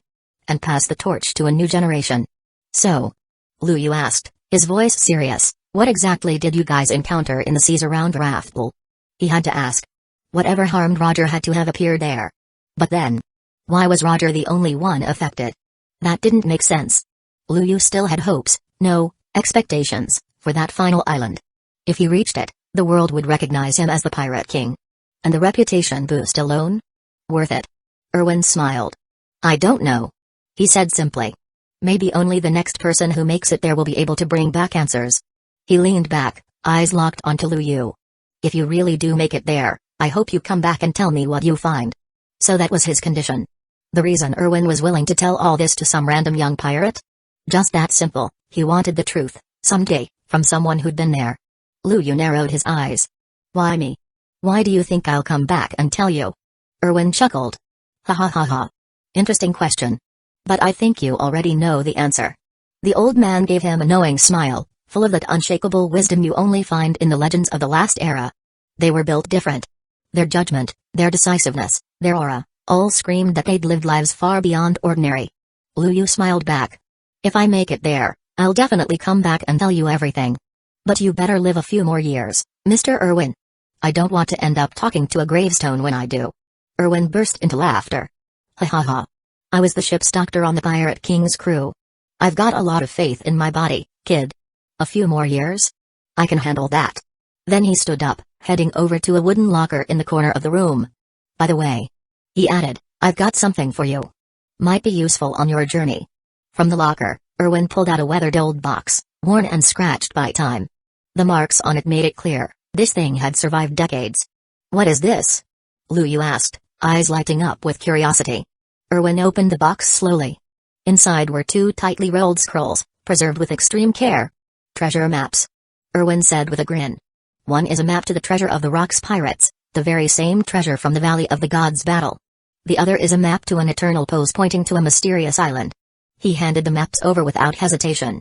If you really plan on reaching Raftel, you'll need your own strong pirate crew. That island could be the perfect base for them. Liu's eyes gleamed. Whether it was the Rock's pirates' treasure or the island base, both were massive opportunities. If he could secure them, the Dragon Hunter pirates would see a huge jump in power. Thank you, Mr. Erwin. Liu said with a respectful bow. I promise, I'll be back with the answers you want. These old legends weren't just strong, they were full of charm, wisdom, and stories deeper than any sea. They weren't like the young upstarts nowadays. Time had carved depth into them. And no amount of talent could match that.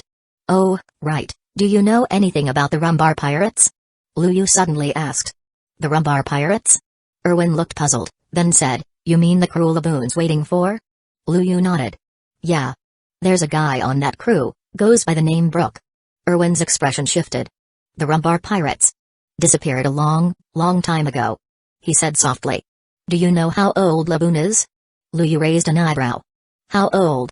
Almost 900 years. That made Liu freeze. Wait, what? That didn't add up. According to Brook's own stories, he wasn't that far removed from the current era. Maybe a few decades, sure, but not centuries. And yet, Erwin seemed so certain. Incredible, isn't it? Erwin said, seeing Liu's reaction. The Rumbar pirates must have existed hundreds of years ago. There's no way we'd run into them now. He paused, then added with a sigh, but Crocus and I, we never told Laboon the truth. Because the only thing keeping that whale alive is hope. The belief that someone will return for him. There was a long silence. Liu clenched his fists. Do you know Brook? He asked again, this time more carefully. Ever heard of him? Erwin shook his head. No. If someone like that was active in our time, and had any connection to Roger's crew, I'd definitely know. Liu frowned. So Brooks' identity was even more mysterious than he thought. And right now, there was no way to find out the truth. Sorry for bothering you, Liu said as he stood up. Thank you for everything, Mr. Erwin. He took the box, bowed once more, and turned to leave. Erwin watched him go, his expression calm but thoughtful. Chapter 36, Current Situation Analysis, Changes on the Ship. After stepping out of the shop, Liu didn't look back. Even though a million questions were still swirling in his head, he resisted the urge to return and pester Mr. Erwin. Whatever Erwin had hinted at, Liu figured he'd only understand it after living through it himself. So, he left without hesitation. Once he made it back to the street, Liu headed straight for the port. Shopping wasn't really his thing. When he arrived at the harbor, he was surprised to see a large crowd hauling supplies onto the evil warship. Standing at the side, calmly directing the whole operation, was Kuro. Captain. Krallo greeted him with a rare smile as soon as he spotted him.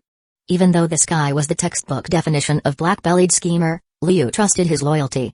And honestly, Krallo's personality had shifted a bit. He seemed more open now, like he'd finally found his element. Krallo, who are all these people? Liu asked, a little confused. Krallo grinned. Them. Pirates who were planning to set sail from here. He paused dramatically. Then they ran into me. And lost. He pulled out his infamous bandit's secret book. Instantly, a list of names appeared in glowing letters. This is an oath-based restriction? Liu raised an eyebrow. Some kind of specialized nin technique, no doubt, binding the losers through a contract. With their names engraved in the book, they were now bound to Krallo. The restriction enforced loyalty, much like the absolute obedience enforced by Liu's system.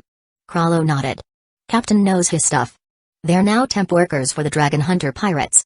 We can toss them if they outlive their usefulness. For now, they're great for handling chores. He shrugged. A pirate crew needs this kind of practicality, right? Liu chuckled. Fair enough.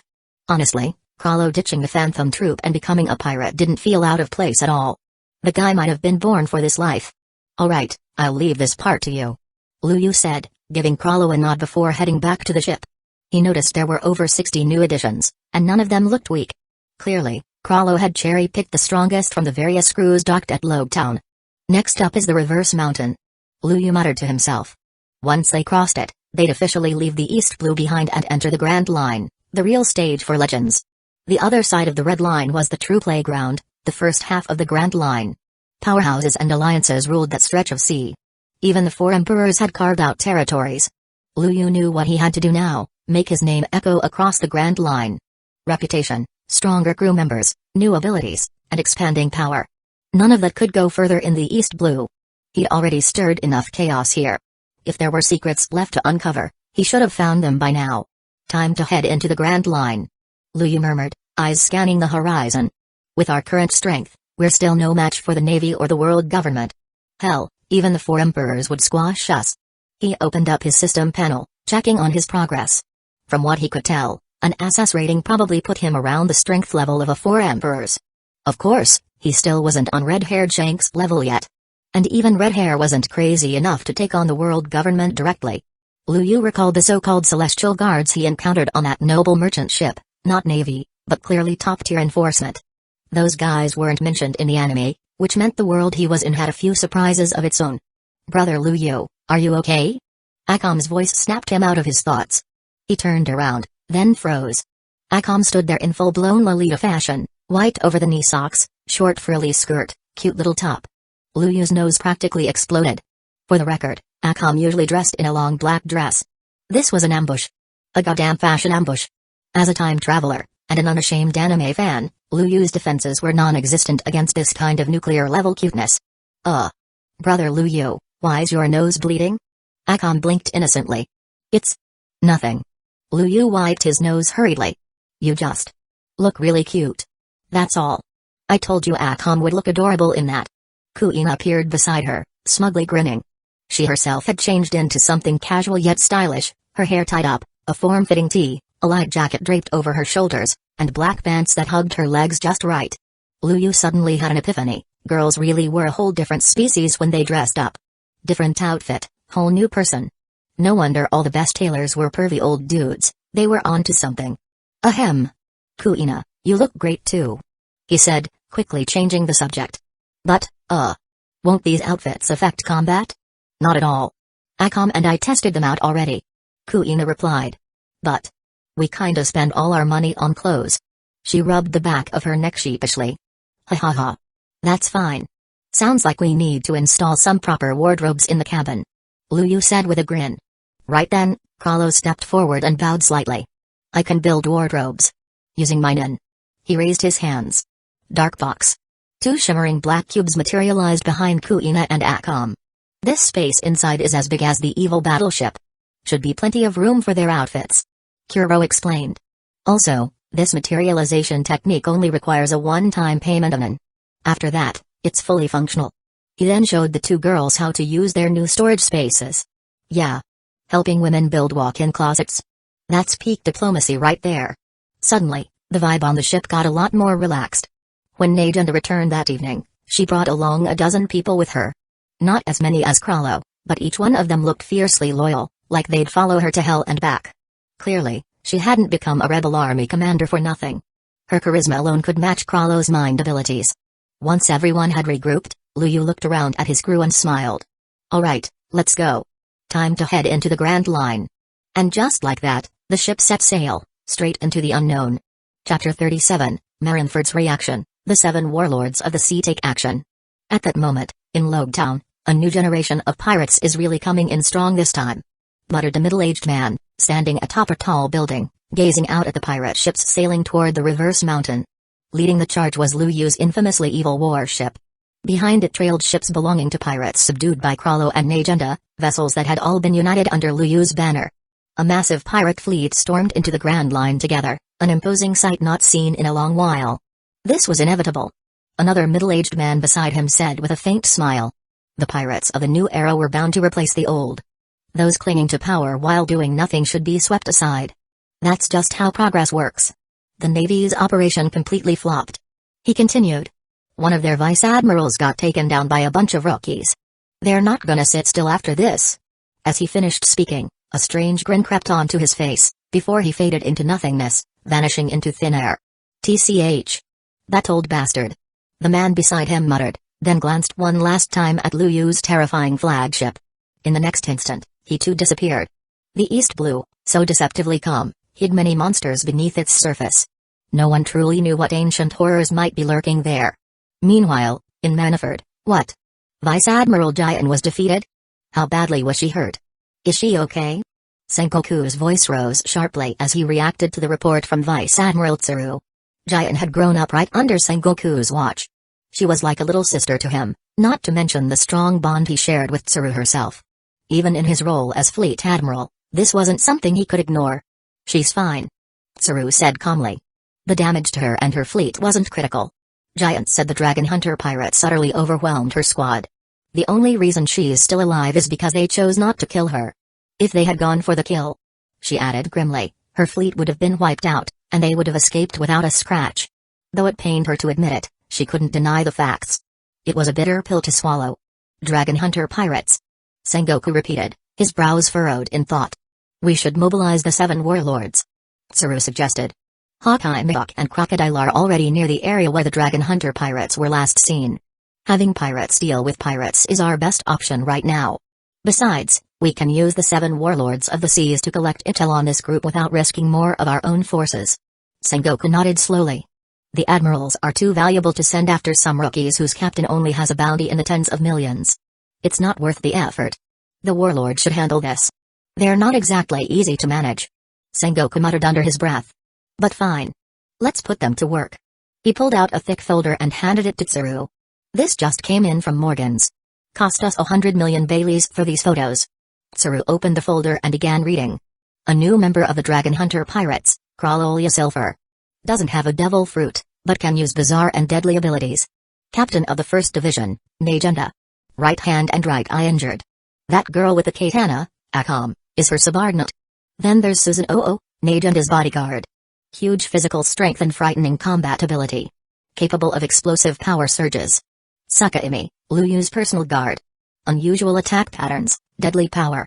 Roelki, a swordswoman. strength approaching that of a top-level sword master. Finally, the last photo. Lu Yu, alone on the ship's bow, grinning arrogantly, confident, sinister, and commanding. This was the man leading the Dragon Hunter pirates. What kind of person could gather such monsters under one flag? And more importantly, what kind of power did he wield? Should we raise the bounty? Zoro asked quietly. Sengoku shook his head. Not yet. If we raise it now, Crocodile and the others will just go through the motions. We need them motivated. Make it 100 million for Lu Yu. The crew members? Bump them from 60 to 80 million. If the warlords enjoy so many privileges, then they better start earning them. Send out the orders. Contact every 7 warlords of the seas currently in the Grand Line. Assign them missions. Zoro gave a silent nod. She agreed, this was the best approach for now. Oh, by the way. She added, Garp's already arrived in East Blue. Should we have him pursue the Dragon Hunter pirates too? Sengoku sighed heavily. Garp might already know Lu Yu. If he wants to chase him, he'll do it on his own terms. Just assign Giant to shadow him. That way, at least we'll know where he is. Just thinking about Garp gave Sengoku a headache. If that old fool would just stick to the Navy properly, things would be so much easier to manage. I'll take care of it. Zoro said before leaving to make the arrangements. Issuing orders to the warlords, though, that was Sengoku's job. He glanced down again at the information on Lu Yu's crew. A wary expression came over his face. Garp once claimed he'd bring Luffy, Ace, Sabo, and Lu Yu into the Navy. And now? None of them stayed.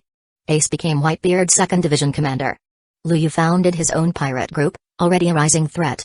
Luffy just set sail and is already raising hell in East Blue. And Sabo? Missing in action. If Sengoku found out Sabo was now part of the Revolutionary Army, his stress would probably send him to the infirmary. Damn Garp. Reverse prophet, that's what he is. With that, Sengoku picked up the Den Mushi and began dialing. Grand Line, Kingdom of Alabasta Dragon Hunter Pirates, huh? Crocodile stared at the report in front of him, deep in thought. Just another rookie crew, yet the Navy was moving so aggressively. Was there more to them than meets the eye? Still, Crocodile didn't feel too threatened. He wasn't about to underestimate anyone though, not when his own plans were nearing a critical point. Get Baroque works on this. He ordered. I want everything on these newcomers. Names, powers, weaknesses. Don't miss a damn thing. Even if they were just rookies, he'd treat them seriously. That's how you stayed alive. Elsewhere on the Grand Line, atop his iconic coffin ship, Dracula Mihawk calmly ended his call with Manafort. He had other matters to tend to. He'd deal with this later, if he had the time. After all, the 7 warlords of the sea weren't Navy dogs. Still, the Dragon Hunter pirates had caught his attention. They were worth remembering. Chapter 38, The Squad Becomes Independent, Crawlo Leaves. Lu Yu had officially arrived at the Grand Line. So this is the Grand Line, huh? He muttered, gazing out at the unpredictable sea. Nejunda stood beside him, holding up a small device. Here's the log pose we bought earlier. She said calmly. Shall we follow its direction for now? Log pose weren't exactly rare in these waters, but they were necessary for navigation. Yeah, let's stick to the pointer for now. Lu Yu nodded. Then, he reached into his coat and handed Nejunda another device. Also, take this eternal pose. It points to the treasure location of the Roger pirates. We'll need it later. Got it. Nejunda replied, tucking it away. Just then, Crawlo stepped forward, his eyes full of determination. Captain. He said seriously, can I go explore this world on my own? Lu Yu raised a brow. Thinking of striking out solo? Crawlo nodded. Yeah. I've got my own goals. There are still members of the Phantom Troop I haven't gathered yet. If I'm always following you, I'll be too limited. As the captain of the 2nd Division, I think it's time I formed my own crew. Lu Yu was silent for a moment, then gave a small smile. An independent squad, huh? That's not a bad idea. He looked Crawlo in the eye. But listen, whatever you do, don't tarnish the name of the Dragon Hunter pirates. Got it? Crawlo smirked. Of course, Captain. I'd never disgrace our name. There's so much out here worth chasing. And I plan to make all of it part of our legacy. Seeing Crawlo's enthusiasm and confidence, Lu Yu couldn't help but be a little proud. This guy felt like someone born for this chaotic sea. All right. Go for it. Lu Yu said with a firm nod. Thank you, Captain. With that, Crawlo took a log pose, jumped overboard, and landed gracefully on a nearby ship. Without wasting time, he gave the order to sail in the opposite direction of Lu Yu's course. That way, they wouldn't overlap, and both squads could expand their name across the seas. Suddenly, A system notification echoed in Lu Yu's mind. Ding. The second division of the Dragon Hunter Pirates has officially become independent. Designated name, the Fandom Troop. Reward, plus 20,000 reputation points. All crew members receive a 20% increase to max health. Multiverse roulette unlocked. Lu Yu blinked. Wait, there's a reward for letting divisions operate independently. He instinctively glanced at Najenda. If Nitrade separated too, I'd probably get another reward. But then he looked into her bright red eyes and shook the thought away. Nah, she's way too cute. I'm keeping her close, whether it's for battle or just eye candy. With that, he opened the newly unlocked Multiverse Roulette feature. Greater than, Multiverse Roulette, spend 10,000 reputation points to spin for random items or abilities from across the worlds. Skimming through the prize pool, his eyes widened. Demon bloodlines? That was practically cheating, definitely a game changer. Just then, Roelki returned. Captain, the supplies are stocked. He reported. Our next stop is Velos Island. It's a small town, mostly a supply outpost. No major power controls it. It'll take about 10 days of sailing. Even though they didn't really need more supplies, Roelki had taken the time to scout the area and gather intel, which impressed Lu Yu. Alright, let's stick to the usual route. Lu Yu replied. That way, we won't give the Navy a reason to forget about us. He turned to Najenda. Let's make Alabasta our first major destination. Najenda gave a small nod. Understood. Alabasta wasn't just any island, it was Crocodile's territory, one of the 7 warlords of the sea. More importantly, it was where the ancient weapon Pluto was rumored to be. Crocodile had been searching for Pluto for years. Lu Yu intended to pay him a visit. He was curious about the man's true strength. Fans often joked Crocodile was like the Lao Ji of the One Piece world, always showing up to fight, no matter the opponent. Yet somehow, he got beaten by a newbie Luffy who didn't even know hockey yet. That defeat was still hard to accept. Let's set sail. Najenda announced, snapping everyone back into action.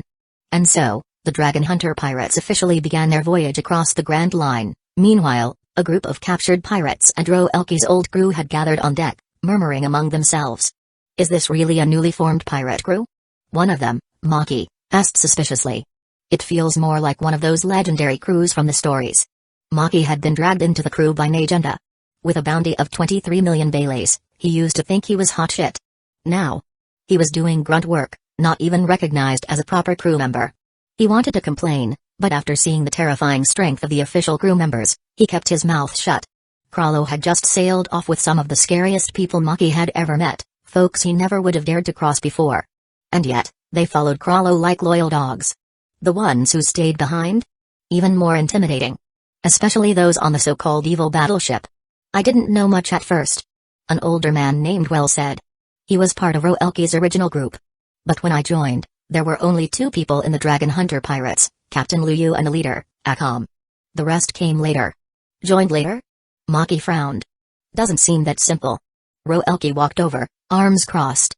Though he was officially part of the crew now, he still handled most of the chores and labor. That's what happened when the core members were always off training or planning battles. Roelki. Someone called. Do you know more? Yeah, spill it. Even if we're just handymen, we still want to know what kind of crew we're following. The crowd looked at Roelki, full of curiosity. Chapter 39, Roelki's Propaganda. Seeing the eager eyes around him, Roelki couldn't help but feel a surge of pride. After all, he was the only official crew member here personally acknowledged by Lu Yu. Even better, he'd been gifted a devil fruit by the captain himself. You know, I started off as a nobody. Just a small-time pirate with a bounty of barely over 10 million. Roelki began, puffing out his chest. Now, I've got a devil fruit. I don't know what my current bounty is, but it's gotta be way higher than before. He grinned smugly. And this fruit? Given to me by the captain. Damn, I'm jealous. When's the captain gonna hand us a devil fruit? Are you kidding? You think devil fruits grow on trees or something? Still. Are all the higher-ups devil fruit users? Don't think so. I've seen the captain dive straight into the water. The group broke into a low, excited chatter, everyone throwing out questions and guesses, envy clear on their faces. Roelki, standing off to the side, wore a proud smirk. Ahem. He cleared his throat dramatically. The noise died instantly. All eyes turned to him. You guys ever find it odd? He asked, lowering his voice for dramatic effect. The strength of our captain. The strength of the other full-time crew members. They don't match Rocky pirate crew. The others nodded slowly. Yeah, The Dragon Hunter pirates feel way too elite to be a new crew. Their strength is beyond anything I've ever seen. Roelke grinned. They were taking the bait. You know Najenda, right? The new 1st Division captain? It's called Night Raid. And the 2nd Division captain, Krallo, is called Phantom Troop. You think the captain just handed those names out randomly? That hit the curiosity button hard. The handyman stared at him, practically shaking with suspense. Boss Roelke, come on. Just tell us already. Damn, I'm dying to know. Is our crew hiding some kind of insane backstory? Boss, spill it. Roelke pretended to hesitate, then finally leaned in, voice low. I've got a theory. Our Dragon Hunter pirates used to be one of the top pirate crews in the world. Gasps rippled through the crowd. Something must have happened. A major event. They disbanded. Laid low for years. But now, the captain's making a comeback. He's regrouping. He pointed around. Look at all of you. Each of you had your own pirate crew once, right? And now you're just handymen. A few heads dropped in frustration. I had a bounty of 18 million. Now I'm scrubbing floors. Same. I was worth 17 million. Now I do laundry. Join the club. They sounded defeated, but Roelke's voice turned sharp. That's because you haven't earned the right to be full crew yet. I started just like you, cleaning, carrying supplies. A nobody. But the captain saw my potential. Gave me a devil fruit. Promoted me. He paused, letting the moment sink in. You all have a chance. Every last one of you can make it. But you've gotta earn it. Get stronger. Prove yourself. Think about it. If my level is the bare minimum to become an official member, what does that say about the standard of our crew? That means. Someone muttered, eyes wide. We're not even qualified to be trainees. Roelke nodded. Exactly. Which tells you just how strong this pirate crew really is. But why did they disband in the first place? That doesn't matter. Roelke shrugged. What matters is that we're back, and this time, we're going all the way to the top. Excitement bubbled up in the crowd like a wave. Damn, this is huge. Just thinking about it gives me goosebumps. Even as handymen. We're part of this. They weren't just nobodies anymore. They were soldiers in the making, future elite members of a crew on the rise. Their captain wasn't just some upstart. He was a man who once ruled the seas, and now he was gathering his strength again, aiming to conquer the world once more. Even the Navy vice admirals were nothing to him. The atmosphere shifted. No one complained about being a handyman anymore. They were fired up, determined. With time, effort, and loyalty, any of them could rise through the ranks. Maybe even become a cadre one day. Stand at the top of the world. Look down from the peak. And damn, that felt like a dream worth chasing. At that moment, Liu was lying on a lounge chair on the deck, towel over his face, still catching his breath from a long training session. Ding. Congratulations, host. Your reputation has spread far and wide. Reputation plus 100. Ding. Reputation plus 200. Liu blinked in surprise. What the hell? He hadn't even done anything major lately, just trained in peace. How was his reputation skyrocketing? So even staying put and training is boosting it? That was good news. No slacking off from now on. After all, reputation points were the fastest route to power. The moment he had that thought, his fatigue vanished. He sat up, eyes sharp again. Ugh. A flutter of wings caught everyone's attention. A news bird descended from the sky.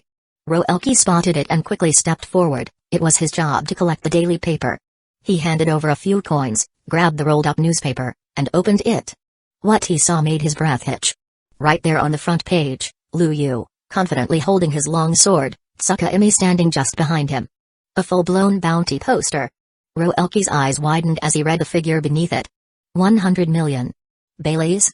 He whispered. His hands trembled slightly. Even though he'd just been boasting about Liu's legendary past, seeing it in print, official, undeniable, was a different feeling. It hadn't even been that long since the Dragon Hunter pirates were formed. Yet Liu's bounty had already rocketed to 100 million. And not just him, Najenda and Akam had also jumped to 70 or 80 million Baileys. That kind of growth wasn't normal. There had to be history behind them. There was no way they were nobodies before this. Roelke clutched the paper, eyes burning with conviction. This crew. Liu. They were going to the top. And he'd be right there with them. Chapter 40, Rinnegan. At that moment, Liu heard the system's prompt ring out again. Yep, another wave of reputation gain. Thanks to the Navy's top-tier PR machine, there was no way Liu wasn't getting a boost in popularity. Gotta admit, they were actually doing him a solid. Glancing at his system panel, the reputation value had already climbed past 5 digits. Time to consider, who should he recruit next? For now, the fighting force was stacked. Handling the current level of conflict wouldn't be a problem. So, what kind of talent did they need now? Actually, not much. There were no urgent needs at the moment. Just keep training, keep growing, and steadily level up the Dragon Hunter pirates. System, Multiverse Roulette. With a flick of his hand, Liu Yu summoned the Multiverse Roulette. A massive, glowing wheel appeared in front of him, visible only to him, of course. What's the captain doing? Najenda, freshly showered and drying her hair, walked onto the deck. She tilted her head, watching Liu Yu mutter to himself while making strange hand gestures. No clue. Someone shrugged. Brother Liu Yu is always so mysterious. He's probably like that before we even got here. Another added. Looks like some kind of ritual or summoning ceremony. Akam commented flatly, wearing a JK uniform that clashed hilariously with her deadpan tone. Maybe we're getting a new crewmate. Kuina said as she approached, towel around her shoulders. The captain's powers are beyond what any of us can guess. Just hoping it's not another Krallo situation. Dude bailed the moment he showed up. Meanwhile, the roulette wheel spun. 10,000 reputation points per spin. Ding. Congratulations, host. You have obtained the S-level item, 12 Magatama Rinnegan eyes from the Naruto world. As the announcement hit, a powerful energy surged into Liu Yu's eyes. His vision blurred for a second as his pupils began to morph, rings forming layer by layer, Magatama beads appearing along the outer edges. His entire body was flooded with an overwhelming wave of power. Rinnegan abilities unlocked, Heavenly Hand Power, Shinra Tensei, Bansho Tenin, Elemental Absorption, Dynamic Vision. Soon, the transformation completed. And the system had more good news, ding. Through the Aura amplification, all crew members have unlocked Intermediate Observation Haki. Ding. Dragon Hunter Pirates' strength has significantly increased. You've gained 10,000 additional reputation points. Liu Yu grinned. Now that's what you call an S-level pull. Not only had he gained terrifying new power, but the system had refunded his spin and boosted his entire crew. Roelki, who had been about to report something, felt the change instantly. He used to be the weakest member of the crew, even after getting a devil fruit. But now, with observation Haki suddenly unlocked in him, his senses expanded like never before. For the first few seconds, it was overwhelming. He couldn't control it at all. But the clarity, the awareness, it was wild. He could sense every movement on the ship, from footsteps to breathing patterns. And in battle? This would be a game changer. Captain. Roelki ran over, holding a rolled-up newspaper. Here is today's news.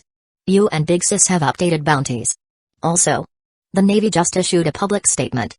The 7 warlords are being deployed to come after us. Liu Yu's eyes lit up with interest as he took the paper. The 7 warlords, huh? Now this is getting fun. His eyes scanned the bounty posters and headlines. So, Crocodile might make a move? Using the warlords as stepping stones wasn't a bad idea.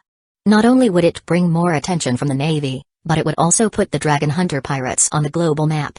Destroying a country in the East Blue. Going toe-to-toe with Vice Admiral Jian and winning. Those feats had mostly been reported internally, to places like Manifred or even Mary Ejos. But in this era, it wasn't just the government's recognition that mattered. Pirate reputation was just as important. Once their name really got out there, their influence and strength would snowball together, and that, for Liu Yu, was the true path to power. Captain, should we go confront these so-called warlords head-on? Najenda asked, feeling the new strength pulsing within her. The ritual Liu Yu had just performed clearly wasn't just summoning. It had strengthened everyone. Najenda could feel it in her bones. The 7 warlords? Akam tilted her head, hugging her Morasame. Want me to bury them all? The way she said it, so sweet and serious, was both adorable and mildly terrifying. Kuina, however, looked a little more serious. The 7 warlords of the sea. Officially known as the 7 warlords of the seas. They're 7 infamous pirates chosen by the world government and given legal rights to plunder. In return, they work to balance the power of the 4 emperors. In short, they're strong. Really strong. She paused, glancing around at the others. Something about this crew still felt weird. They were powerful, absurdly so, but when it came to general knowledge of the world, most of them were clueless. Besides Liu Yu, they all acted like fresh rookies. Even Krallo, who was cold and ruthless, felt more like a newcomer than a seasoned pirate. The contrast bugged her. They sound like fun. Akam grinned. Should we go hunt them down, brother Liu Yu? No need. Liu Yu replied, waving her off casually. Since the Navy gave them orders, let's see if they came to us. And crocodiles in Alabasta anyway. That's already one of our next destinations. We'll let fate decide. He stretched his arms, clearly not worried. After all, most of those arrogant warlords wouldn't bother chasing down some newcomer pirate crew, especially one he didn't understand. Except maybe Crocodile. That guy was probably bored enough to make a move. The rest of the crew was buzzing with excitement. They weren't scared, far from it. Thanks to Roelki's relentless brainwashing campaign, fear was no longer in their vocabulary. Chapter 41, The Identity of the Pirate, Kuina's Purpose. A week later, Lu Yu and his crew arrived at Veloz Island, 3 days earlier than expected. Despite the journey being smooth, Lu Yu couldn't help but feel a bit bored during the days at sea. As soon as they docked, he stepped off the ship, eager to stretch his legs and see the island. Veloz Island was ordinary, no major powers ruled here. But due to its unique geographic location, pirates had an unspoken rule not to cause trouble on this island. Brother Lu Yu, Kuina and I are going shopping, Akam announced with a straight face before vanishing into the crowd with Kuina at her side. Najunda wandered off in search of a place to drink. Meanwhile, Lu Yu entered a lively bar on his own. The place buzzed with chatter, overflowing with all kinds of rumors. Have you heard? A pirate crew called the Dragon Hunters just entered the Grand Line. I heard they're total rookies, right? Yeah, but apparently they're strong. The Navy's already paying close attention to them. PFFT, a bunch of newbies.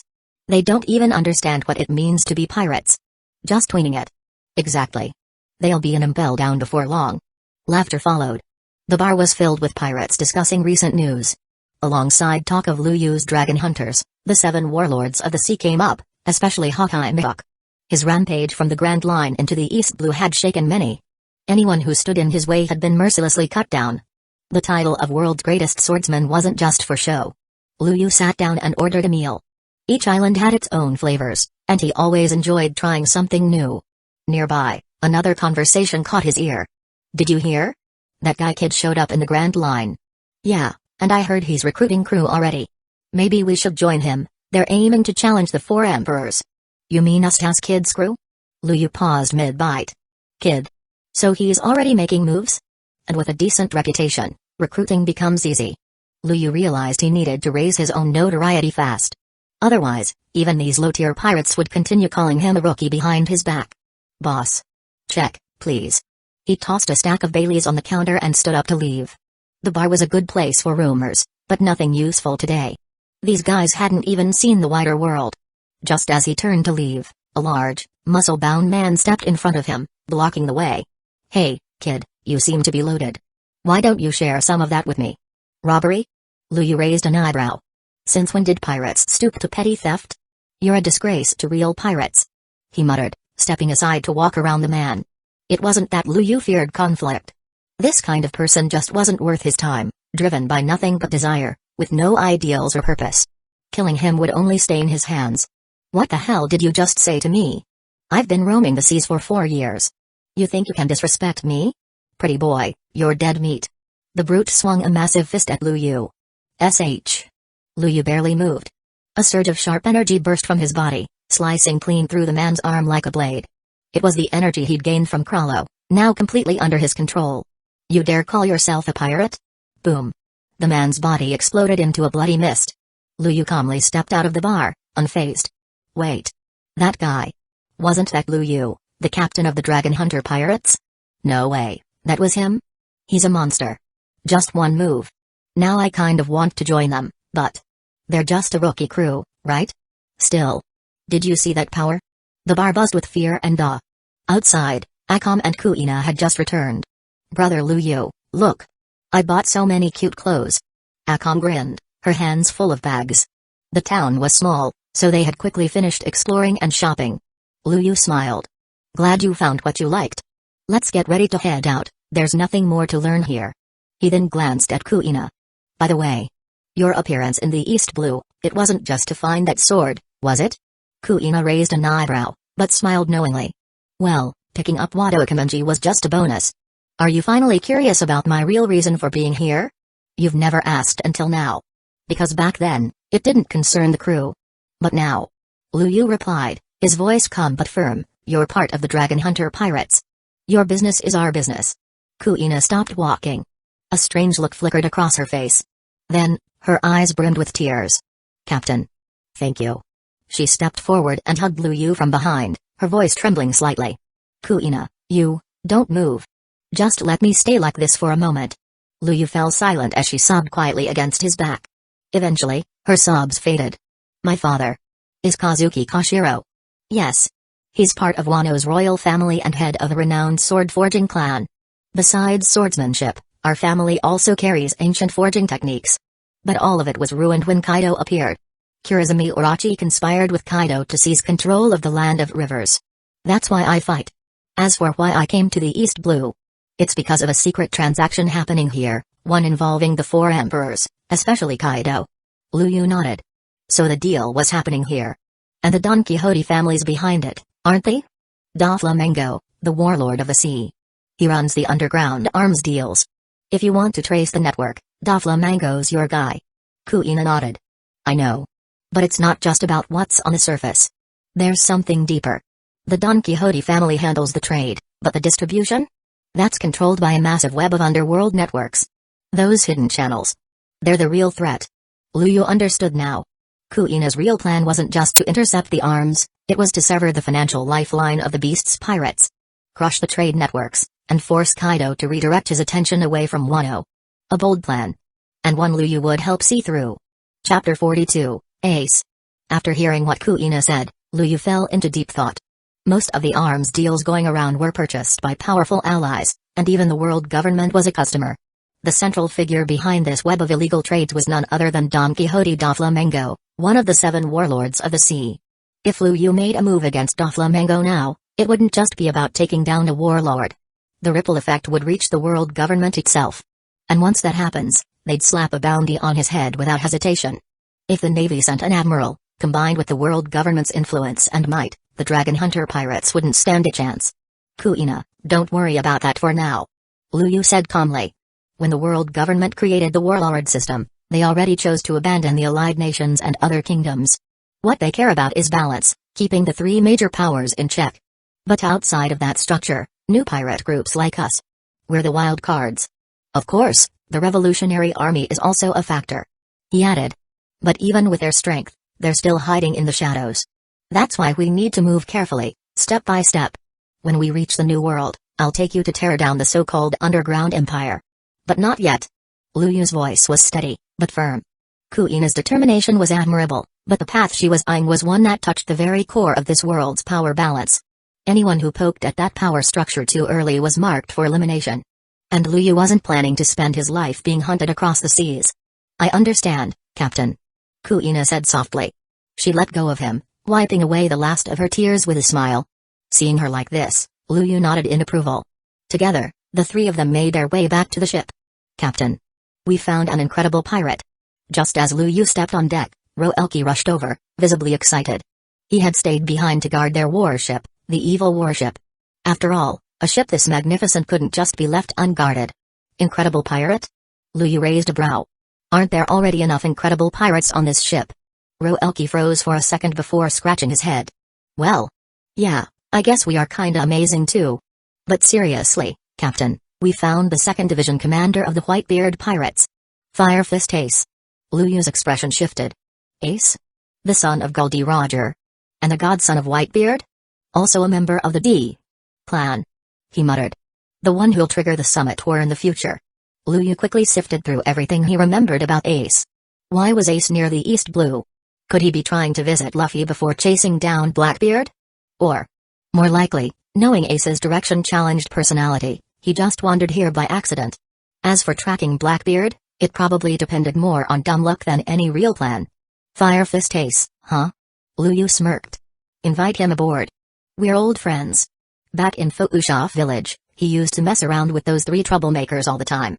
Everything back then was to save money and prepare for their own journeys to sea. During that time, he'd grown close with Luffy, Sabo, and Ace, and almost became a regular victim of Garp's love-fueled training. Since Ace was here, why not catch up? But Captain. He's the 2nd Division commander of the Whitebeard Pirates.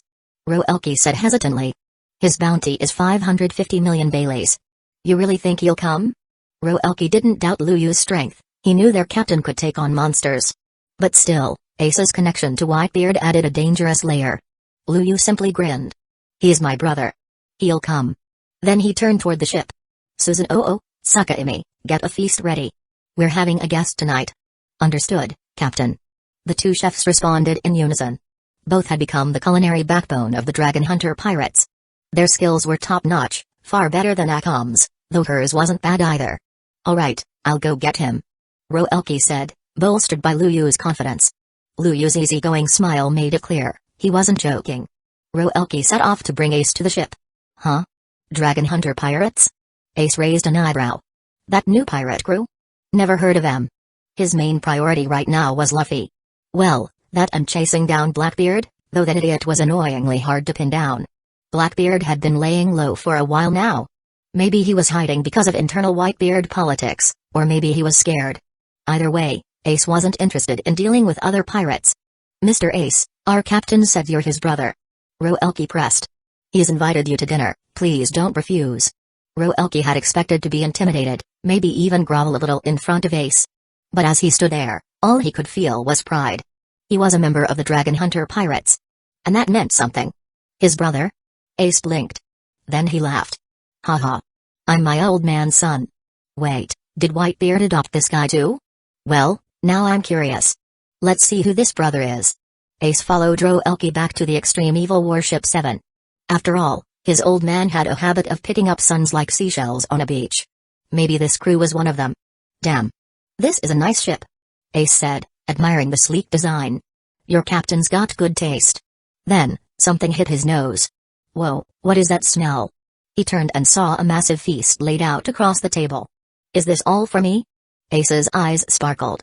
Food was always the way to his heart, and right now, his stomach was winning. He forgot all about pirate crews and rivalries. Some things never changed. Ace, Luffy, and Sabo were still gluttons at heart. Yo, Ace. Long time no see. A familiar voice called out. Ace froze. Lu Yu? He turned and burst out laughing. You're the captain of the Dragon Hunter pirates? When did you become one of the old man's sons? Roelke blinked in shock. Wait. Lu Yu was Whitebeard's son? But if that were true, why start his own pirate crew? Lu Yu waved off the idea. Nah. I'm not Whitebeard's son. Your old man's just getting old and forgetful.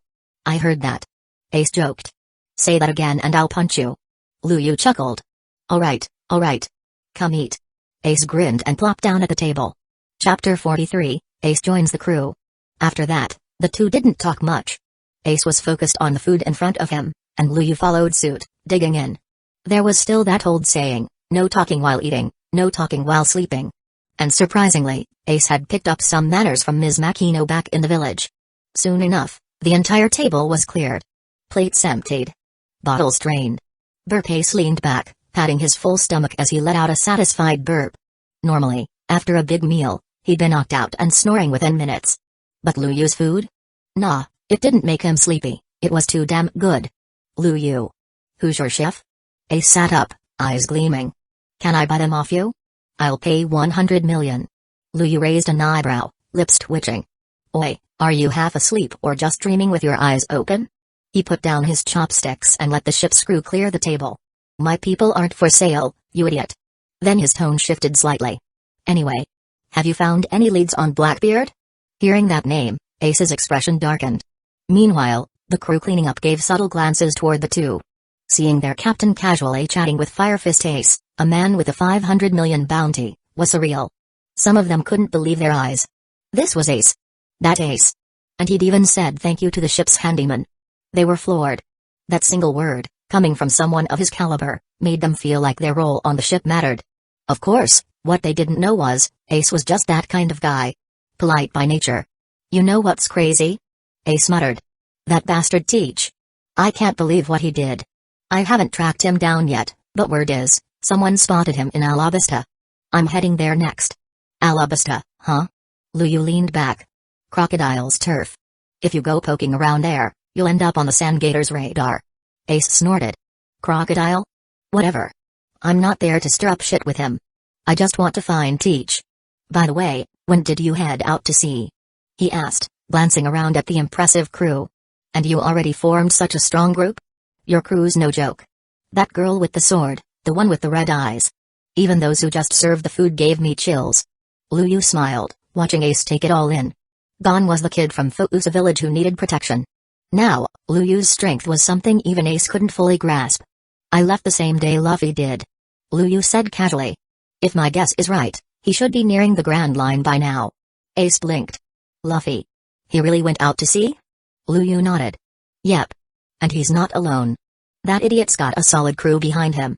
Ace stared for a moment, stunned. So both Luyu and Luffy had set out on their journeys. Damn. Even that fool Luffy was carving his own path now. Hey. That little troublemaker actually got himself a crew. Ace said with a laugh. That's wild. Speaking of dreams. He added, you became a pirate. Are you aiming for the Pirate King title too? He didn't finish the thought but locked eyes with Luyu. Luyu grinned. Raftel? Nah. My goal's pretty simple. I want the Dragon Hunter pirates to reign supreme over the entire sea.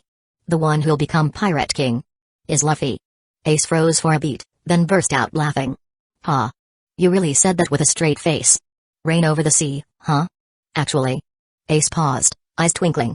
Since you're also chasing Blackbeard, wanna tag along with me? We could sail together. Maybe even go check in on Luffy. Though Ace considered the Blackbeard hunt a personal mission, sailing alone had started to feel empty. Sure, he'd met cool people here and there, but he always ended up parting ways. Luyu, though? They were practically brothers. Sail with you?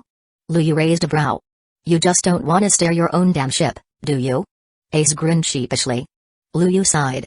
Fine. You can come with me. But listen up, on my ship, you're part of my crew. You make that clear to anyone who asks.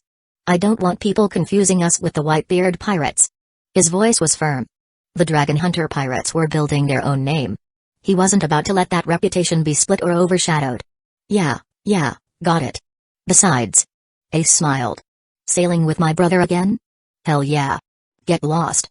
Luyu rolled his eyes. You just can't stay away from my cooking. Oh, and don't forget. He added, you're paying for your meals.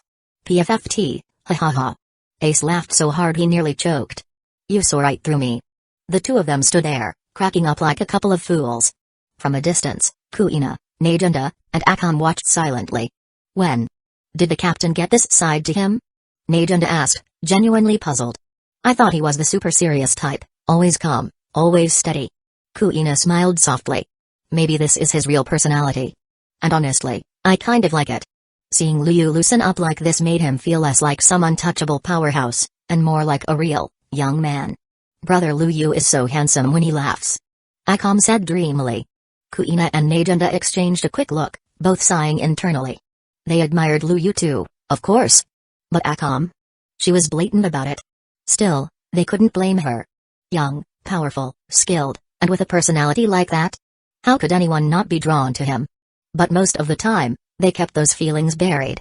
He was their captain, after all. On the other side of the ship. You hear that? One crew member whispered. Ace, the Fire Fist Ace, called our captain brother. Isn't he the 2nd Division commander of the Whitebeard Pirates? I also heard the captain is related to Vice Admiral Garp, the Navy hero himself. No wonder the captain's so damn strong. Even his background is next level. Excitement rippled across the crew like wildfire. Their respect and loyalty for Luyu, already high, just skyrocketed. Chapter 44, New Plan, Join Forces to Hunt Down Blackbeard. Soon, Luyu and Ace stood at the bow of the ship, catching up and sharing stories from their recent adventures. Ace, in particular, talked a lot about the Whitebeard pirates. It was clear he had only one goal, recruit Luyu into the crew. But in the end, he gave up. Luyu had no interest in joining another pirate crew. He made it clear, he wanted the Dragon Hunter pirates to rise and stand atop the world. With a dream like that, how could he possibly join someone else's crew? Still, Ace wasn't ready to give up hope just yet. What if Luyu met Whitebeard and was captivated by the old man's charm? Ace thought it was possible. Roelki. Go buy out every damn drink you can find on this island. Luyu suddenly shouted. We're throwing a party, Ace is officially aboard. Let's celebrate. It's about damn time we had a real banquet, anyway. We've been together this long and haven't even had a proper one. As he spoke, Luyu tossed out a few heavy boxes. Inside was a whopping 2 billion Baileys. More than enough for a legendary party. As for the rest, Roelki, you handle it. Got it, Captain. Roelki grinned wide. You heard the captain, boys. Go grab some drinks. It's party time. Hell yeah, Captain's the best. Long live the captain. The crew roared in excitement and scattered toward the island, ready to raid every tavern and market. Soon, they set up a barbecue grill right on the beach by the port. They began grilling every type of food they had, with Susanoo and Tsukahime taking the lead behind the flames. The rest of the crew helped however they could. Soon, the scent of roasted meat and spices filled the air. It had to be said, being a pirate, having the sea as your playground, your strength as your backbone, you could live as freely as the wind. Of course, only as long as no danger loomed nearby. But even if you stayed landlocked in some village, town, or kingdom, you weren't necessarily safe. These days, many nations were just puppets controlled by corrupt nobles. The common folk? They had no rights at all. That's part of the reason so many people flooded to the seas after the golden age of pirates. Becoming a pirate was often their only shot at true freedom. And so, the banquet raged on, for 3 full days. On the 4th day, Luyu turned to Ace with a serious look. Ace. Do you have any intel on Blackbeard? If you're planning to hunt him down, you need to know what you're walking into. Ace clenched his jaw. Blackbeard. That bastard wouldn't have stood a chance if it weren't for a sneak attack. If I can just find him, I'll take him down. No doubt. He spoke with confidence. After all, Blackbeard had always been a background figure in the Whitebeard pirates. Quiet, unassuming, not someone who ever stood out. Whitebeard's crew was built on trust. Betrayal was unthinkable. So to Ace, the only logical explanation was that Blackbeard ambushed Thatch. Luyu, however, shook his head. You're underestimating him. Blackbeard's way stronger than you think. He's got insane armament hockey, monstrous physical strength, and now, he's got the power of the dark fruit. Luyu's voice was calm but heavy. I'm not trying to rain on your parade, but right now, you don't stand a chance against him. Ace's eyes narrowed. He wanted to protest. Ace was talented, and he trained like hell. But Luyu continued. Don't forget, Blackbeard's been hiding in the Whitebeard pirates for decades. He's from the same generation as Red Hair Shanks. The guy's been lurking in the shadows longer than you've even been a pirate. Ace's fists tightened. Luyu, are you serious? How could someone that powerful stay hidden? I lived with the guy. He's just some average crew member.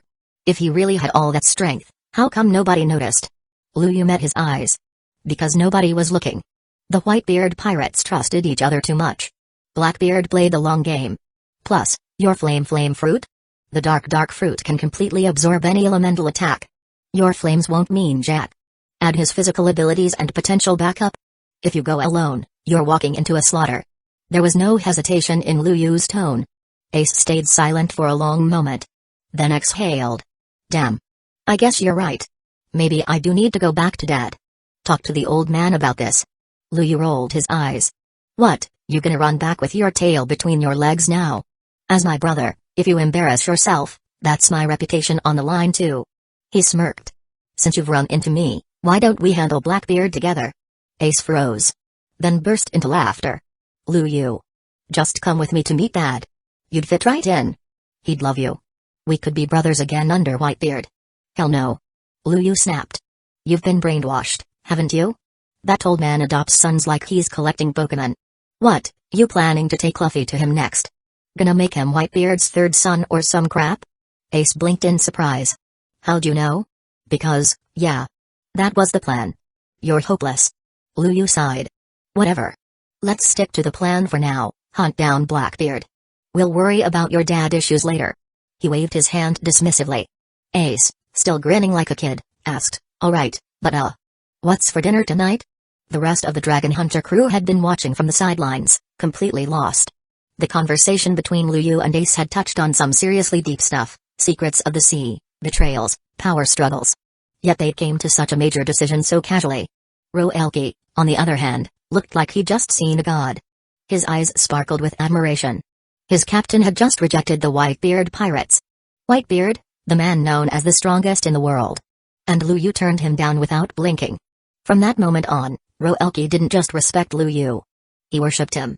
And of course, he wasted no time spreading that hype to the rest of the crew. This method? Wildly effective. Luyu's reputation points started ticking upward like crazy. Chapter 45, The Shrewd Miss Valentine, Ace, and Luyu. As the evil battleship made its way toward the Grand Line, another ship appeared in the surrounding sea, this one belonging to Mr. 5 Gem, a member of Baroque Works. So the Dragon Hunter pirates are actually connected to the Whitebeard pirates? Gem muttered, brows furrowed. He turned to the girl beside him. Miss Valentine, report this to boss. If these guys were sent by Whitebeard, then the Navy's just trying to use us as cannon fodder. He added with a sigh. Even with Crocodile's backing, one of the 7 warlords of the sea, and their own solid combat strength, Jem knew the harsh reality. Compared to a giant like the Whitebeard pirates, they were ants. Worse, the intel they'd gathered said the captain of the Dragon Hunter pirates, Lu Yu, already carried a bounty worth of 100 million. Baroque Works agents like them were only worth a little over 10 million each. They weren't even in the same league. And now? They had Fire Fist Ace on the Dragon Hunter pirates' ship, a man with a staggering bounty of 550 million. Jem sighed. We're not fighting them. That'd just be asking to die. I know. Makita, aka Miss Valentine, nodded and immediately contacted Crocodile. At that moment in Alabasta, Crocodile was still buried in his investigation of the ancient weapon, Pluto. That was his only reason for staying there. We've tracked the Dragon Hunter pirates, Miss Valentine reported. But it seems like they're connected to Whitebeard. Fire Fist Ace is on board their ship now. Do we proceed? Nico Robin appeared beside Crocodile, smiling faintly. She and Crocodile had a working arrangement. He protected her, and she translated the poneglyphs for him. Robin was well aware of Crocodile's ambitions, but she had no other options. No matter where she went, people who knew her true identity would try to turn her in for the bounty. She'd seen too many betrayals to trust anyone now. There was no loyalty between her and Crocodile, just mutual benefit. Whitebeard? Crocodile paused. Though he wasn't afraid of the Emperor himself, he didn't want his plans disrupted by one of the 4 emperors, not now, when he was so close to securing Pluto. Once he got his hands on the weapon, he planned to destroy everything in his path. Such power had to belong to him, and only him. Forget the Dragon Hunter pirates for now, he finally said. Then his gaze shifted toward Robin, a calculating smile on his lips. Nico Robin. I think it's about time you pull your weight, don't you think? Robin stiffened. That name, Nico Robin, was one she kept buried. Crocodile had never called her that before. He always referred to her as Miss Sunday. Ever since she accepted his protection, she'd gone by her alias. Hearing her real name now, that was a threat. He was done being patient. The intel I provide comes from you, remember? Robin responded coolly. If you give me better information, I'll deliver better results. Even though she knew if Crocodile ever got Pluto, it would bring destruction across the world, she didn't have the luxury to care right now. Fine. Crocodile said, waving a hand. Contact them. Tell them to return. And don't worry about the Navy. He added. I'll handle those bastards. Robin exhaled silently, then turned and left the room. Back on the evil battleship. They're gone. Ace said, standing beside Lu Yu at the bow of the ship. Looks like we won't be fighting today. He sounded disappointed. Since setting out, they'd known someone was tailing them. But now, their stalkers had disappeared. Kind of boring, honestly. Lu Yu smirked. You've gotten pretty strong, huh? Fire Fist Ace. A 550 million bounty. Whitebeard 2nd Division Captain. You've come a long way. Ace blinked. You think you've changed less? He glanced at the crew behind Lu Yu, then shook his head. Alright, what are you getting at? Spit it out. You've got that scheming look again. The two had grown up together, Ace could see through him easily. Lu Yu grinned. I am older than you. So you should be calling me Big Bro, right? Ace raised an eyebrow. How about this? Lu Yu said, eyes gleaming. Let's fight. If you win, I'll call you Big Brother from now on. If you lose, no more excuses. Deal? Ace's gaze sharpened. He remembered saying the same thing to Lu Yu years ago, to settle who the Big Brother was with fists. Back then, Lu Yu had refused. But now he was the one bringing it up? Alright. Ace said without hesitation. There's a deserted island up ahead. Let's settle it there. And don't you dare back out. Lu Yu chuckled, the corner of his mouth curving into a sly smile. He knew Ace was proud of his brothers. If Lu Yu beat him here, Ace would have no choice but to recognize him publicly. Having someone like Ace, famous and powerful, talking him up? That'd be a huge boost to Lu Yu's rep. Before long, the two disembarked and made their way to the small island. Back on the ship, the rest of the crew watched from the deck. Najunda, who do you think's gonna win? Lu Yu or Ace? Akam asked, eyes fixed on the two figures in the distance. Najunda smirked. Come on. You think our captain would ever pick a fight if he thought he'd lose? Even if there's only a 1% chance of losing, he'd never take the risk. She added confidently.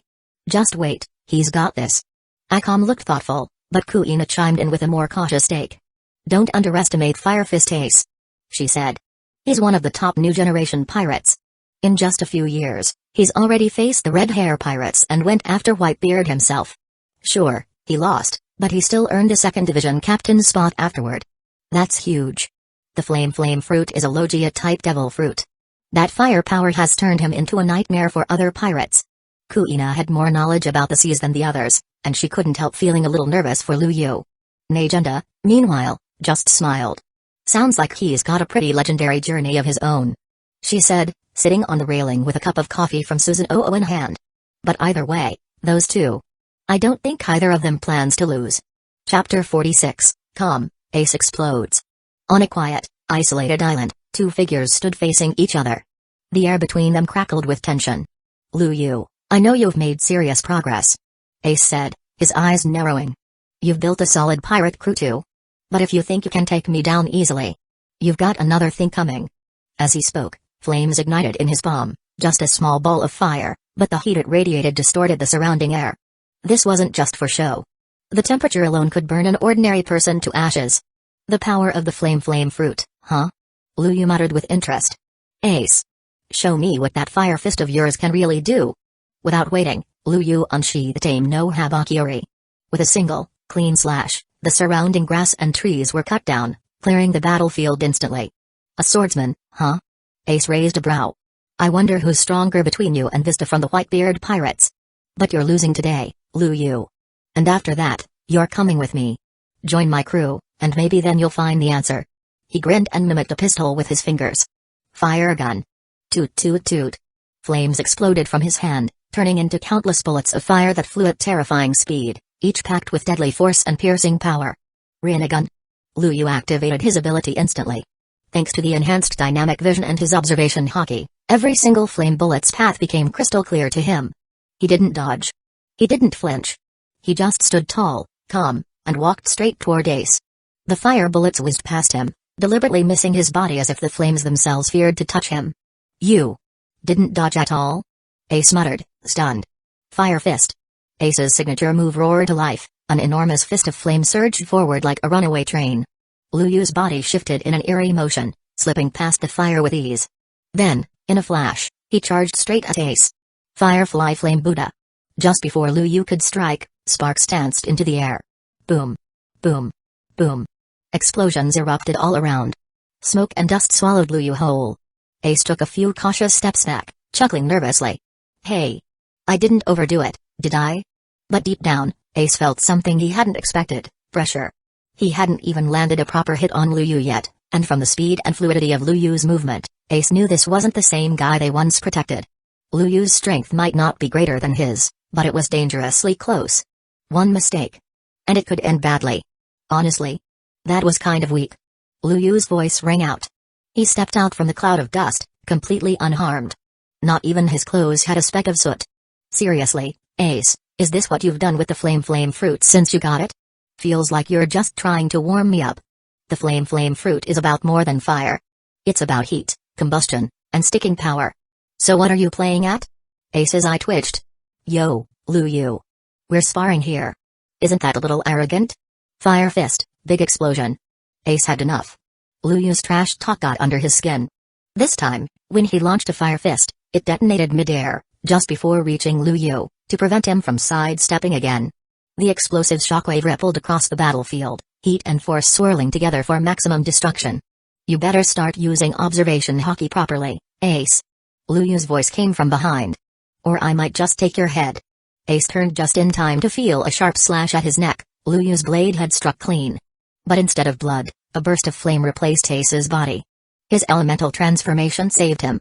He leapt back, sweat forming on his brow. Lu Yu, are you serious right now? That was armament hockey. You actually tried to kill me. If I hadn't transformed fast enough, I'd be dead. Lu Yu scratched his ear, unfazed. You're not dead though, are you? Come on, let's keep going. I believe in your strength. And hey, I warned you. If you can't react fast enough, you don't deserve to win. Ace's expression hardened. At first, he thought Lu Yu had just gotten stronger. Now, he realized, Lu Yu was on a whole different level. His fighting instincts, strength control, and even his ability to manipulate an opponent mid-battle. When the hell did Lu Yu become this damn strong? Alright then. Ace said through gritted teeth. I won't hold back anymore. Get ready for the full force of my rage. In an instant, his body turned to flames, rocketing into the air. The ground beneath them scorched as the flames around him burned so hot that even the stone started to melt. Ace wasn't just throwing out fancy moves, he'd been working hard on developing his fruit's potential. Finally, the heat felt real. Dangerous. Still, it wasn't enough to phase Lu Yu. Flame Emperor, Cage. Flame Emperor, Cage Destruction. Ace flew higher, then slammed his palms together. Two massive orbs of fire formed, his most powerful attack, Anti-I. Boom. The explosion obliterated everything nearby, trees gone, the sea erupting into waves from the force. Watching from afar, Kuina's jaw dropped. Are they really brothers? She asked. They're fighting like enemies ready to kill each other. Najunda chuckled. Well, Kuina, don't you have observation haki? Yeah, but the captain. Najunda cut her off, her tone more serious now. Kuina activated her haki, eyes scanning the battlefield. There, emerging from the aftermath of the explosion, was Lu Yu, walking out completely unscathed. A translucent shield surrounded him, untouched by flame or debris. Not even a fleck of dust clung to him. Then, oddly enough, Lu Yu bent down and rubbed some ash and soot on his face and clothes. Kuina blinked. Wait. Is he dirtying himself on purpose? Chapter 47, You are developing in the wrong direction. Pa. Pa. Pa. A terrifying force erupted from Lu Yu's body, instantly blowing away the surrounding flames and dust. He clapped his hands together and stepped forward with a smirk. Ace, this kind of attack. It's just the basic move of the flame fruit, right? He glanced at the scorched battlefield. That flashy crap from earlier? That's not your style. Not at all. There's gotta be more. Something deeper. Show me what you really got. As Lu Yu finished speaking, the air around him rippled with power. The pattern in his eyes spun wildly, Rinnegan in full activation. Then, boom, a massive skeletal arm appeared behind him, gripping a long sword. It came crashing down in a single slash. Fire Fist. Ace shouted, launching a fiery punch with everything he had. But he was already running on fumes. Those two Flame Emperor moves earlier had drained most of his stamina. And now, with Lu Yu unleashing this freakish power, Ace didn't dare hold back anymore. The fire clashed with the skeletal sword, and was sliced clean in half like it was nothing. Ace's eyes widened. He couldn't believe it. The flames didn't even slow it down. Faced with such terrifying force, Ace did the only thing he could, retreat. Sakami. Lu Yu raised a hand. In the blink of an eye, a tall humanoid figure materialized in front of Ace. Bang. Before Ace could even react, Sakami's fist smashed into him, launching him across the battlefield. It's over. The direction Ace flew in just happened to be right where Lu Yu was standing. Lu Yu raised aim no Haba Hidden Mist Village, his hand cloaked in swirling black armament haki. Oh my god, you're really gonna kill me? Bro, chill. I give up. I was wrong, okay? Right as Lu Yu was about to strike, Ace cried out in surrender. No joke, man, what was he supposed to do? Wait until Lu Yu actually clobbered him before tapping out? Hell no. Getting beaten to a pulp just to save face? Not worth it. Ace knew when to fold. Better to swallow some pride than a mouthful of dirt. Bang. Sakami appeared right where Ace landed, catching him mid-fall and gently placing him down on the ground. Then it calmly walked back behind Lu Yu. That thing is also your ability? Ace stared at the tall, armored spirit standing behind Lu Yu. It looked human, sure, but his observation haki told a different story. That wasn't a person. And that same eerie aura? It matched the one coming off the ship, Susan Oh. No wonder Ace had that weird gut feeling during their fight. My guardian spirit weapon. Lu Yu said casually. His name's Sakami. Anyway, I think the fight just now cleared up a few things, yeah? Whether it's strength or age, I'm clearly the big brother here. He grinned. You better go tell Luffy that, or I might have to knock some sense into him too. Haha. That kid Luffy, huh? Ace chuckled, shaking his head. But for real, why didn't you show this kind of power earlier? If I'd known how strong you were back then, we could have gone to sea together. Hell, we might have even had a shot at taking down Dad. Lu Yu waved him off. Nah. You still need to be Whitebeard's son. But hey, even if you're not on my crew, even if you sail a different path, you can still shout to the sea, Lu Yu, captain of the Dragon Hunter Pirates, is my brother. Ace rolled his eyes, smirking. Man, you really love hyping yourself up, don't you? The two of them laughed and walked side by side back to the extremely evil warship. But as soon as they stepped aboard, Lu Yu's tone turned serious. Ace. He said flatly, you've been developing in the wrong direction. That caught Elki's attention. He was carrying supplies nearby and immediately froze. Liu rarely spoke about devil fruit abilities, especially his own. Most people on the crew figured he didn't even have a devil fruit, since he wasn't affected by seawater. Roelki had assumed Liu's power came from something else entirely. So hearing him talk about development direction now? Yeah, that was worth stopping for. Wrong direction? Ace raised an eyebrow. I mean, I feel like I've been doing pretty well. My strength's gone up a lot. But lately, yeah, I've hit a wall. Feels like my Flame Emperor techniques just drain me too fast. Way too much stamina burn. I can't keep them up in a drawn-out fight. He scratched his head, frustrated. I'm stuck, man. If anyone else had said that, Ace would have brushed it off. But Liu? He clearly knew what he was talking about. During their fight, he'd picked apart Ace's ability usage almost instantly, and kept pointing out its flaws. There was no denying it now. Your fruit is Logia type, flame fruit. Liu said. Its core is simple, control and enhancement of flames.